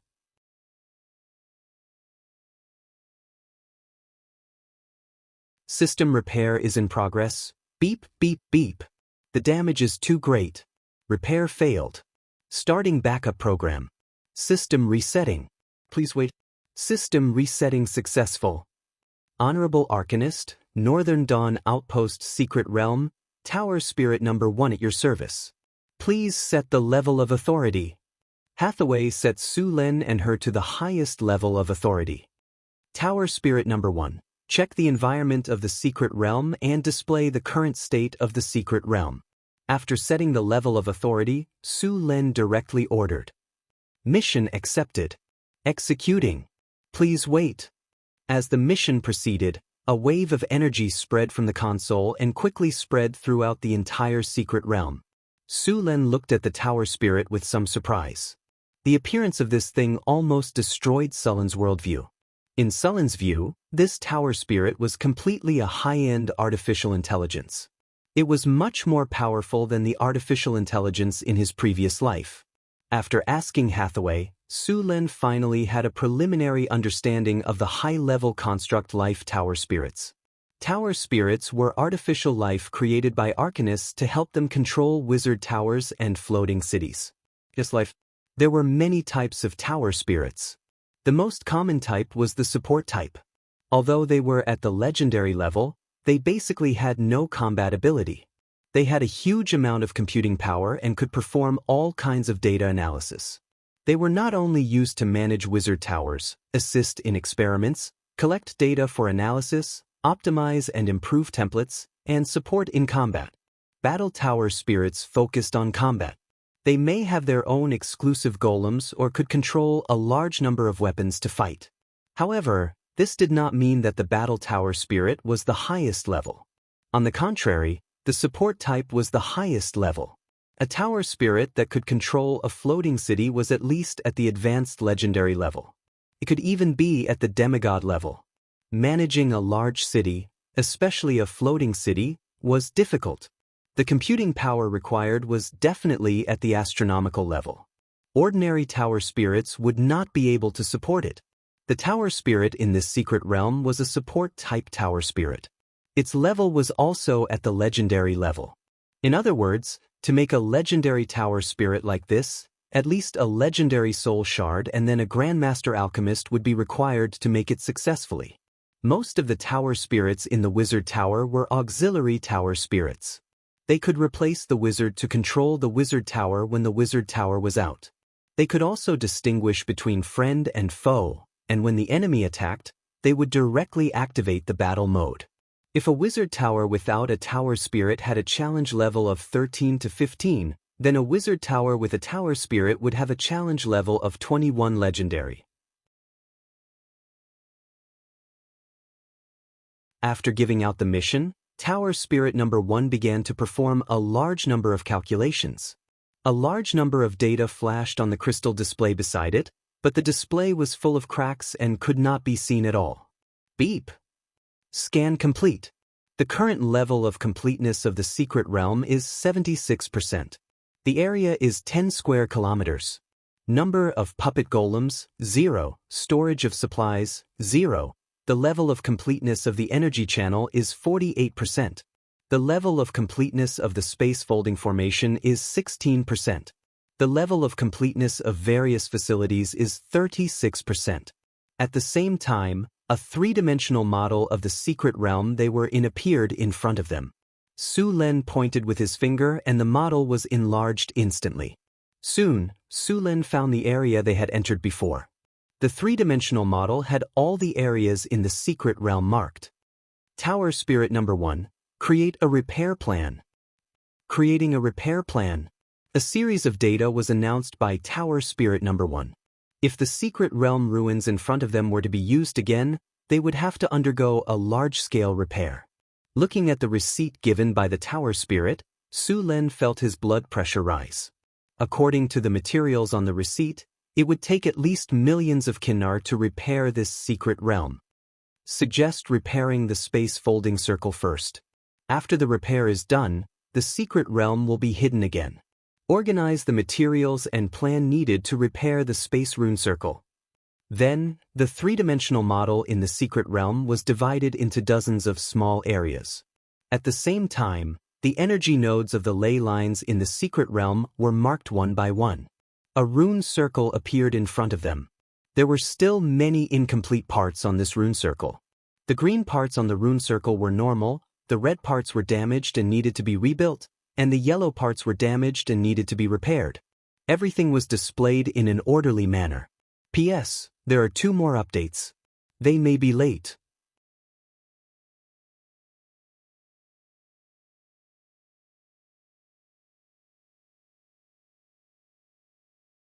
Chapter 242.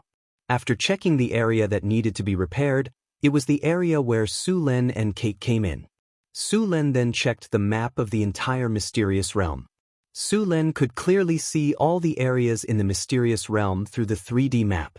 Other than the plantation area, there were also the living area, the warehouse area, the production area, the entertainment area, and the central area. The central area was where Su Len and Hathaway were now. It used to be inhabited by arcanists, and the environment was the best. However, after the war, it was the most damaged area in the entire mysterious realm. Not many buildings were still intact. The warehouse area and the production area were also badly damaged. According to the original plan of the mysterious realm, there should be an alchemy workshop in the production area that could produce many magic items, potions, and so on. There was even a production line for golems here. However, the production area was now in ruins. The production line should have been destroyed a long time ago.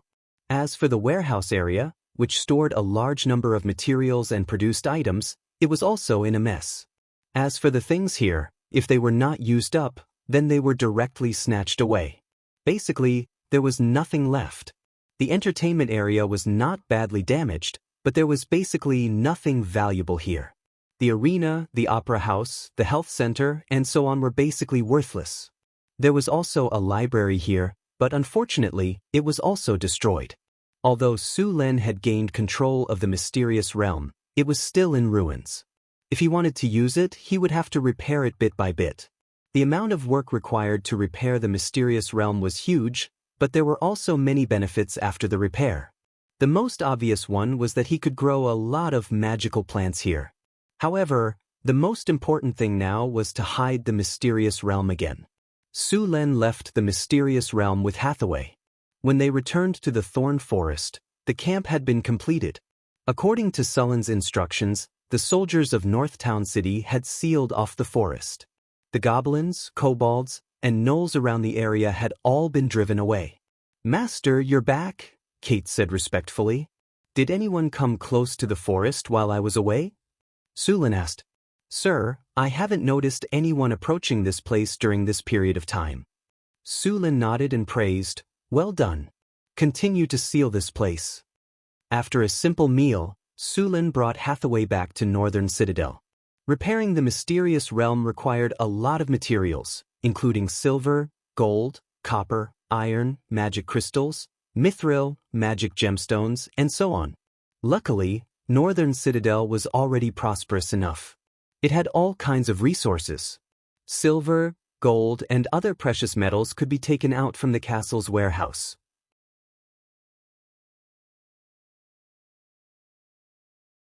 He had looted the Grey Dwarf's collection for a few hundred years, so he had plenty of them. It was the same for the magic gems.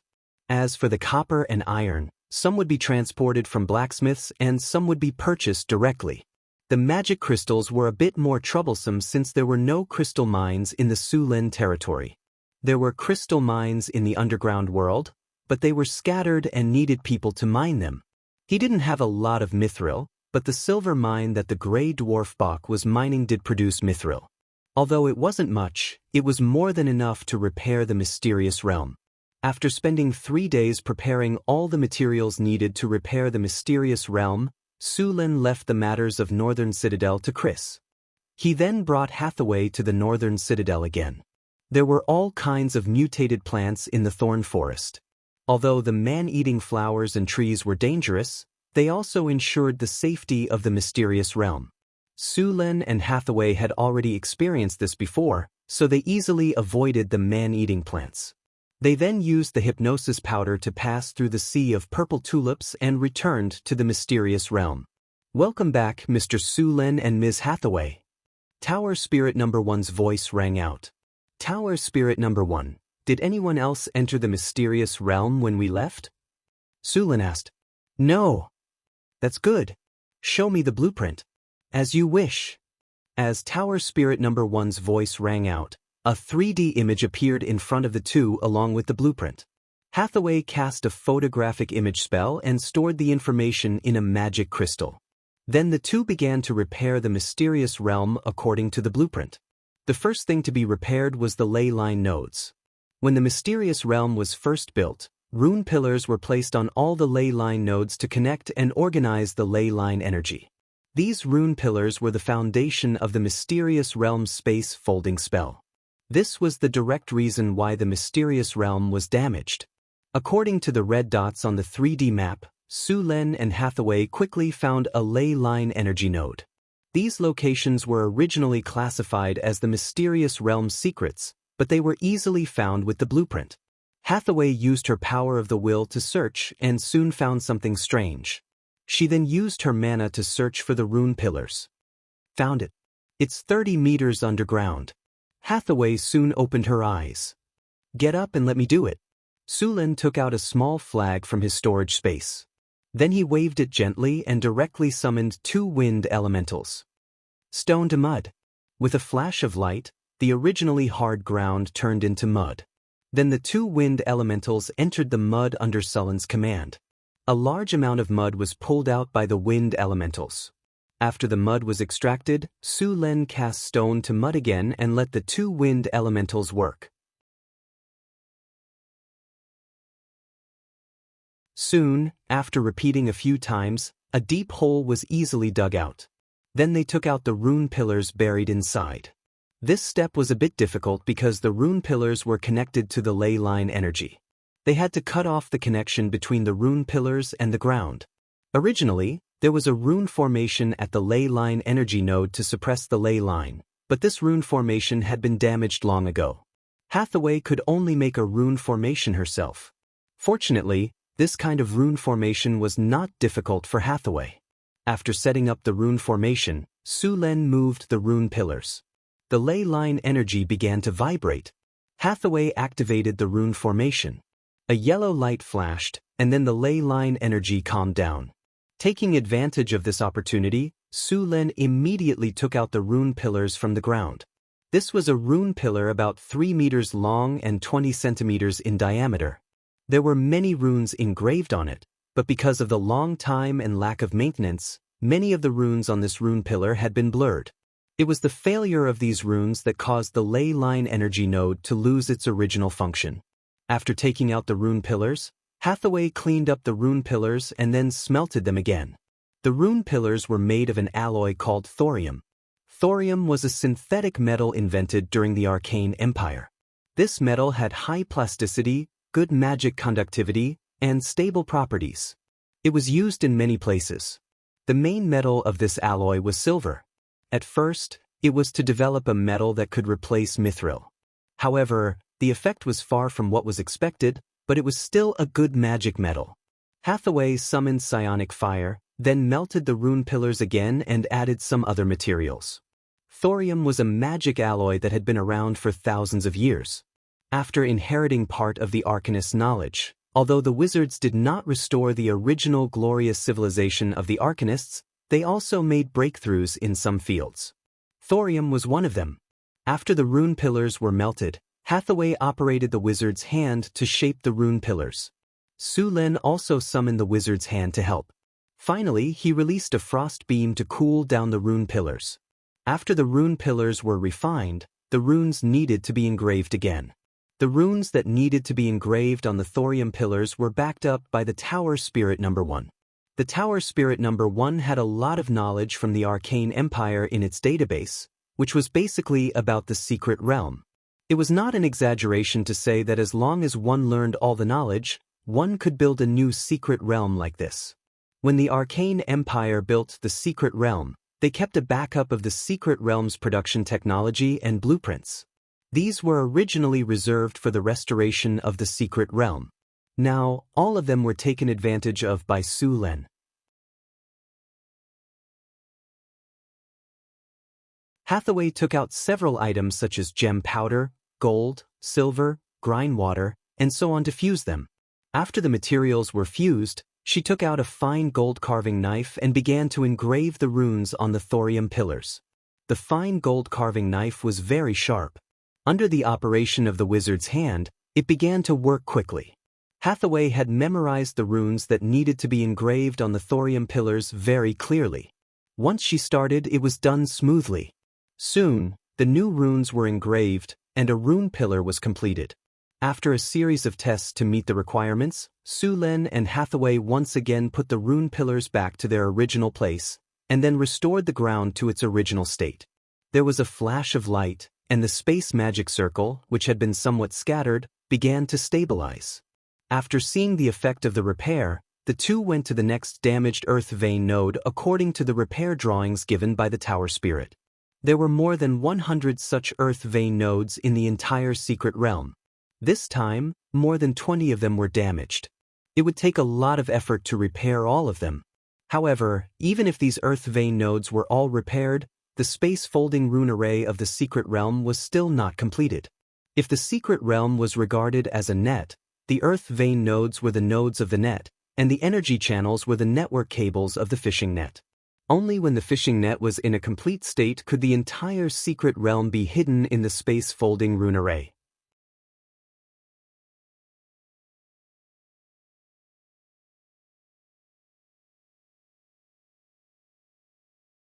Chapter 243. The amount of work needed to repair the secret plane was very large, so the two of them had been busy for a while.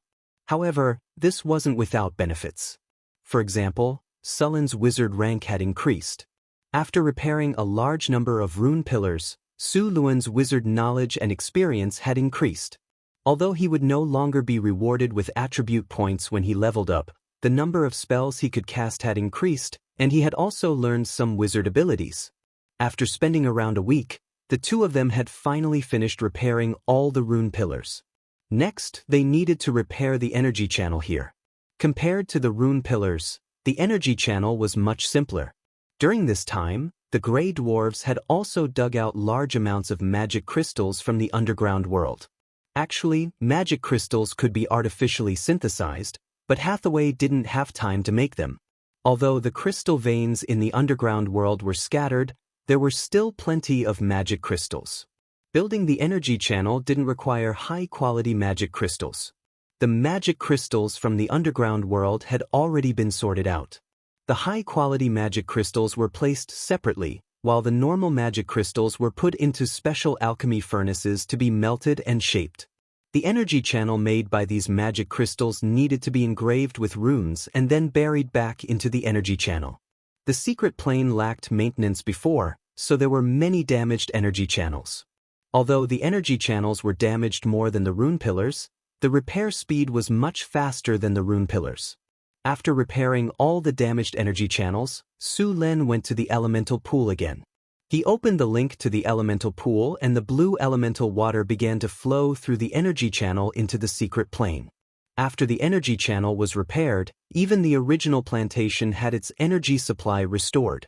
The entire secret plane's energy network was connected. As the elemental pool's energy entered the rune pillars began to flicker with magic light, and the space around them began to wrinkle.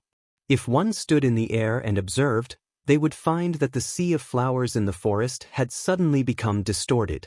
Space began to distort and fold before finally disappearing. The large amount of purple tulips in the thorn forest seemed to have never appeared before and disappeared without a trace. As for the sunwheel flowers, caraman's trees, blood brambles and other mutant plants, a portion of them were still within the boundary of the secret realm and were kept in the thorn forest. Su Len didn't try to catch the mutated plants that had escaped to the outside world. These mutated plants could also grow in the outside world, and although a completely wild environment would prolong their maturation time, the magical materials harvested were slightly better than those cultivated by humans. After the space folding array in the secret realm was repaired, Su Lin heard the sound of the system notification. Congratulations, host. You have completed the restoration of the secret realm. Your control over the secret realm has increased by 30%. Congratulations, host. You have participated in the restoration of the arcane realm and gained a lot of experience in magical technology. Congratulations, host. You have repaired the mystic realm. You are rewarded with 1 golden treasure chest. Secret realm, unnamed. A damaged secret realm passed down from the era of the Arcane Empire. After the elemental energy shock caused by the elemental tide, it was restored after some repairs. Concealment plus 10, elemental abundance plus 17, indestructible plus 15, energy circulation plus 18, secret realm output plus 18, space barrier. After seeing that the secret realm was recognized by the system, Su Lin was also very happy. However, although he had gained control of the secret realm, many facilities in the secret realm had been damaged and needed to be repaired bit by bit. Similarly, the magical plants in the planting area also needed to be planted. Su Lin opened the storage space and then opened the golden treasure chest. A flash of light, Su Lin heard the sound of the system notification again. Congratulations, host. You have opened the golden treasure chest and obtained the skill teleportation array. Teleportation array. This skill is the product of the integration of the teleportation array skill after the system integrated the rules of the world. It can transfer any creature or item to a designated location. It can transfer up to 50 people at a time, and this skill can be made into a permanent array. After seeing this skill, Sullen's eyes widened. The effect of the teleportation array in the previous game was average, but after integrating the rules of this world, it directly became a teleportation array. This world also had teleportation arrays and teleportation spells, but group teleportation spells like this were generally the technology of large wizard organizations. Ordinary wizards only had teleportation spells, and at most, they could bring a few people. This kind of group teleportation array was completely a strategic spell. It was very convenient to teleport to the enemy's rear or the front line. Of course, the premise was that the other party did not build a space isolation runic array on their territory. The teleportation array came at just the right time. Although the secret realm was completed, this secret realm was a little far from North City. It was more than 50 kilometers away, and it was a little inconvenient to travel between the two places. Now that there was a teleportation array, it was possible to build a teleportation array in the secret realm and then build another one in North City. In this way, North City and the secret realm would be completely connected. Other than the secret realm and North City, the underworlds Orlando City and North City could also be connected by a runic array. There was also the Harpy's Eagle Nest. With the teleportation array, Su Lin did not have to worry about the problem of expanding his territory. At the same time, he did not have to recruit a large number of soldiers in all the cities. As long as North City had enough soldiers, they could directly send reinforcements to other places if they were in danger. They could even launch airborne attacks. However, all of this was based on the teleportation array. Su Lin chose to learn the teleportation array right away, but the awkward thing was that he did not have any skill points. Without skill points, he could not learn the skill quickly. However, that did not mean he could not learn it. Su Lin could also choose to learn the skill through the skill scroll. The advantage was that he did not need skill points to learn the skill, but the disadvantage was that it would take a long time to learn. Of course, there was another way. The system sold a type of Styx's water in the shop. After using it, he could choose to forget one of his skills. After forgetting the skill, Su Lin would regain the skill points that he had used to learn the skill. Su Lin spent 50,000 kinnar to buy a bottle of Styx's water. He took it out from his storage space. It was a kind of purple, half-transparent liquid. It was stored in a crystal bottle the size of a palm. The liquid shimmered as it swayed. It was said that the potion was created by refining the water from the Styx's river with a few other ingredients. After hesitating for a moment, Su Lin twisted the cap open and drank the Styx's water. After drinking it, Su Lin smacked his lips as if he had not had enough. It was sweet and orange and it tasted pretty good. Please choose a skill that you would like to forget. All of Sullen's skills were displayed in front of him for him to choose. I choose to forget Scarlet Flame. Sulen, who had already made up his mind, chose the skill right away. Scarlet Flame was not that useful to him at the moment. To put it bluntly, it was just a skill that could create a large area of fire. However, a fireball skill could be used to set a fire, so it was much more effective than Scarlet Flame. After Sulen learned the fireball skill, Scarlet Flame could be retired. After choosing the skill, the Scarlet Flame skill on Sullen's system panel gradually disappeared.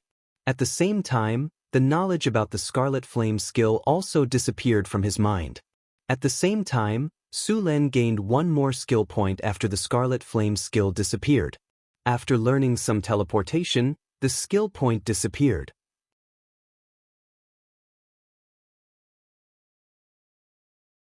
Sulen gained a lot of knowledge about teleportation.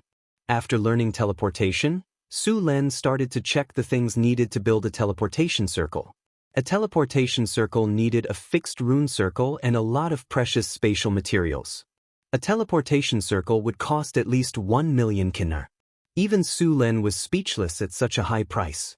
However, it was worth it. With the help of the rune circle, North Town's control over the other cities would increase exponentially. Other than needing a lot of materials, a teleportation circle would also consume a lot of energy when it was used. Of course, this was not a problem in the secret plane. They could just build an energy channel from the elemental pool. The same was true for the teleportation circle in North Town. Hathaway was already a rank 4 wizard, so she was qualified to build a wizard tower. With the experience of repairing the elemental pool in the secret plane, Hathaway had already learned how to build an elemental pool. Sulen also planned to build a wizard tower for Hathaway. He also planned to move Hathaway's old lab into the wizard tower. With the abundant energy from the elemental pool, he could build a teleportation circle here. Other than using the energy from the elemental pool, there were other ways to activate the teleportation circle. For example, using a few wizards to provide energy or using an energy crystal as a substitute. However, this method was not very cost-effective. An energy crystal was not cheap. Each teleportation would cost at least 1 energy crystal. If there were a lot of people or a long distance, the cost would be even higher. Building a teleportation circle required a lot of materials. Some of them were very precious and hard to find, so Sulen could only buy some from the system. The most valuable one was the Voidbreak Stone, which cost 100,000 kinar each. After spending a lot of kinar to buy the materials, Sulen began to build the teleportation circle. With the help of Hathaway, the construction of the teleportation circle was very fast. In just a few hours, a teleportation circle was finally built.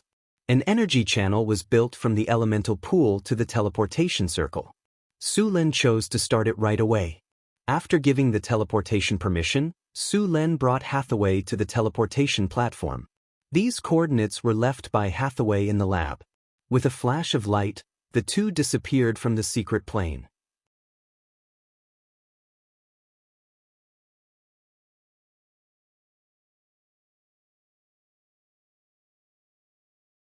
Chapter 244. Sullen's vision blurred, and in the next second, he appeared in a hall. Sulen looked at Hathaway in confusion. What's going on? Didn't they teleport to the lab? Why did they go straight back to the castle? The coordinates were wrong. Just a small error. Hathaway shrunk her neck and said awkwardly. Sulen glared at her and didn't pursue the matter. However, he had already decided that he would confirm the coordinates himself next time. The teleportation spell was very dangerous. It was convenient to teleport successfully, but the consequences would be equally serious if there was a mistake.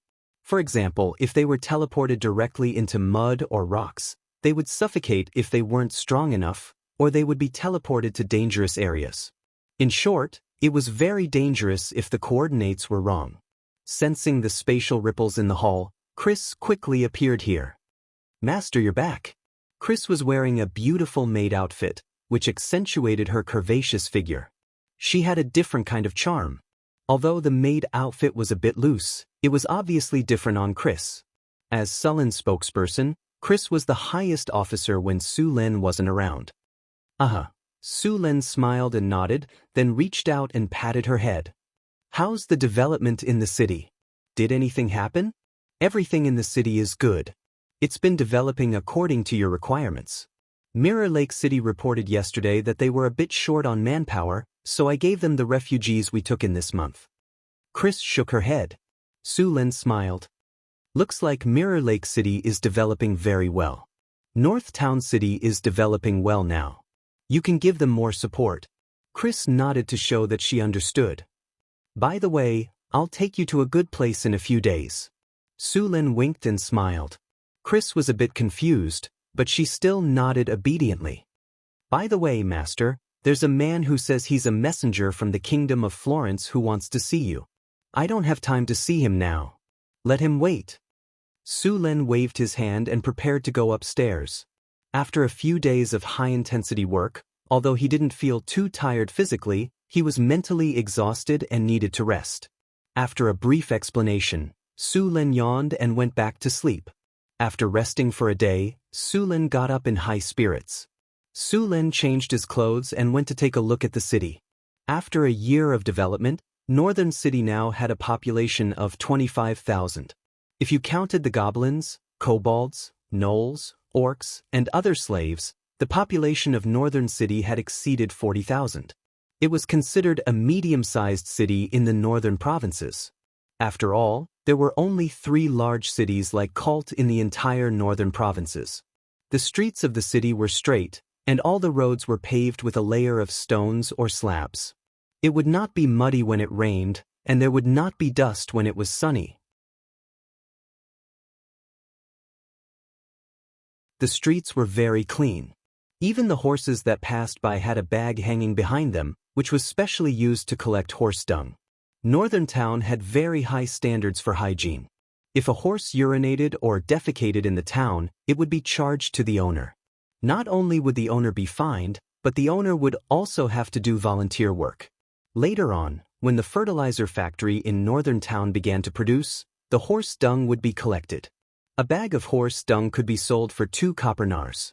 Flower beds were built on both sides of the roads, where all kinds of green plants were planted. Flowers bloomed all year round. At the same time, there were fountains on the streets, gardens, and plazas.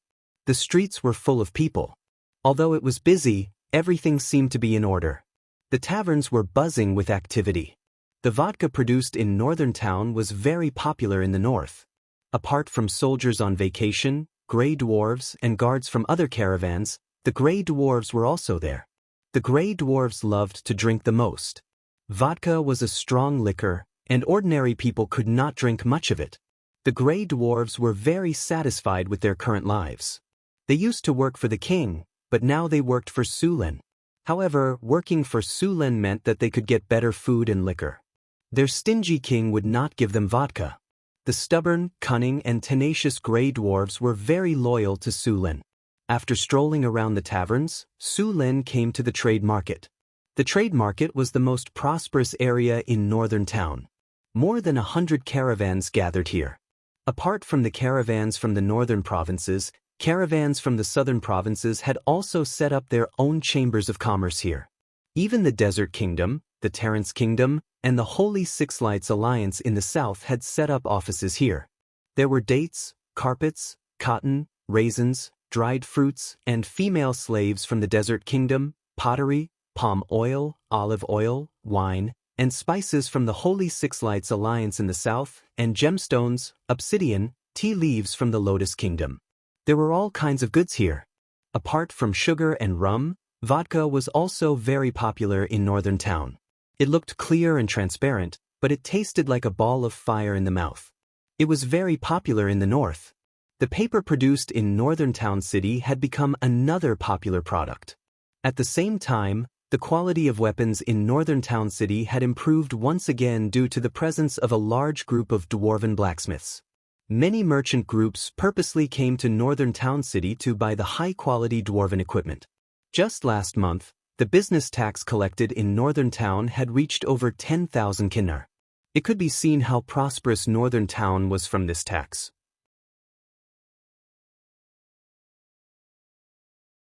Northern Town had many names in the mouths of these merchants, such as the City of Wealth, the Pearl of the Northern Kingdoms, and so on. They also praised the few magnificent buildings in Northern Town. The most famous ones were the Arc de Triomphe and the Aqueduct system.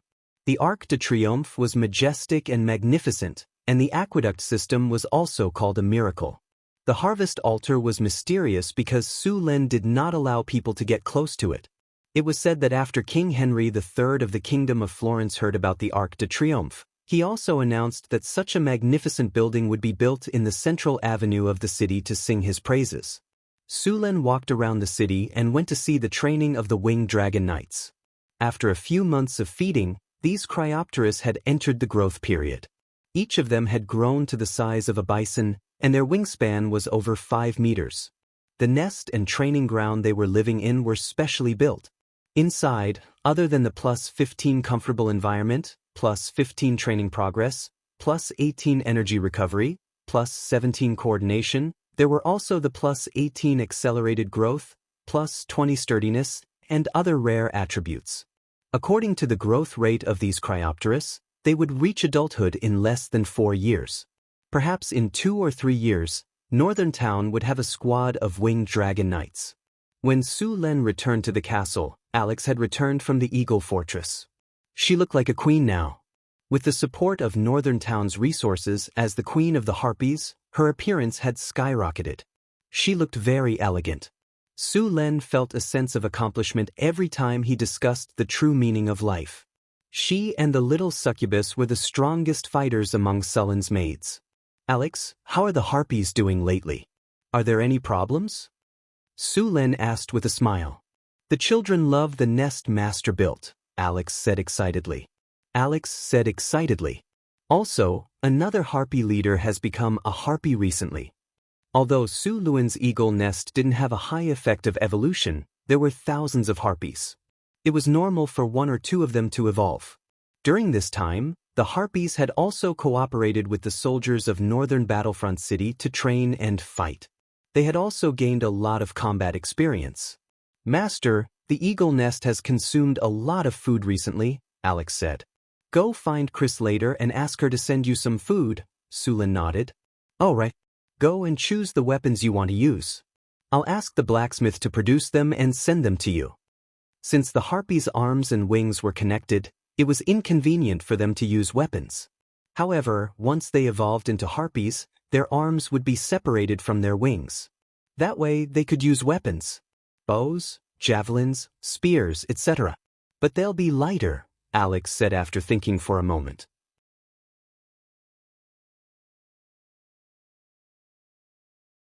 As aerial units, these weapons were very suitable for them. All right, I understand. After returning to the castle, Su Lin arranged everything. He asked people to collect materials for the teleportation circle. At the same time, the construction of the Wizard Tower was put on the agenda. The Wizard Tower required a large amount of obsidian. There were no obsidian mines in the northern citadel. The obsidian mines in the underground world were also poor. If they wanted to obtain a large amount of obsidian, they would have to go to the caravans of the Loftus Kingdom. Su Lin asked the City Hall to sign a long-term supply contract with the merchants of the Loftus Kingdom. He was ready to buy a large amount of obsidian. It was important to know that not only did the Wizard Tower need obsidian, but also the restoration of the secret realm in the future. Hathaway was also preparing to build some obsidian stone statues and ghost statues. This would require even more obsidian. The cost of building a Wizard Tower was at least a few million kinar. Fortunately, Su Lin had made a fortune. Otherwise, he wouldn't even be able to support his girlfriend. There was a question in the noble circle. How did it feel to have a witch as a lover or a wife? Thanks for the invitation.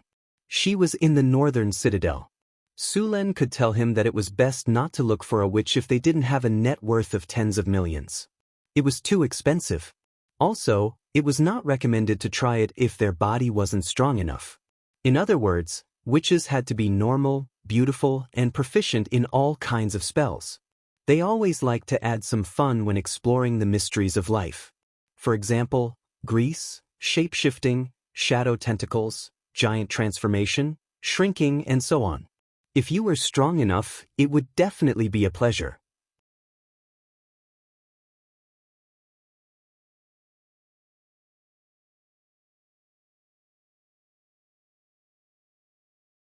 Chapter 245. The basic materials for building the teleportation array were quickly prepared. Su Lin finally built the teleportation array in the mayor's mansion.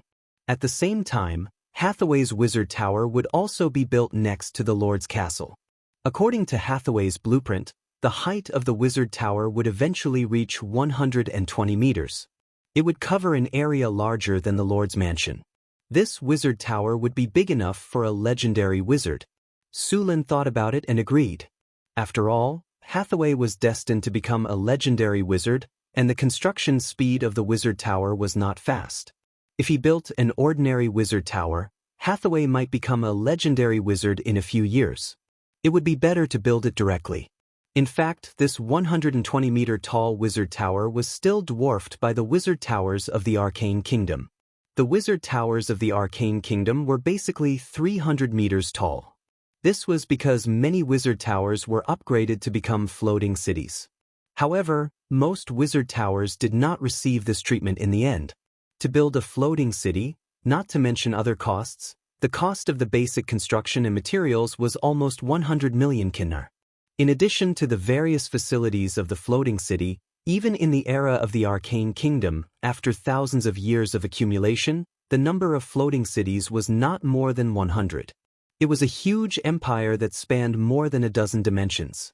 In addition to the obsidian, a lot of steel was also needed to build the wizard tower. The current steel production in North City was not bad. Fortunately, the construction of the wizard tower was gradual. Otherwise, steel would also have to be purchased.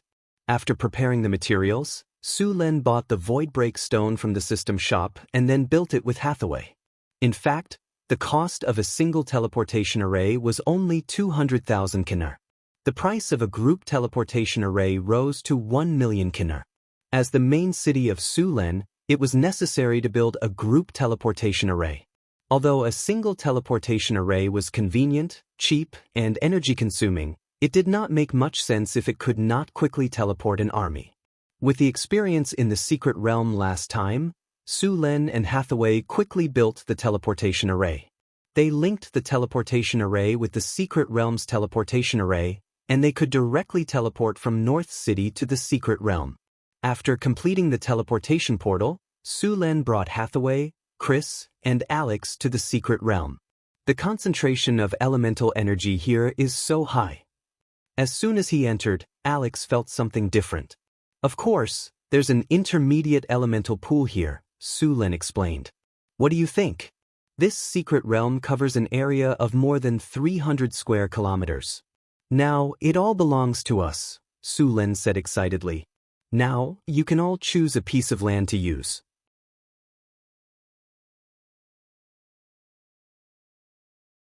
The secret realm was over 300 square kilometers in size and had a diameter of about 20 kilometers. It was about the size of a small city in Feng Lin's previous life. There were mountains, rivers, and forests in this secret realm. The ancient arcanists used their powerful technology to create a perfect ecosystem here. Although most of the ecosystem was destroyed because of the war, there was a backup in Tower Spirit Number 1. It just needed to be repaired. Really? I'll have to think about how to use it, Alex said happily. Master, welcome back. Tower Spirit Number 1's voice sounded. Hello, Tower Spirit. Set their level of authority to level 5. The highest level of authority in the secret realm was level 6, which was Su Lin and Hathaway. Level 1 authority was the lowest, which was only for tourists. Level 2 authority was for ordinary staff here, mostly apprentices. They could only move around in the living and working areas. Level 3 authority was much better, and he could live here. Only official wizards could obtain this authority, but there were still many areas that he could not enter. Level 4 authority was equivalent to the manager of each area. In the secret plane, apart from the most important areas, he could enter the rest.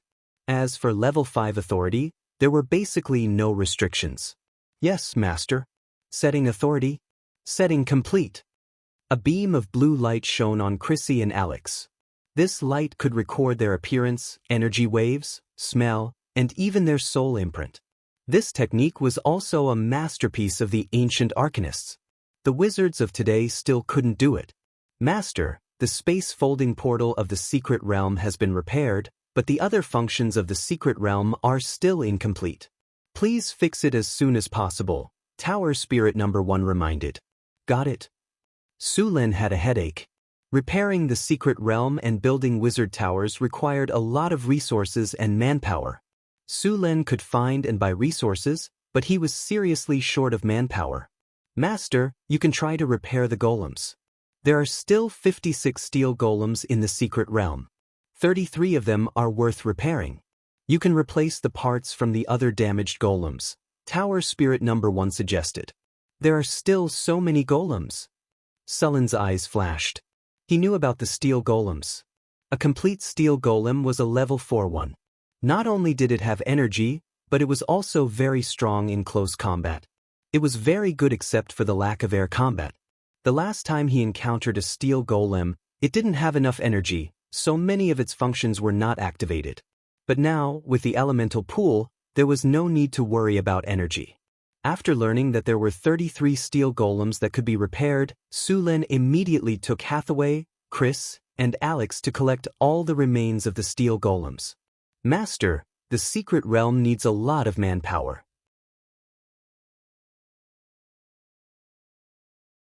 I'll ask the harpies to come and help, Alex said. Alex had absolute control over the harpies, so there was no need to worry about them betraying her. Besides, the harpies were quite strong. Sulin thought about it and agreed. I'll build a new eagle nest for them in the secret realm. Thank you, Master. Alex suddenly hugged Sulin and kissed him. She then smiled and left through the teleportation portal. About an hour later, the teleportation portal lit up again.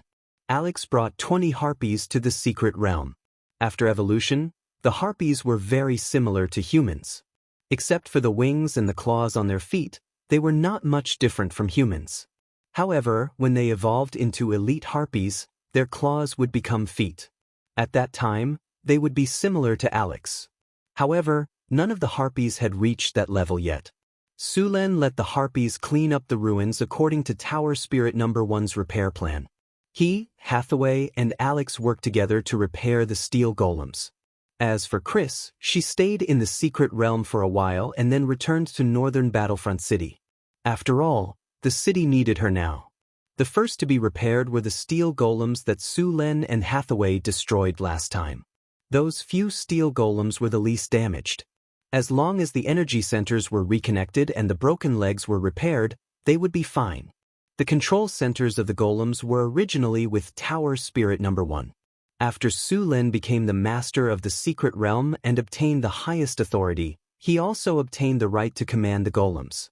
Some of the control centers of the golems were damaged. Hathaway had to use large soul crystals to make new ones. Fortunately, only a few of the control centers were damaged. Otherwise, Sulin's few large soul crystals would not be enough. After more than an hour, the first steel golem was finally repaired. Tower Spirit Number 1, open the energy channel and charge this golem. Yes, Master. With Sulin's order, the energy channel in the elemental pool opened. A gust of blue elemental energy was transferred to the steel golem through the energy channel. After receiving the energy, the steel golem's dark eyes slowly lit up. The golem was reactivated. Steel guard number 027 is activated. Charging. Activation complete. Master, steel guard number 027 is at your service. Check if there are any problems with the golem, Sulin ordered. Begin self-examination. Self-examination complete. The golem is in good condition. Looks like it's done. Sulin nodded with satisfaction.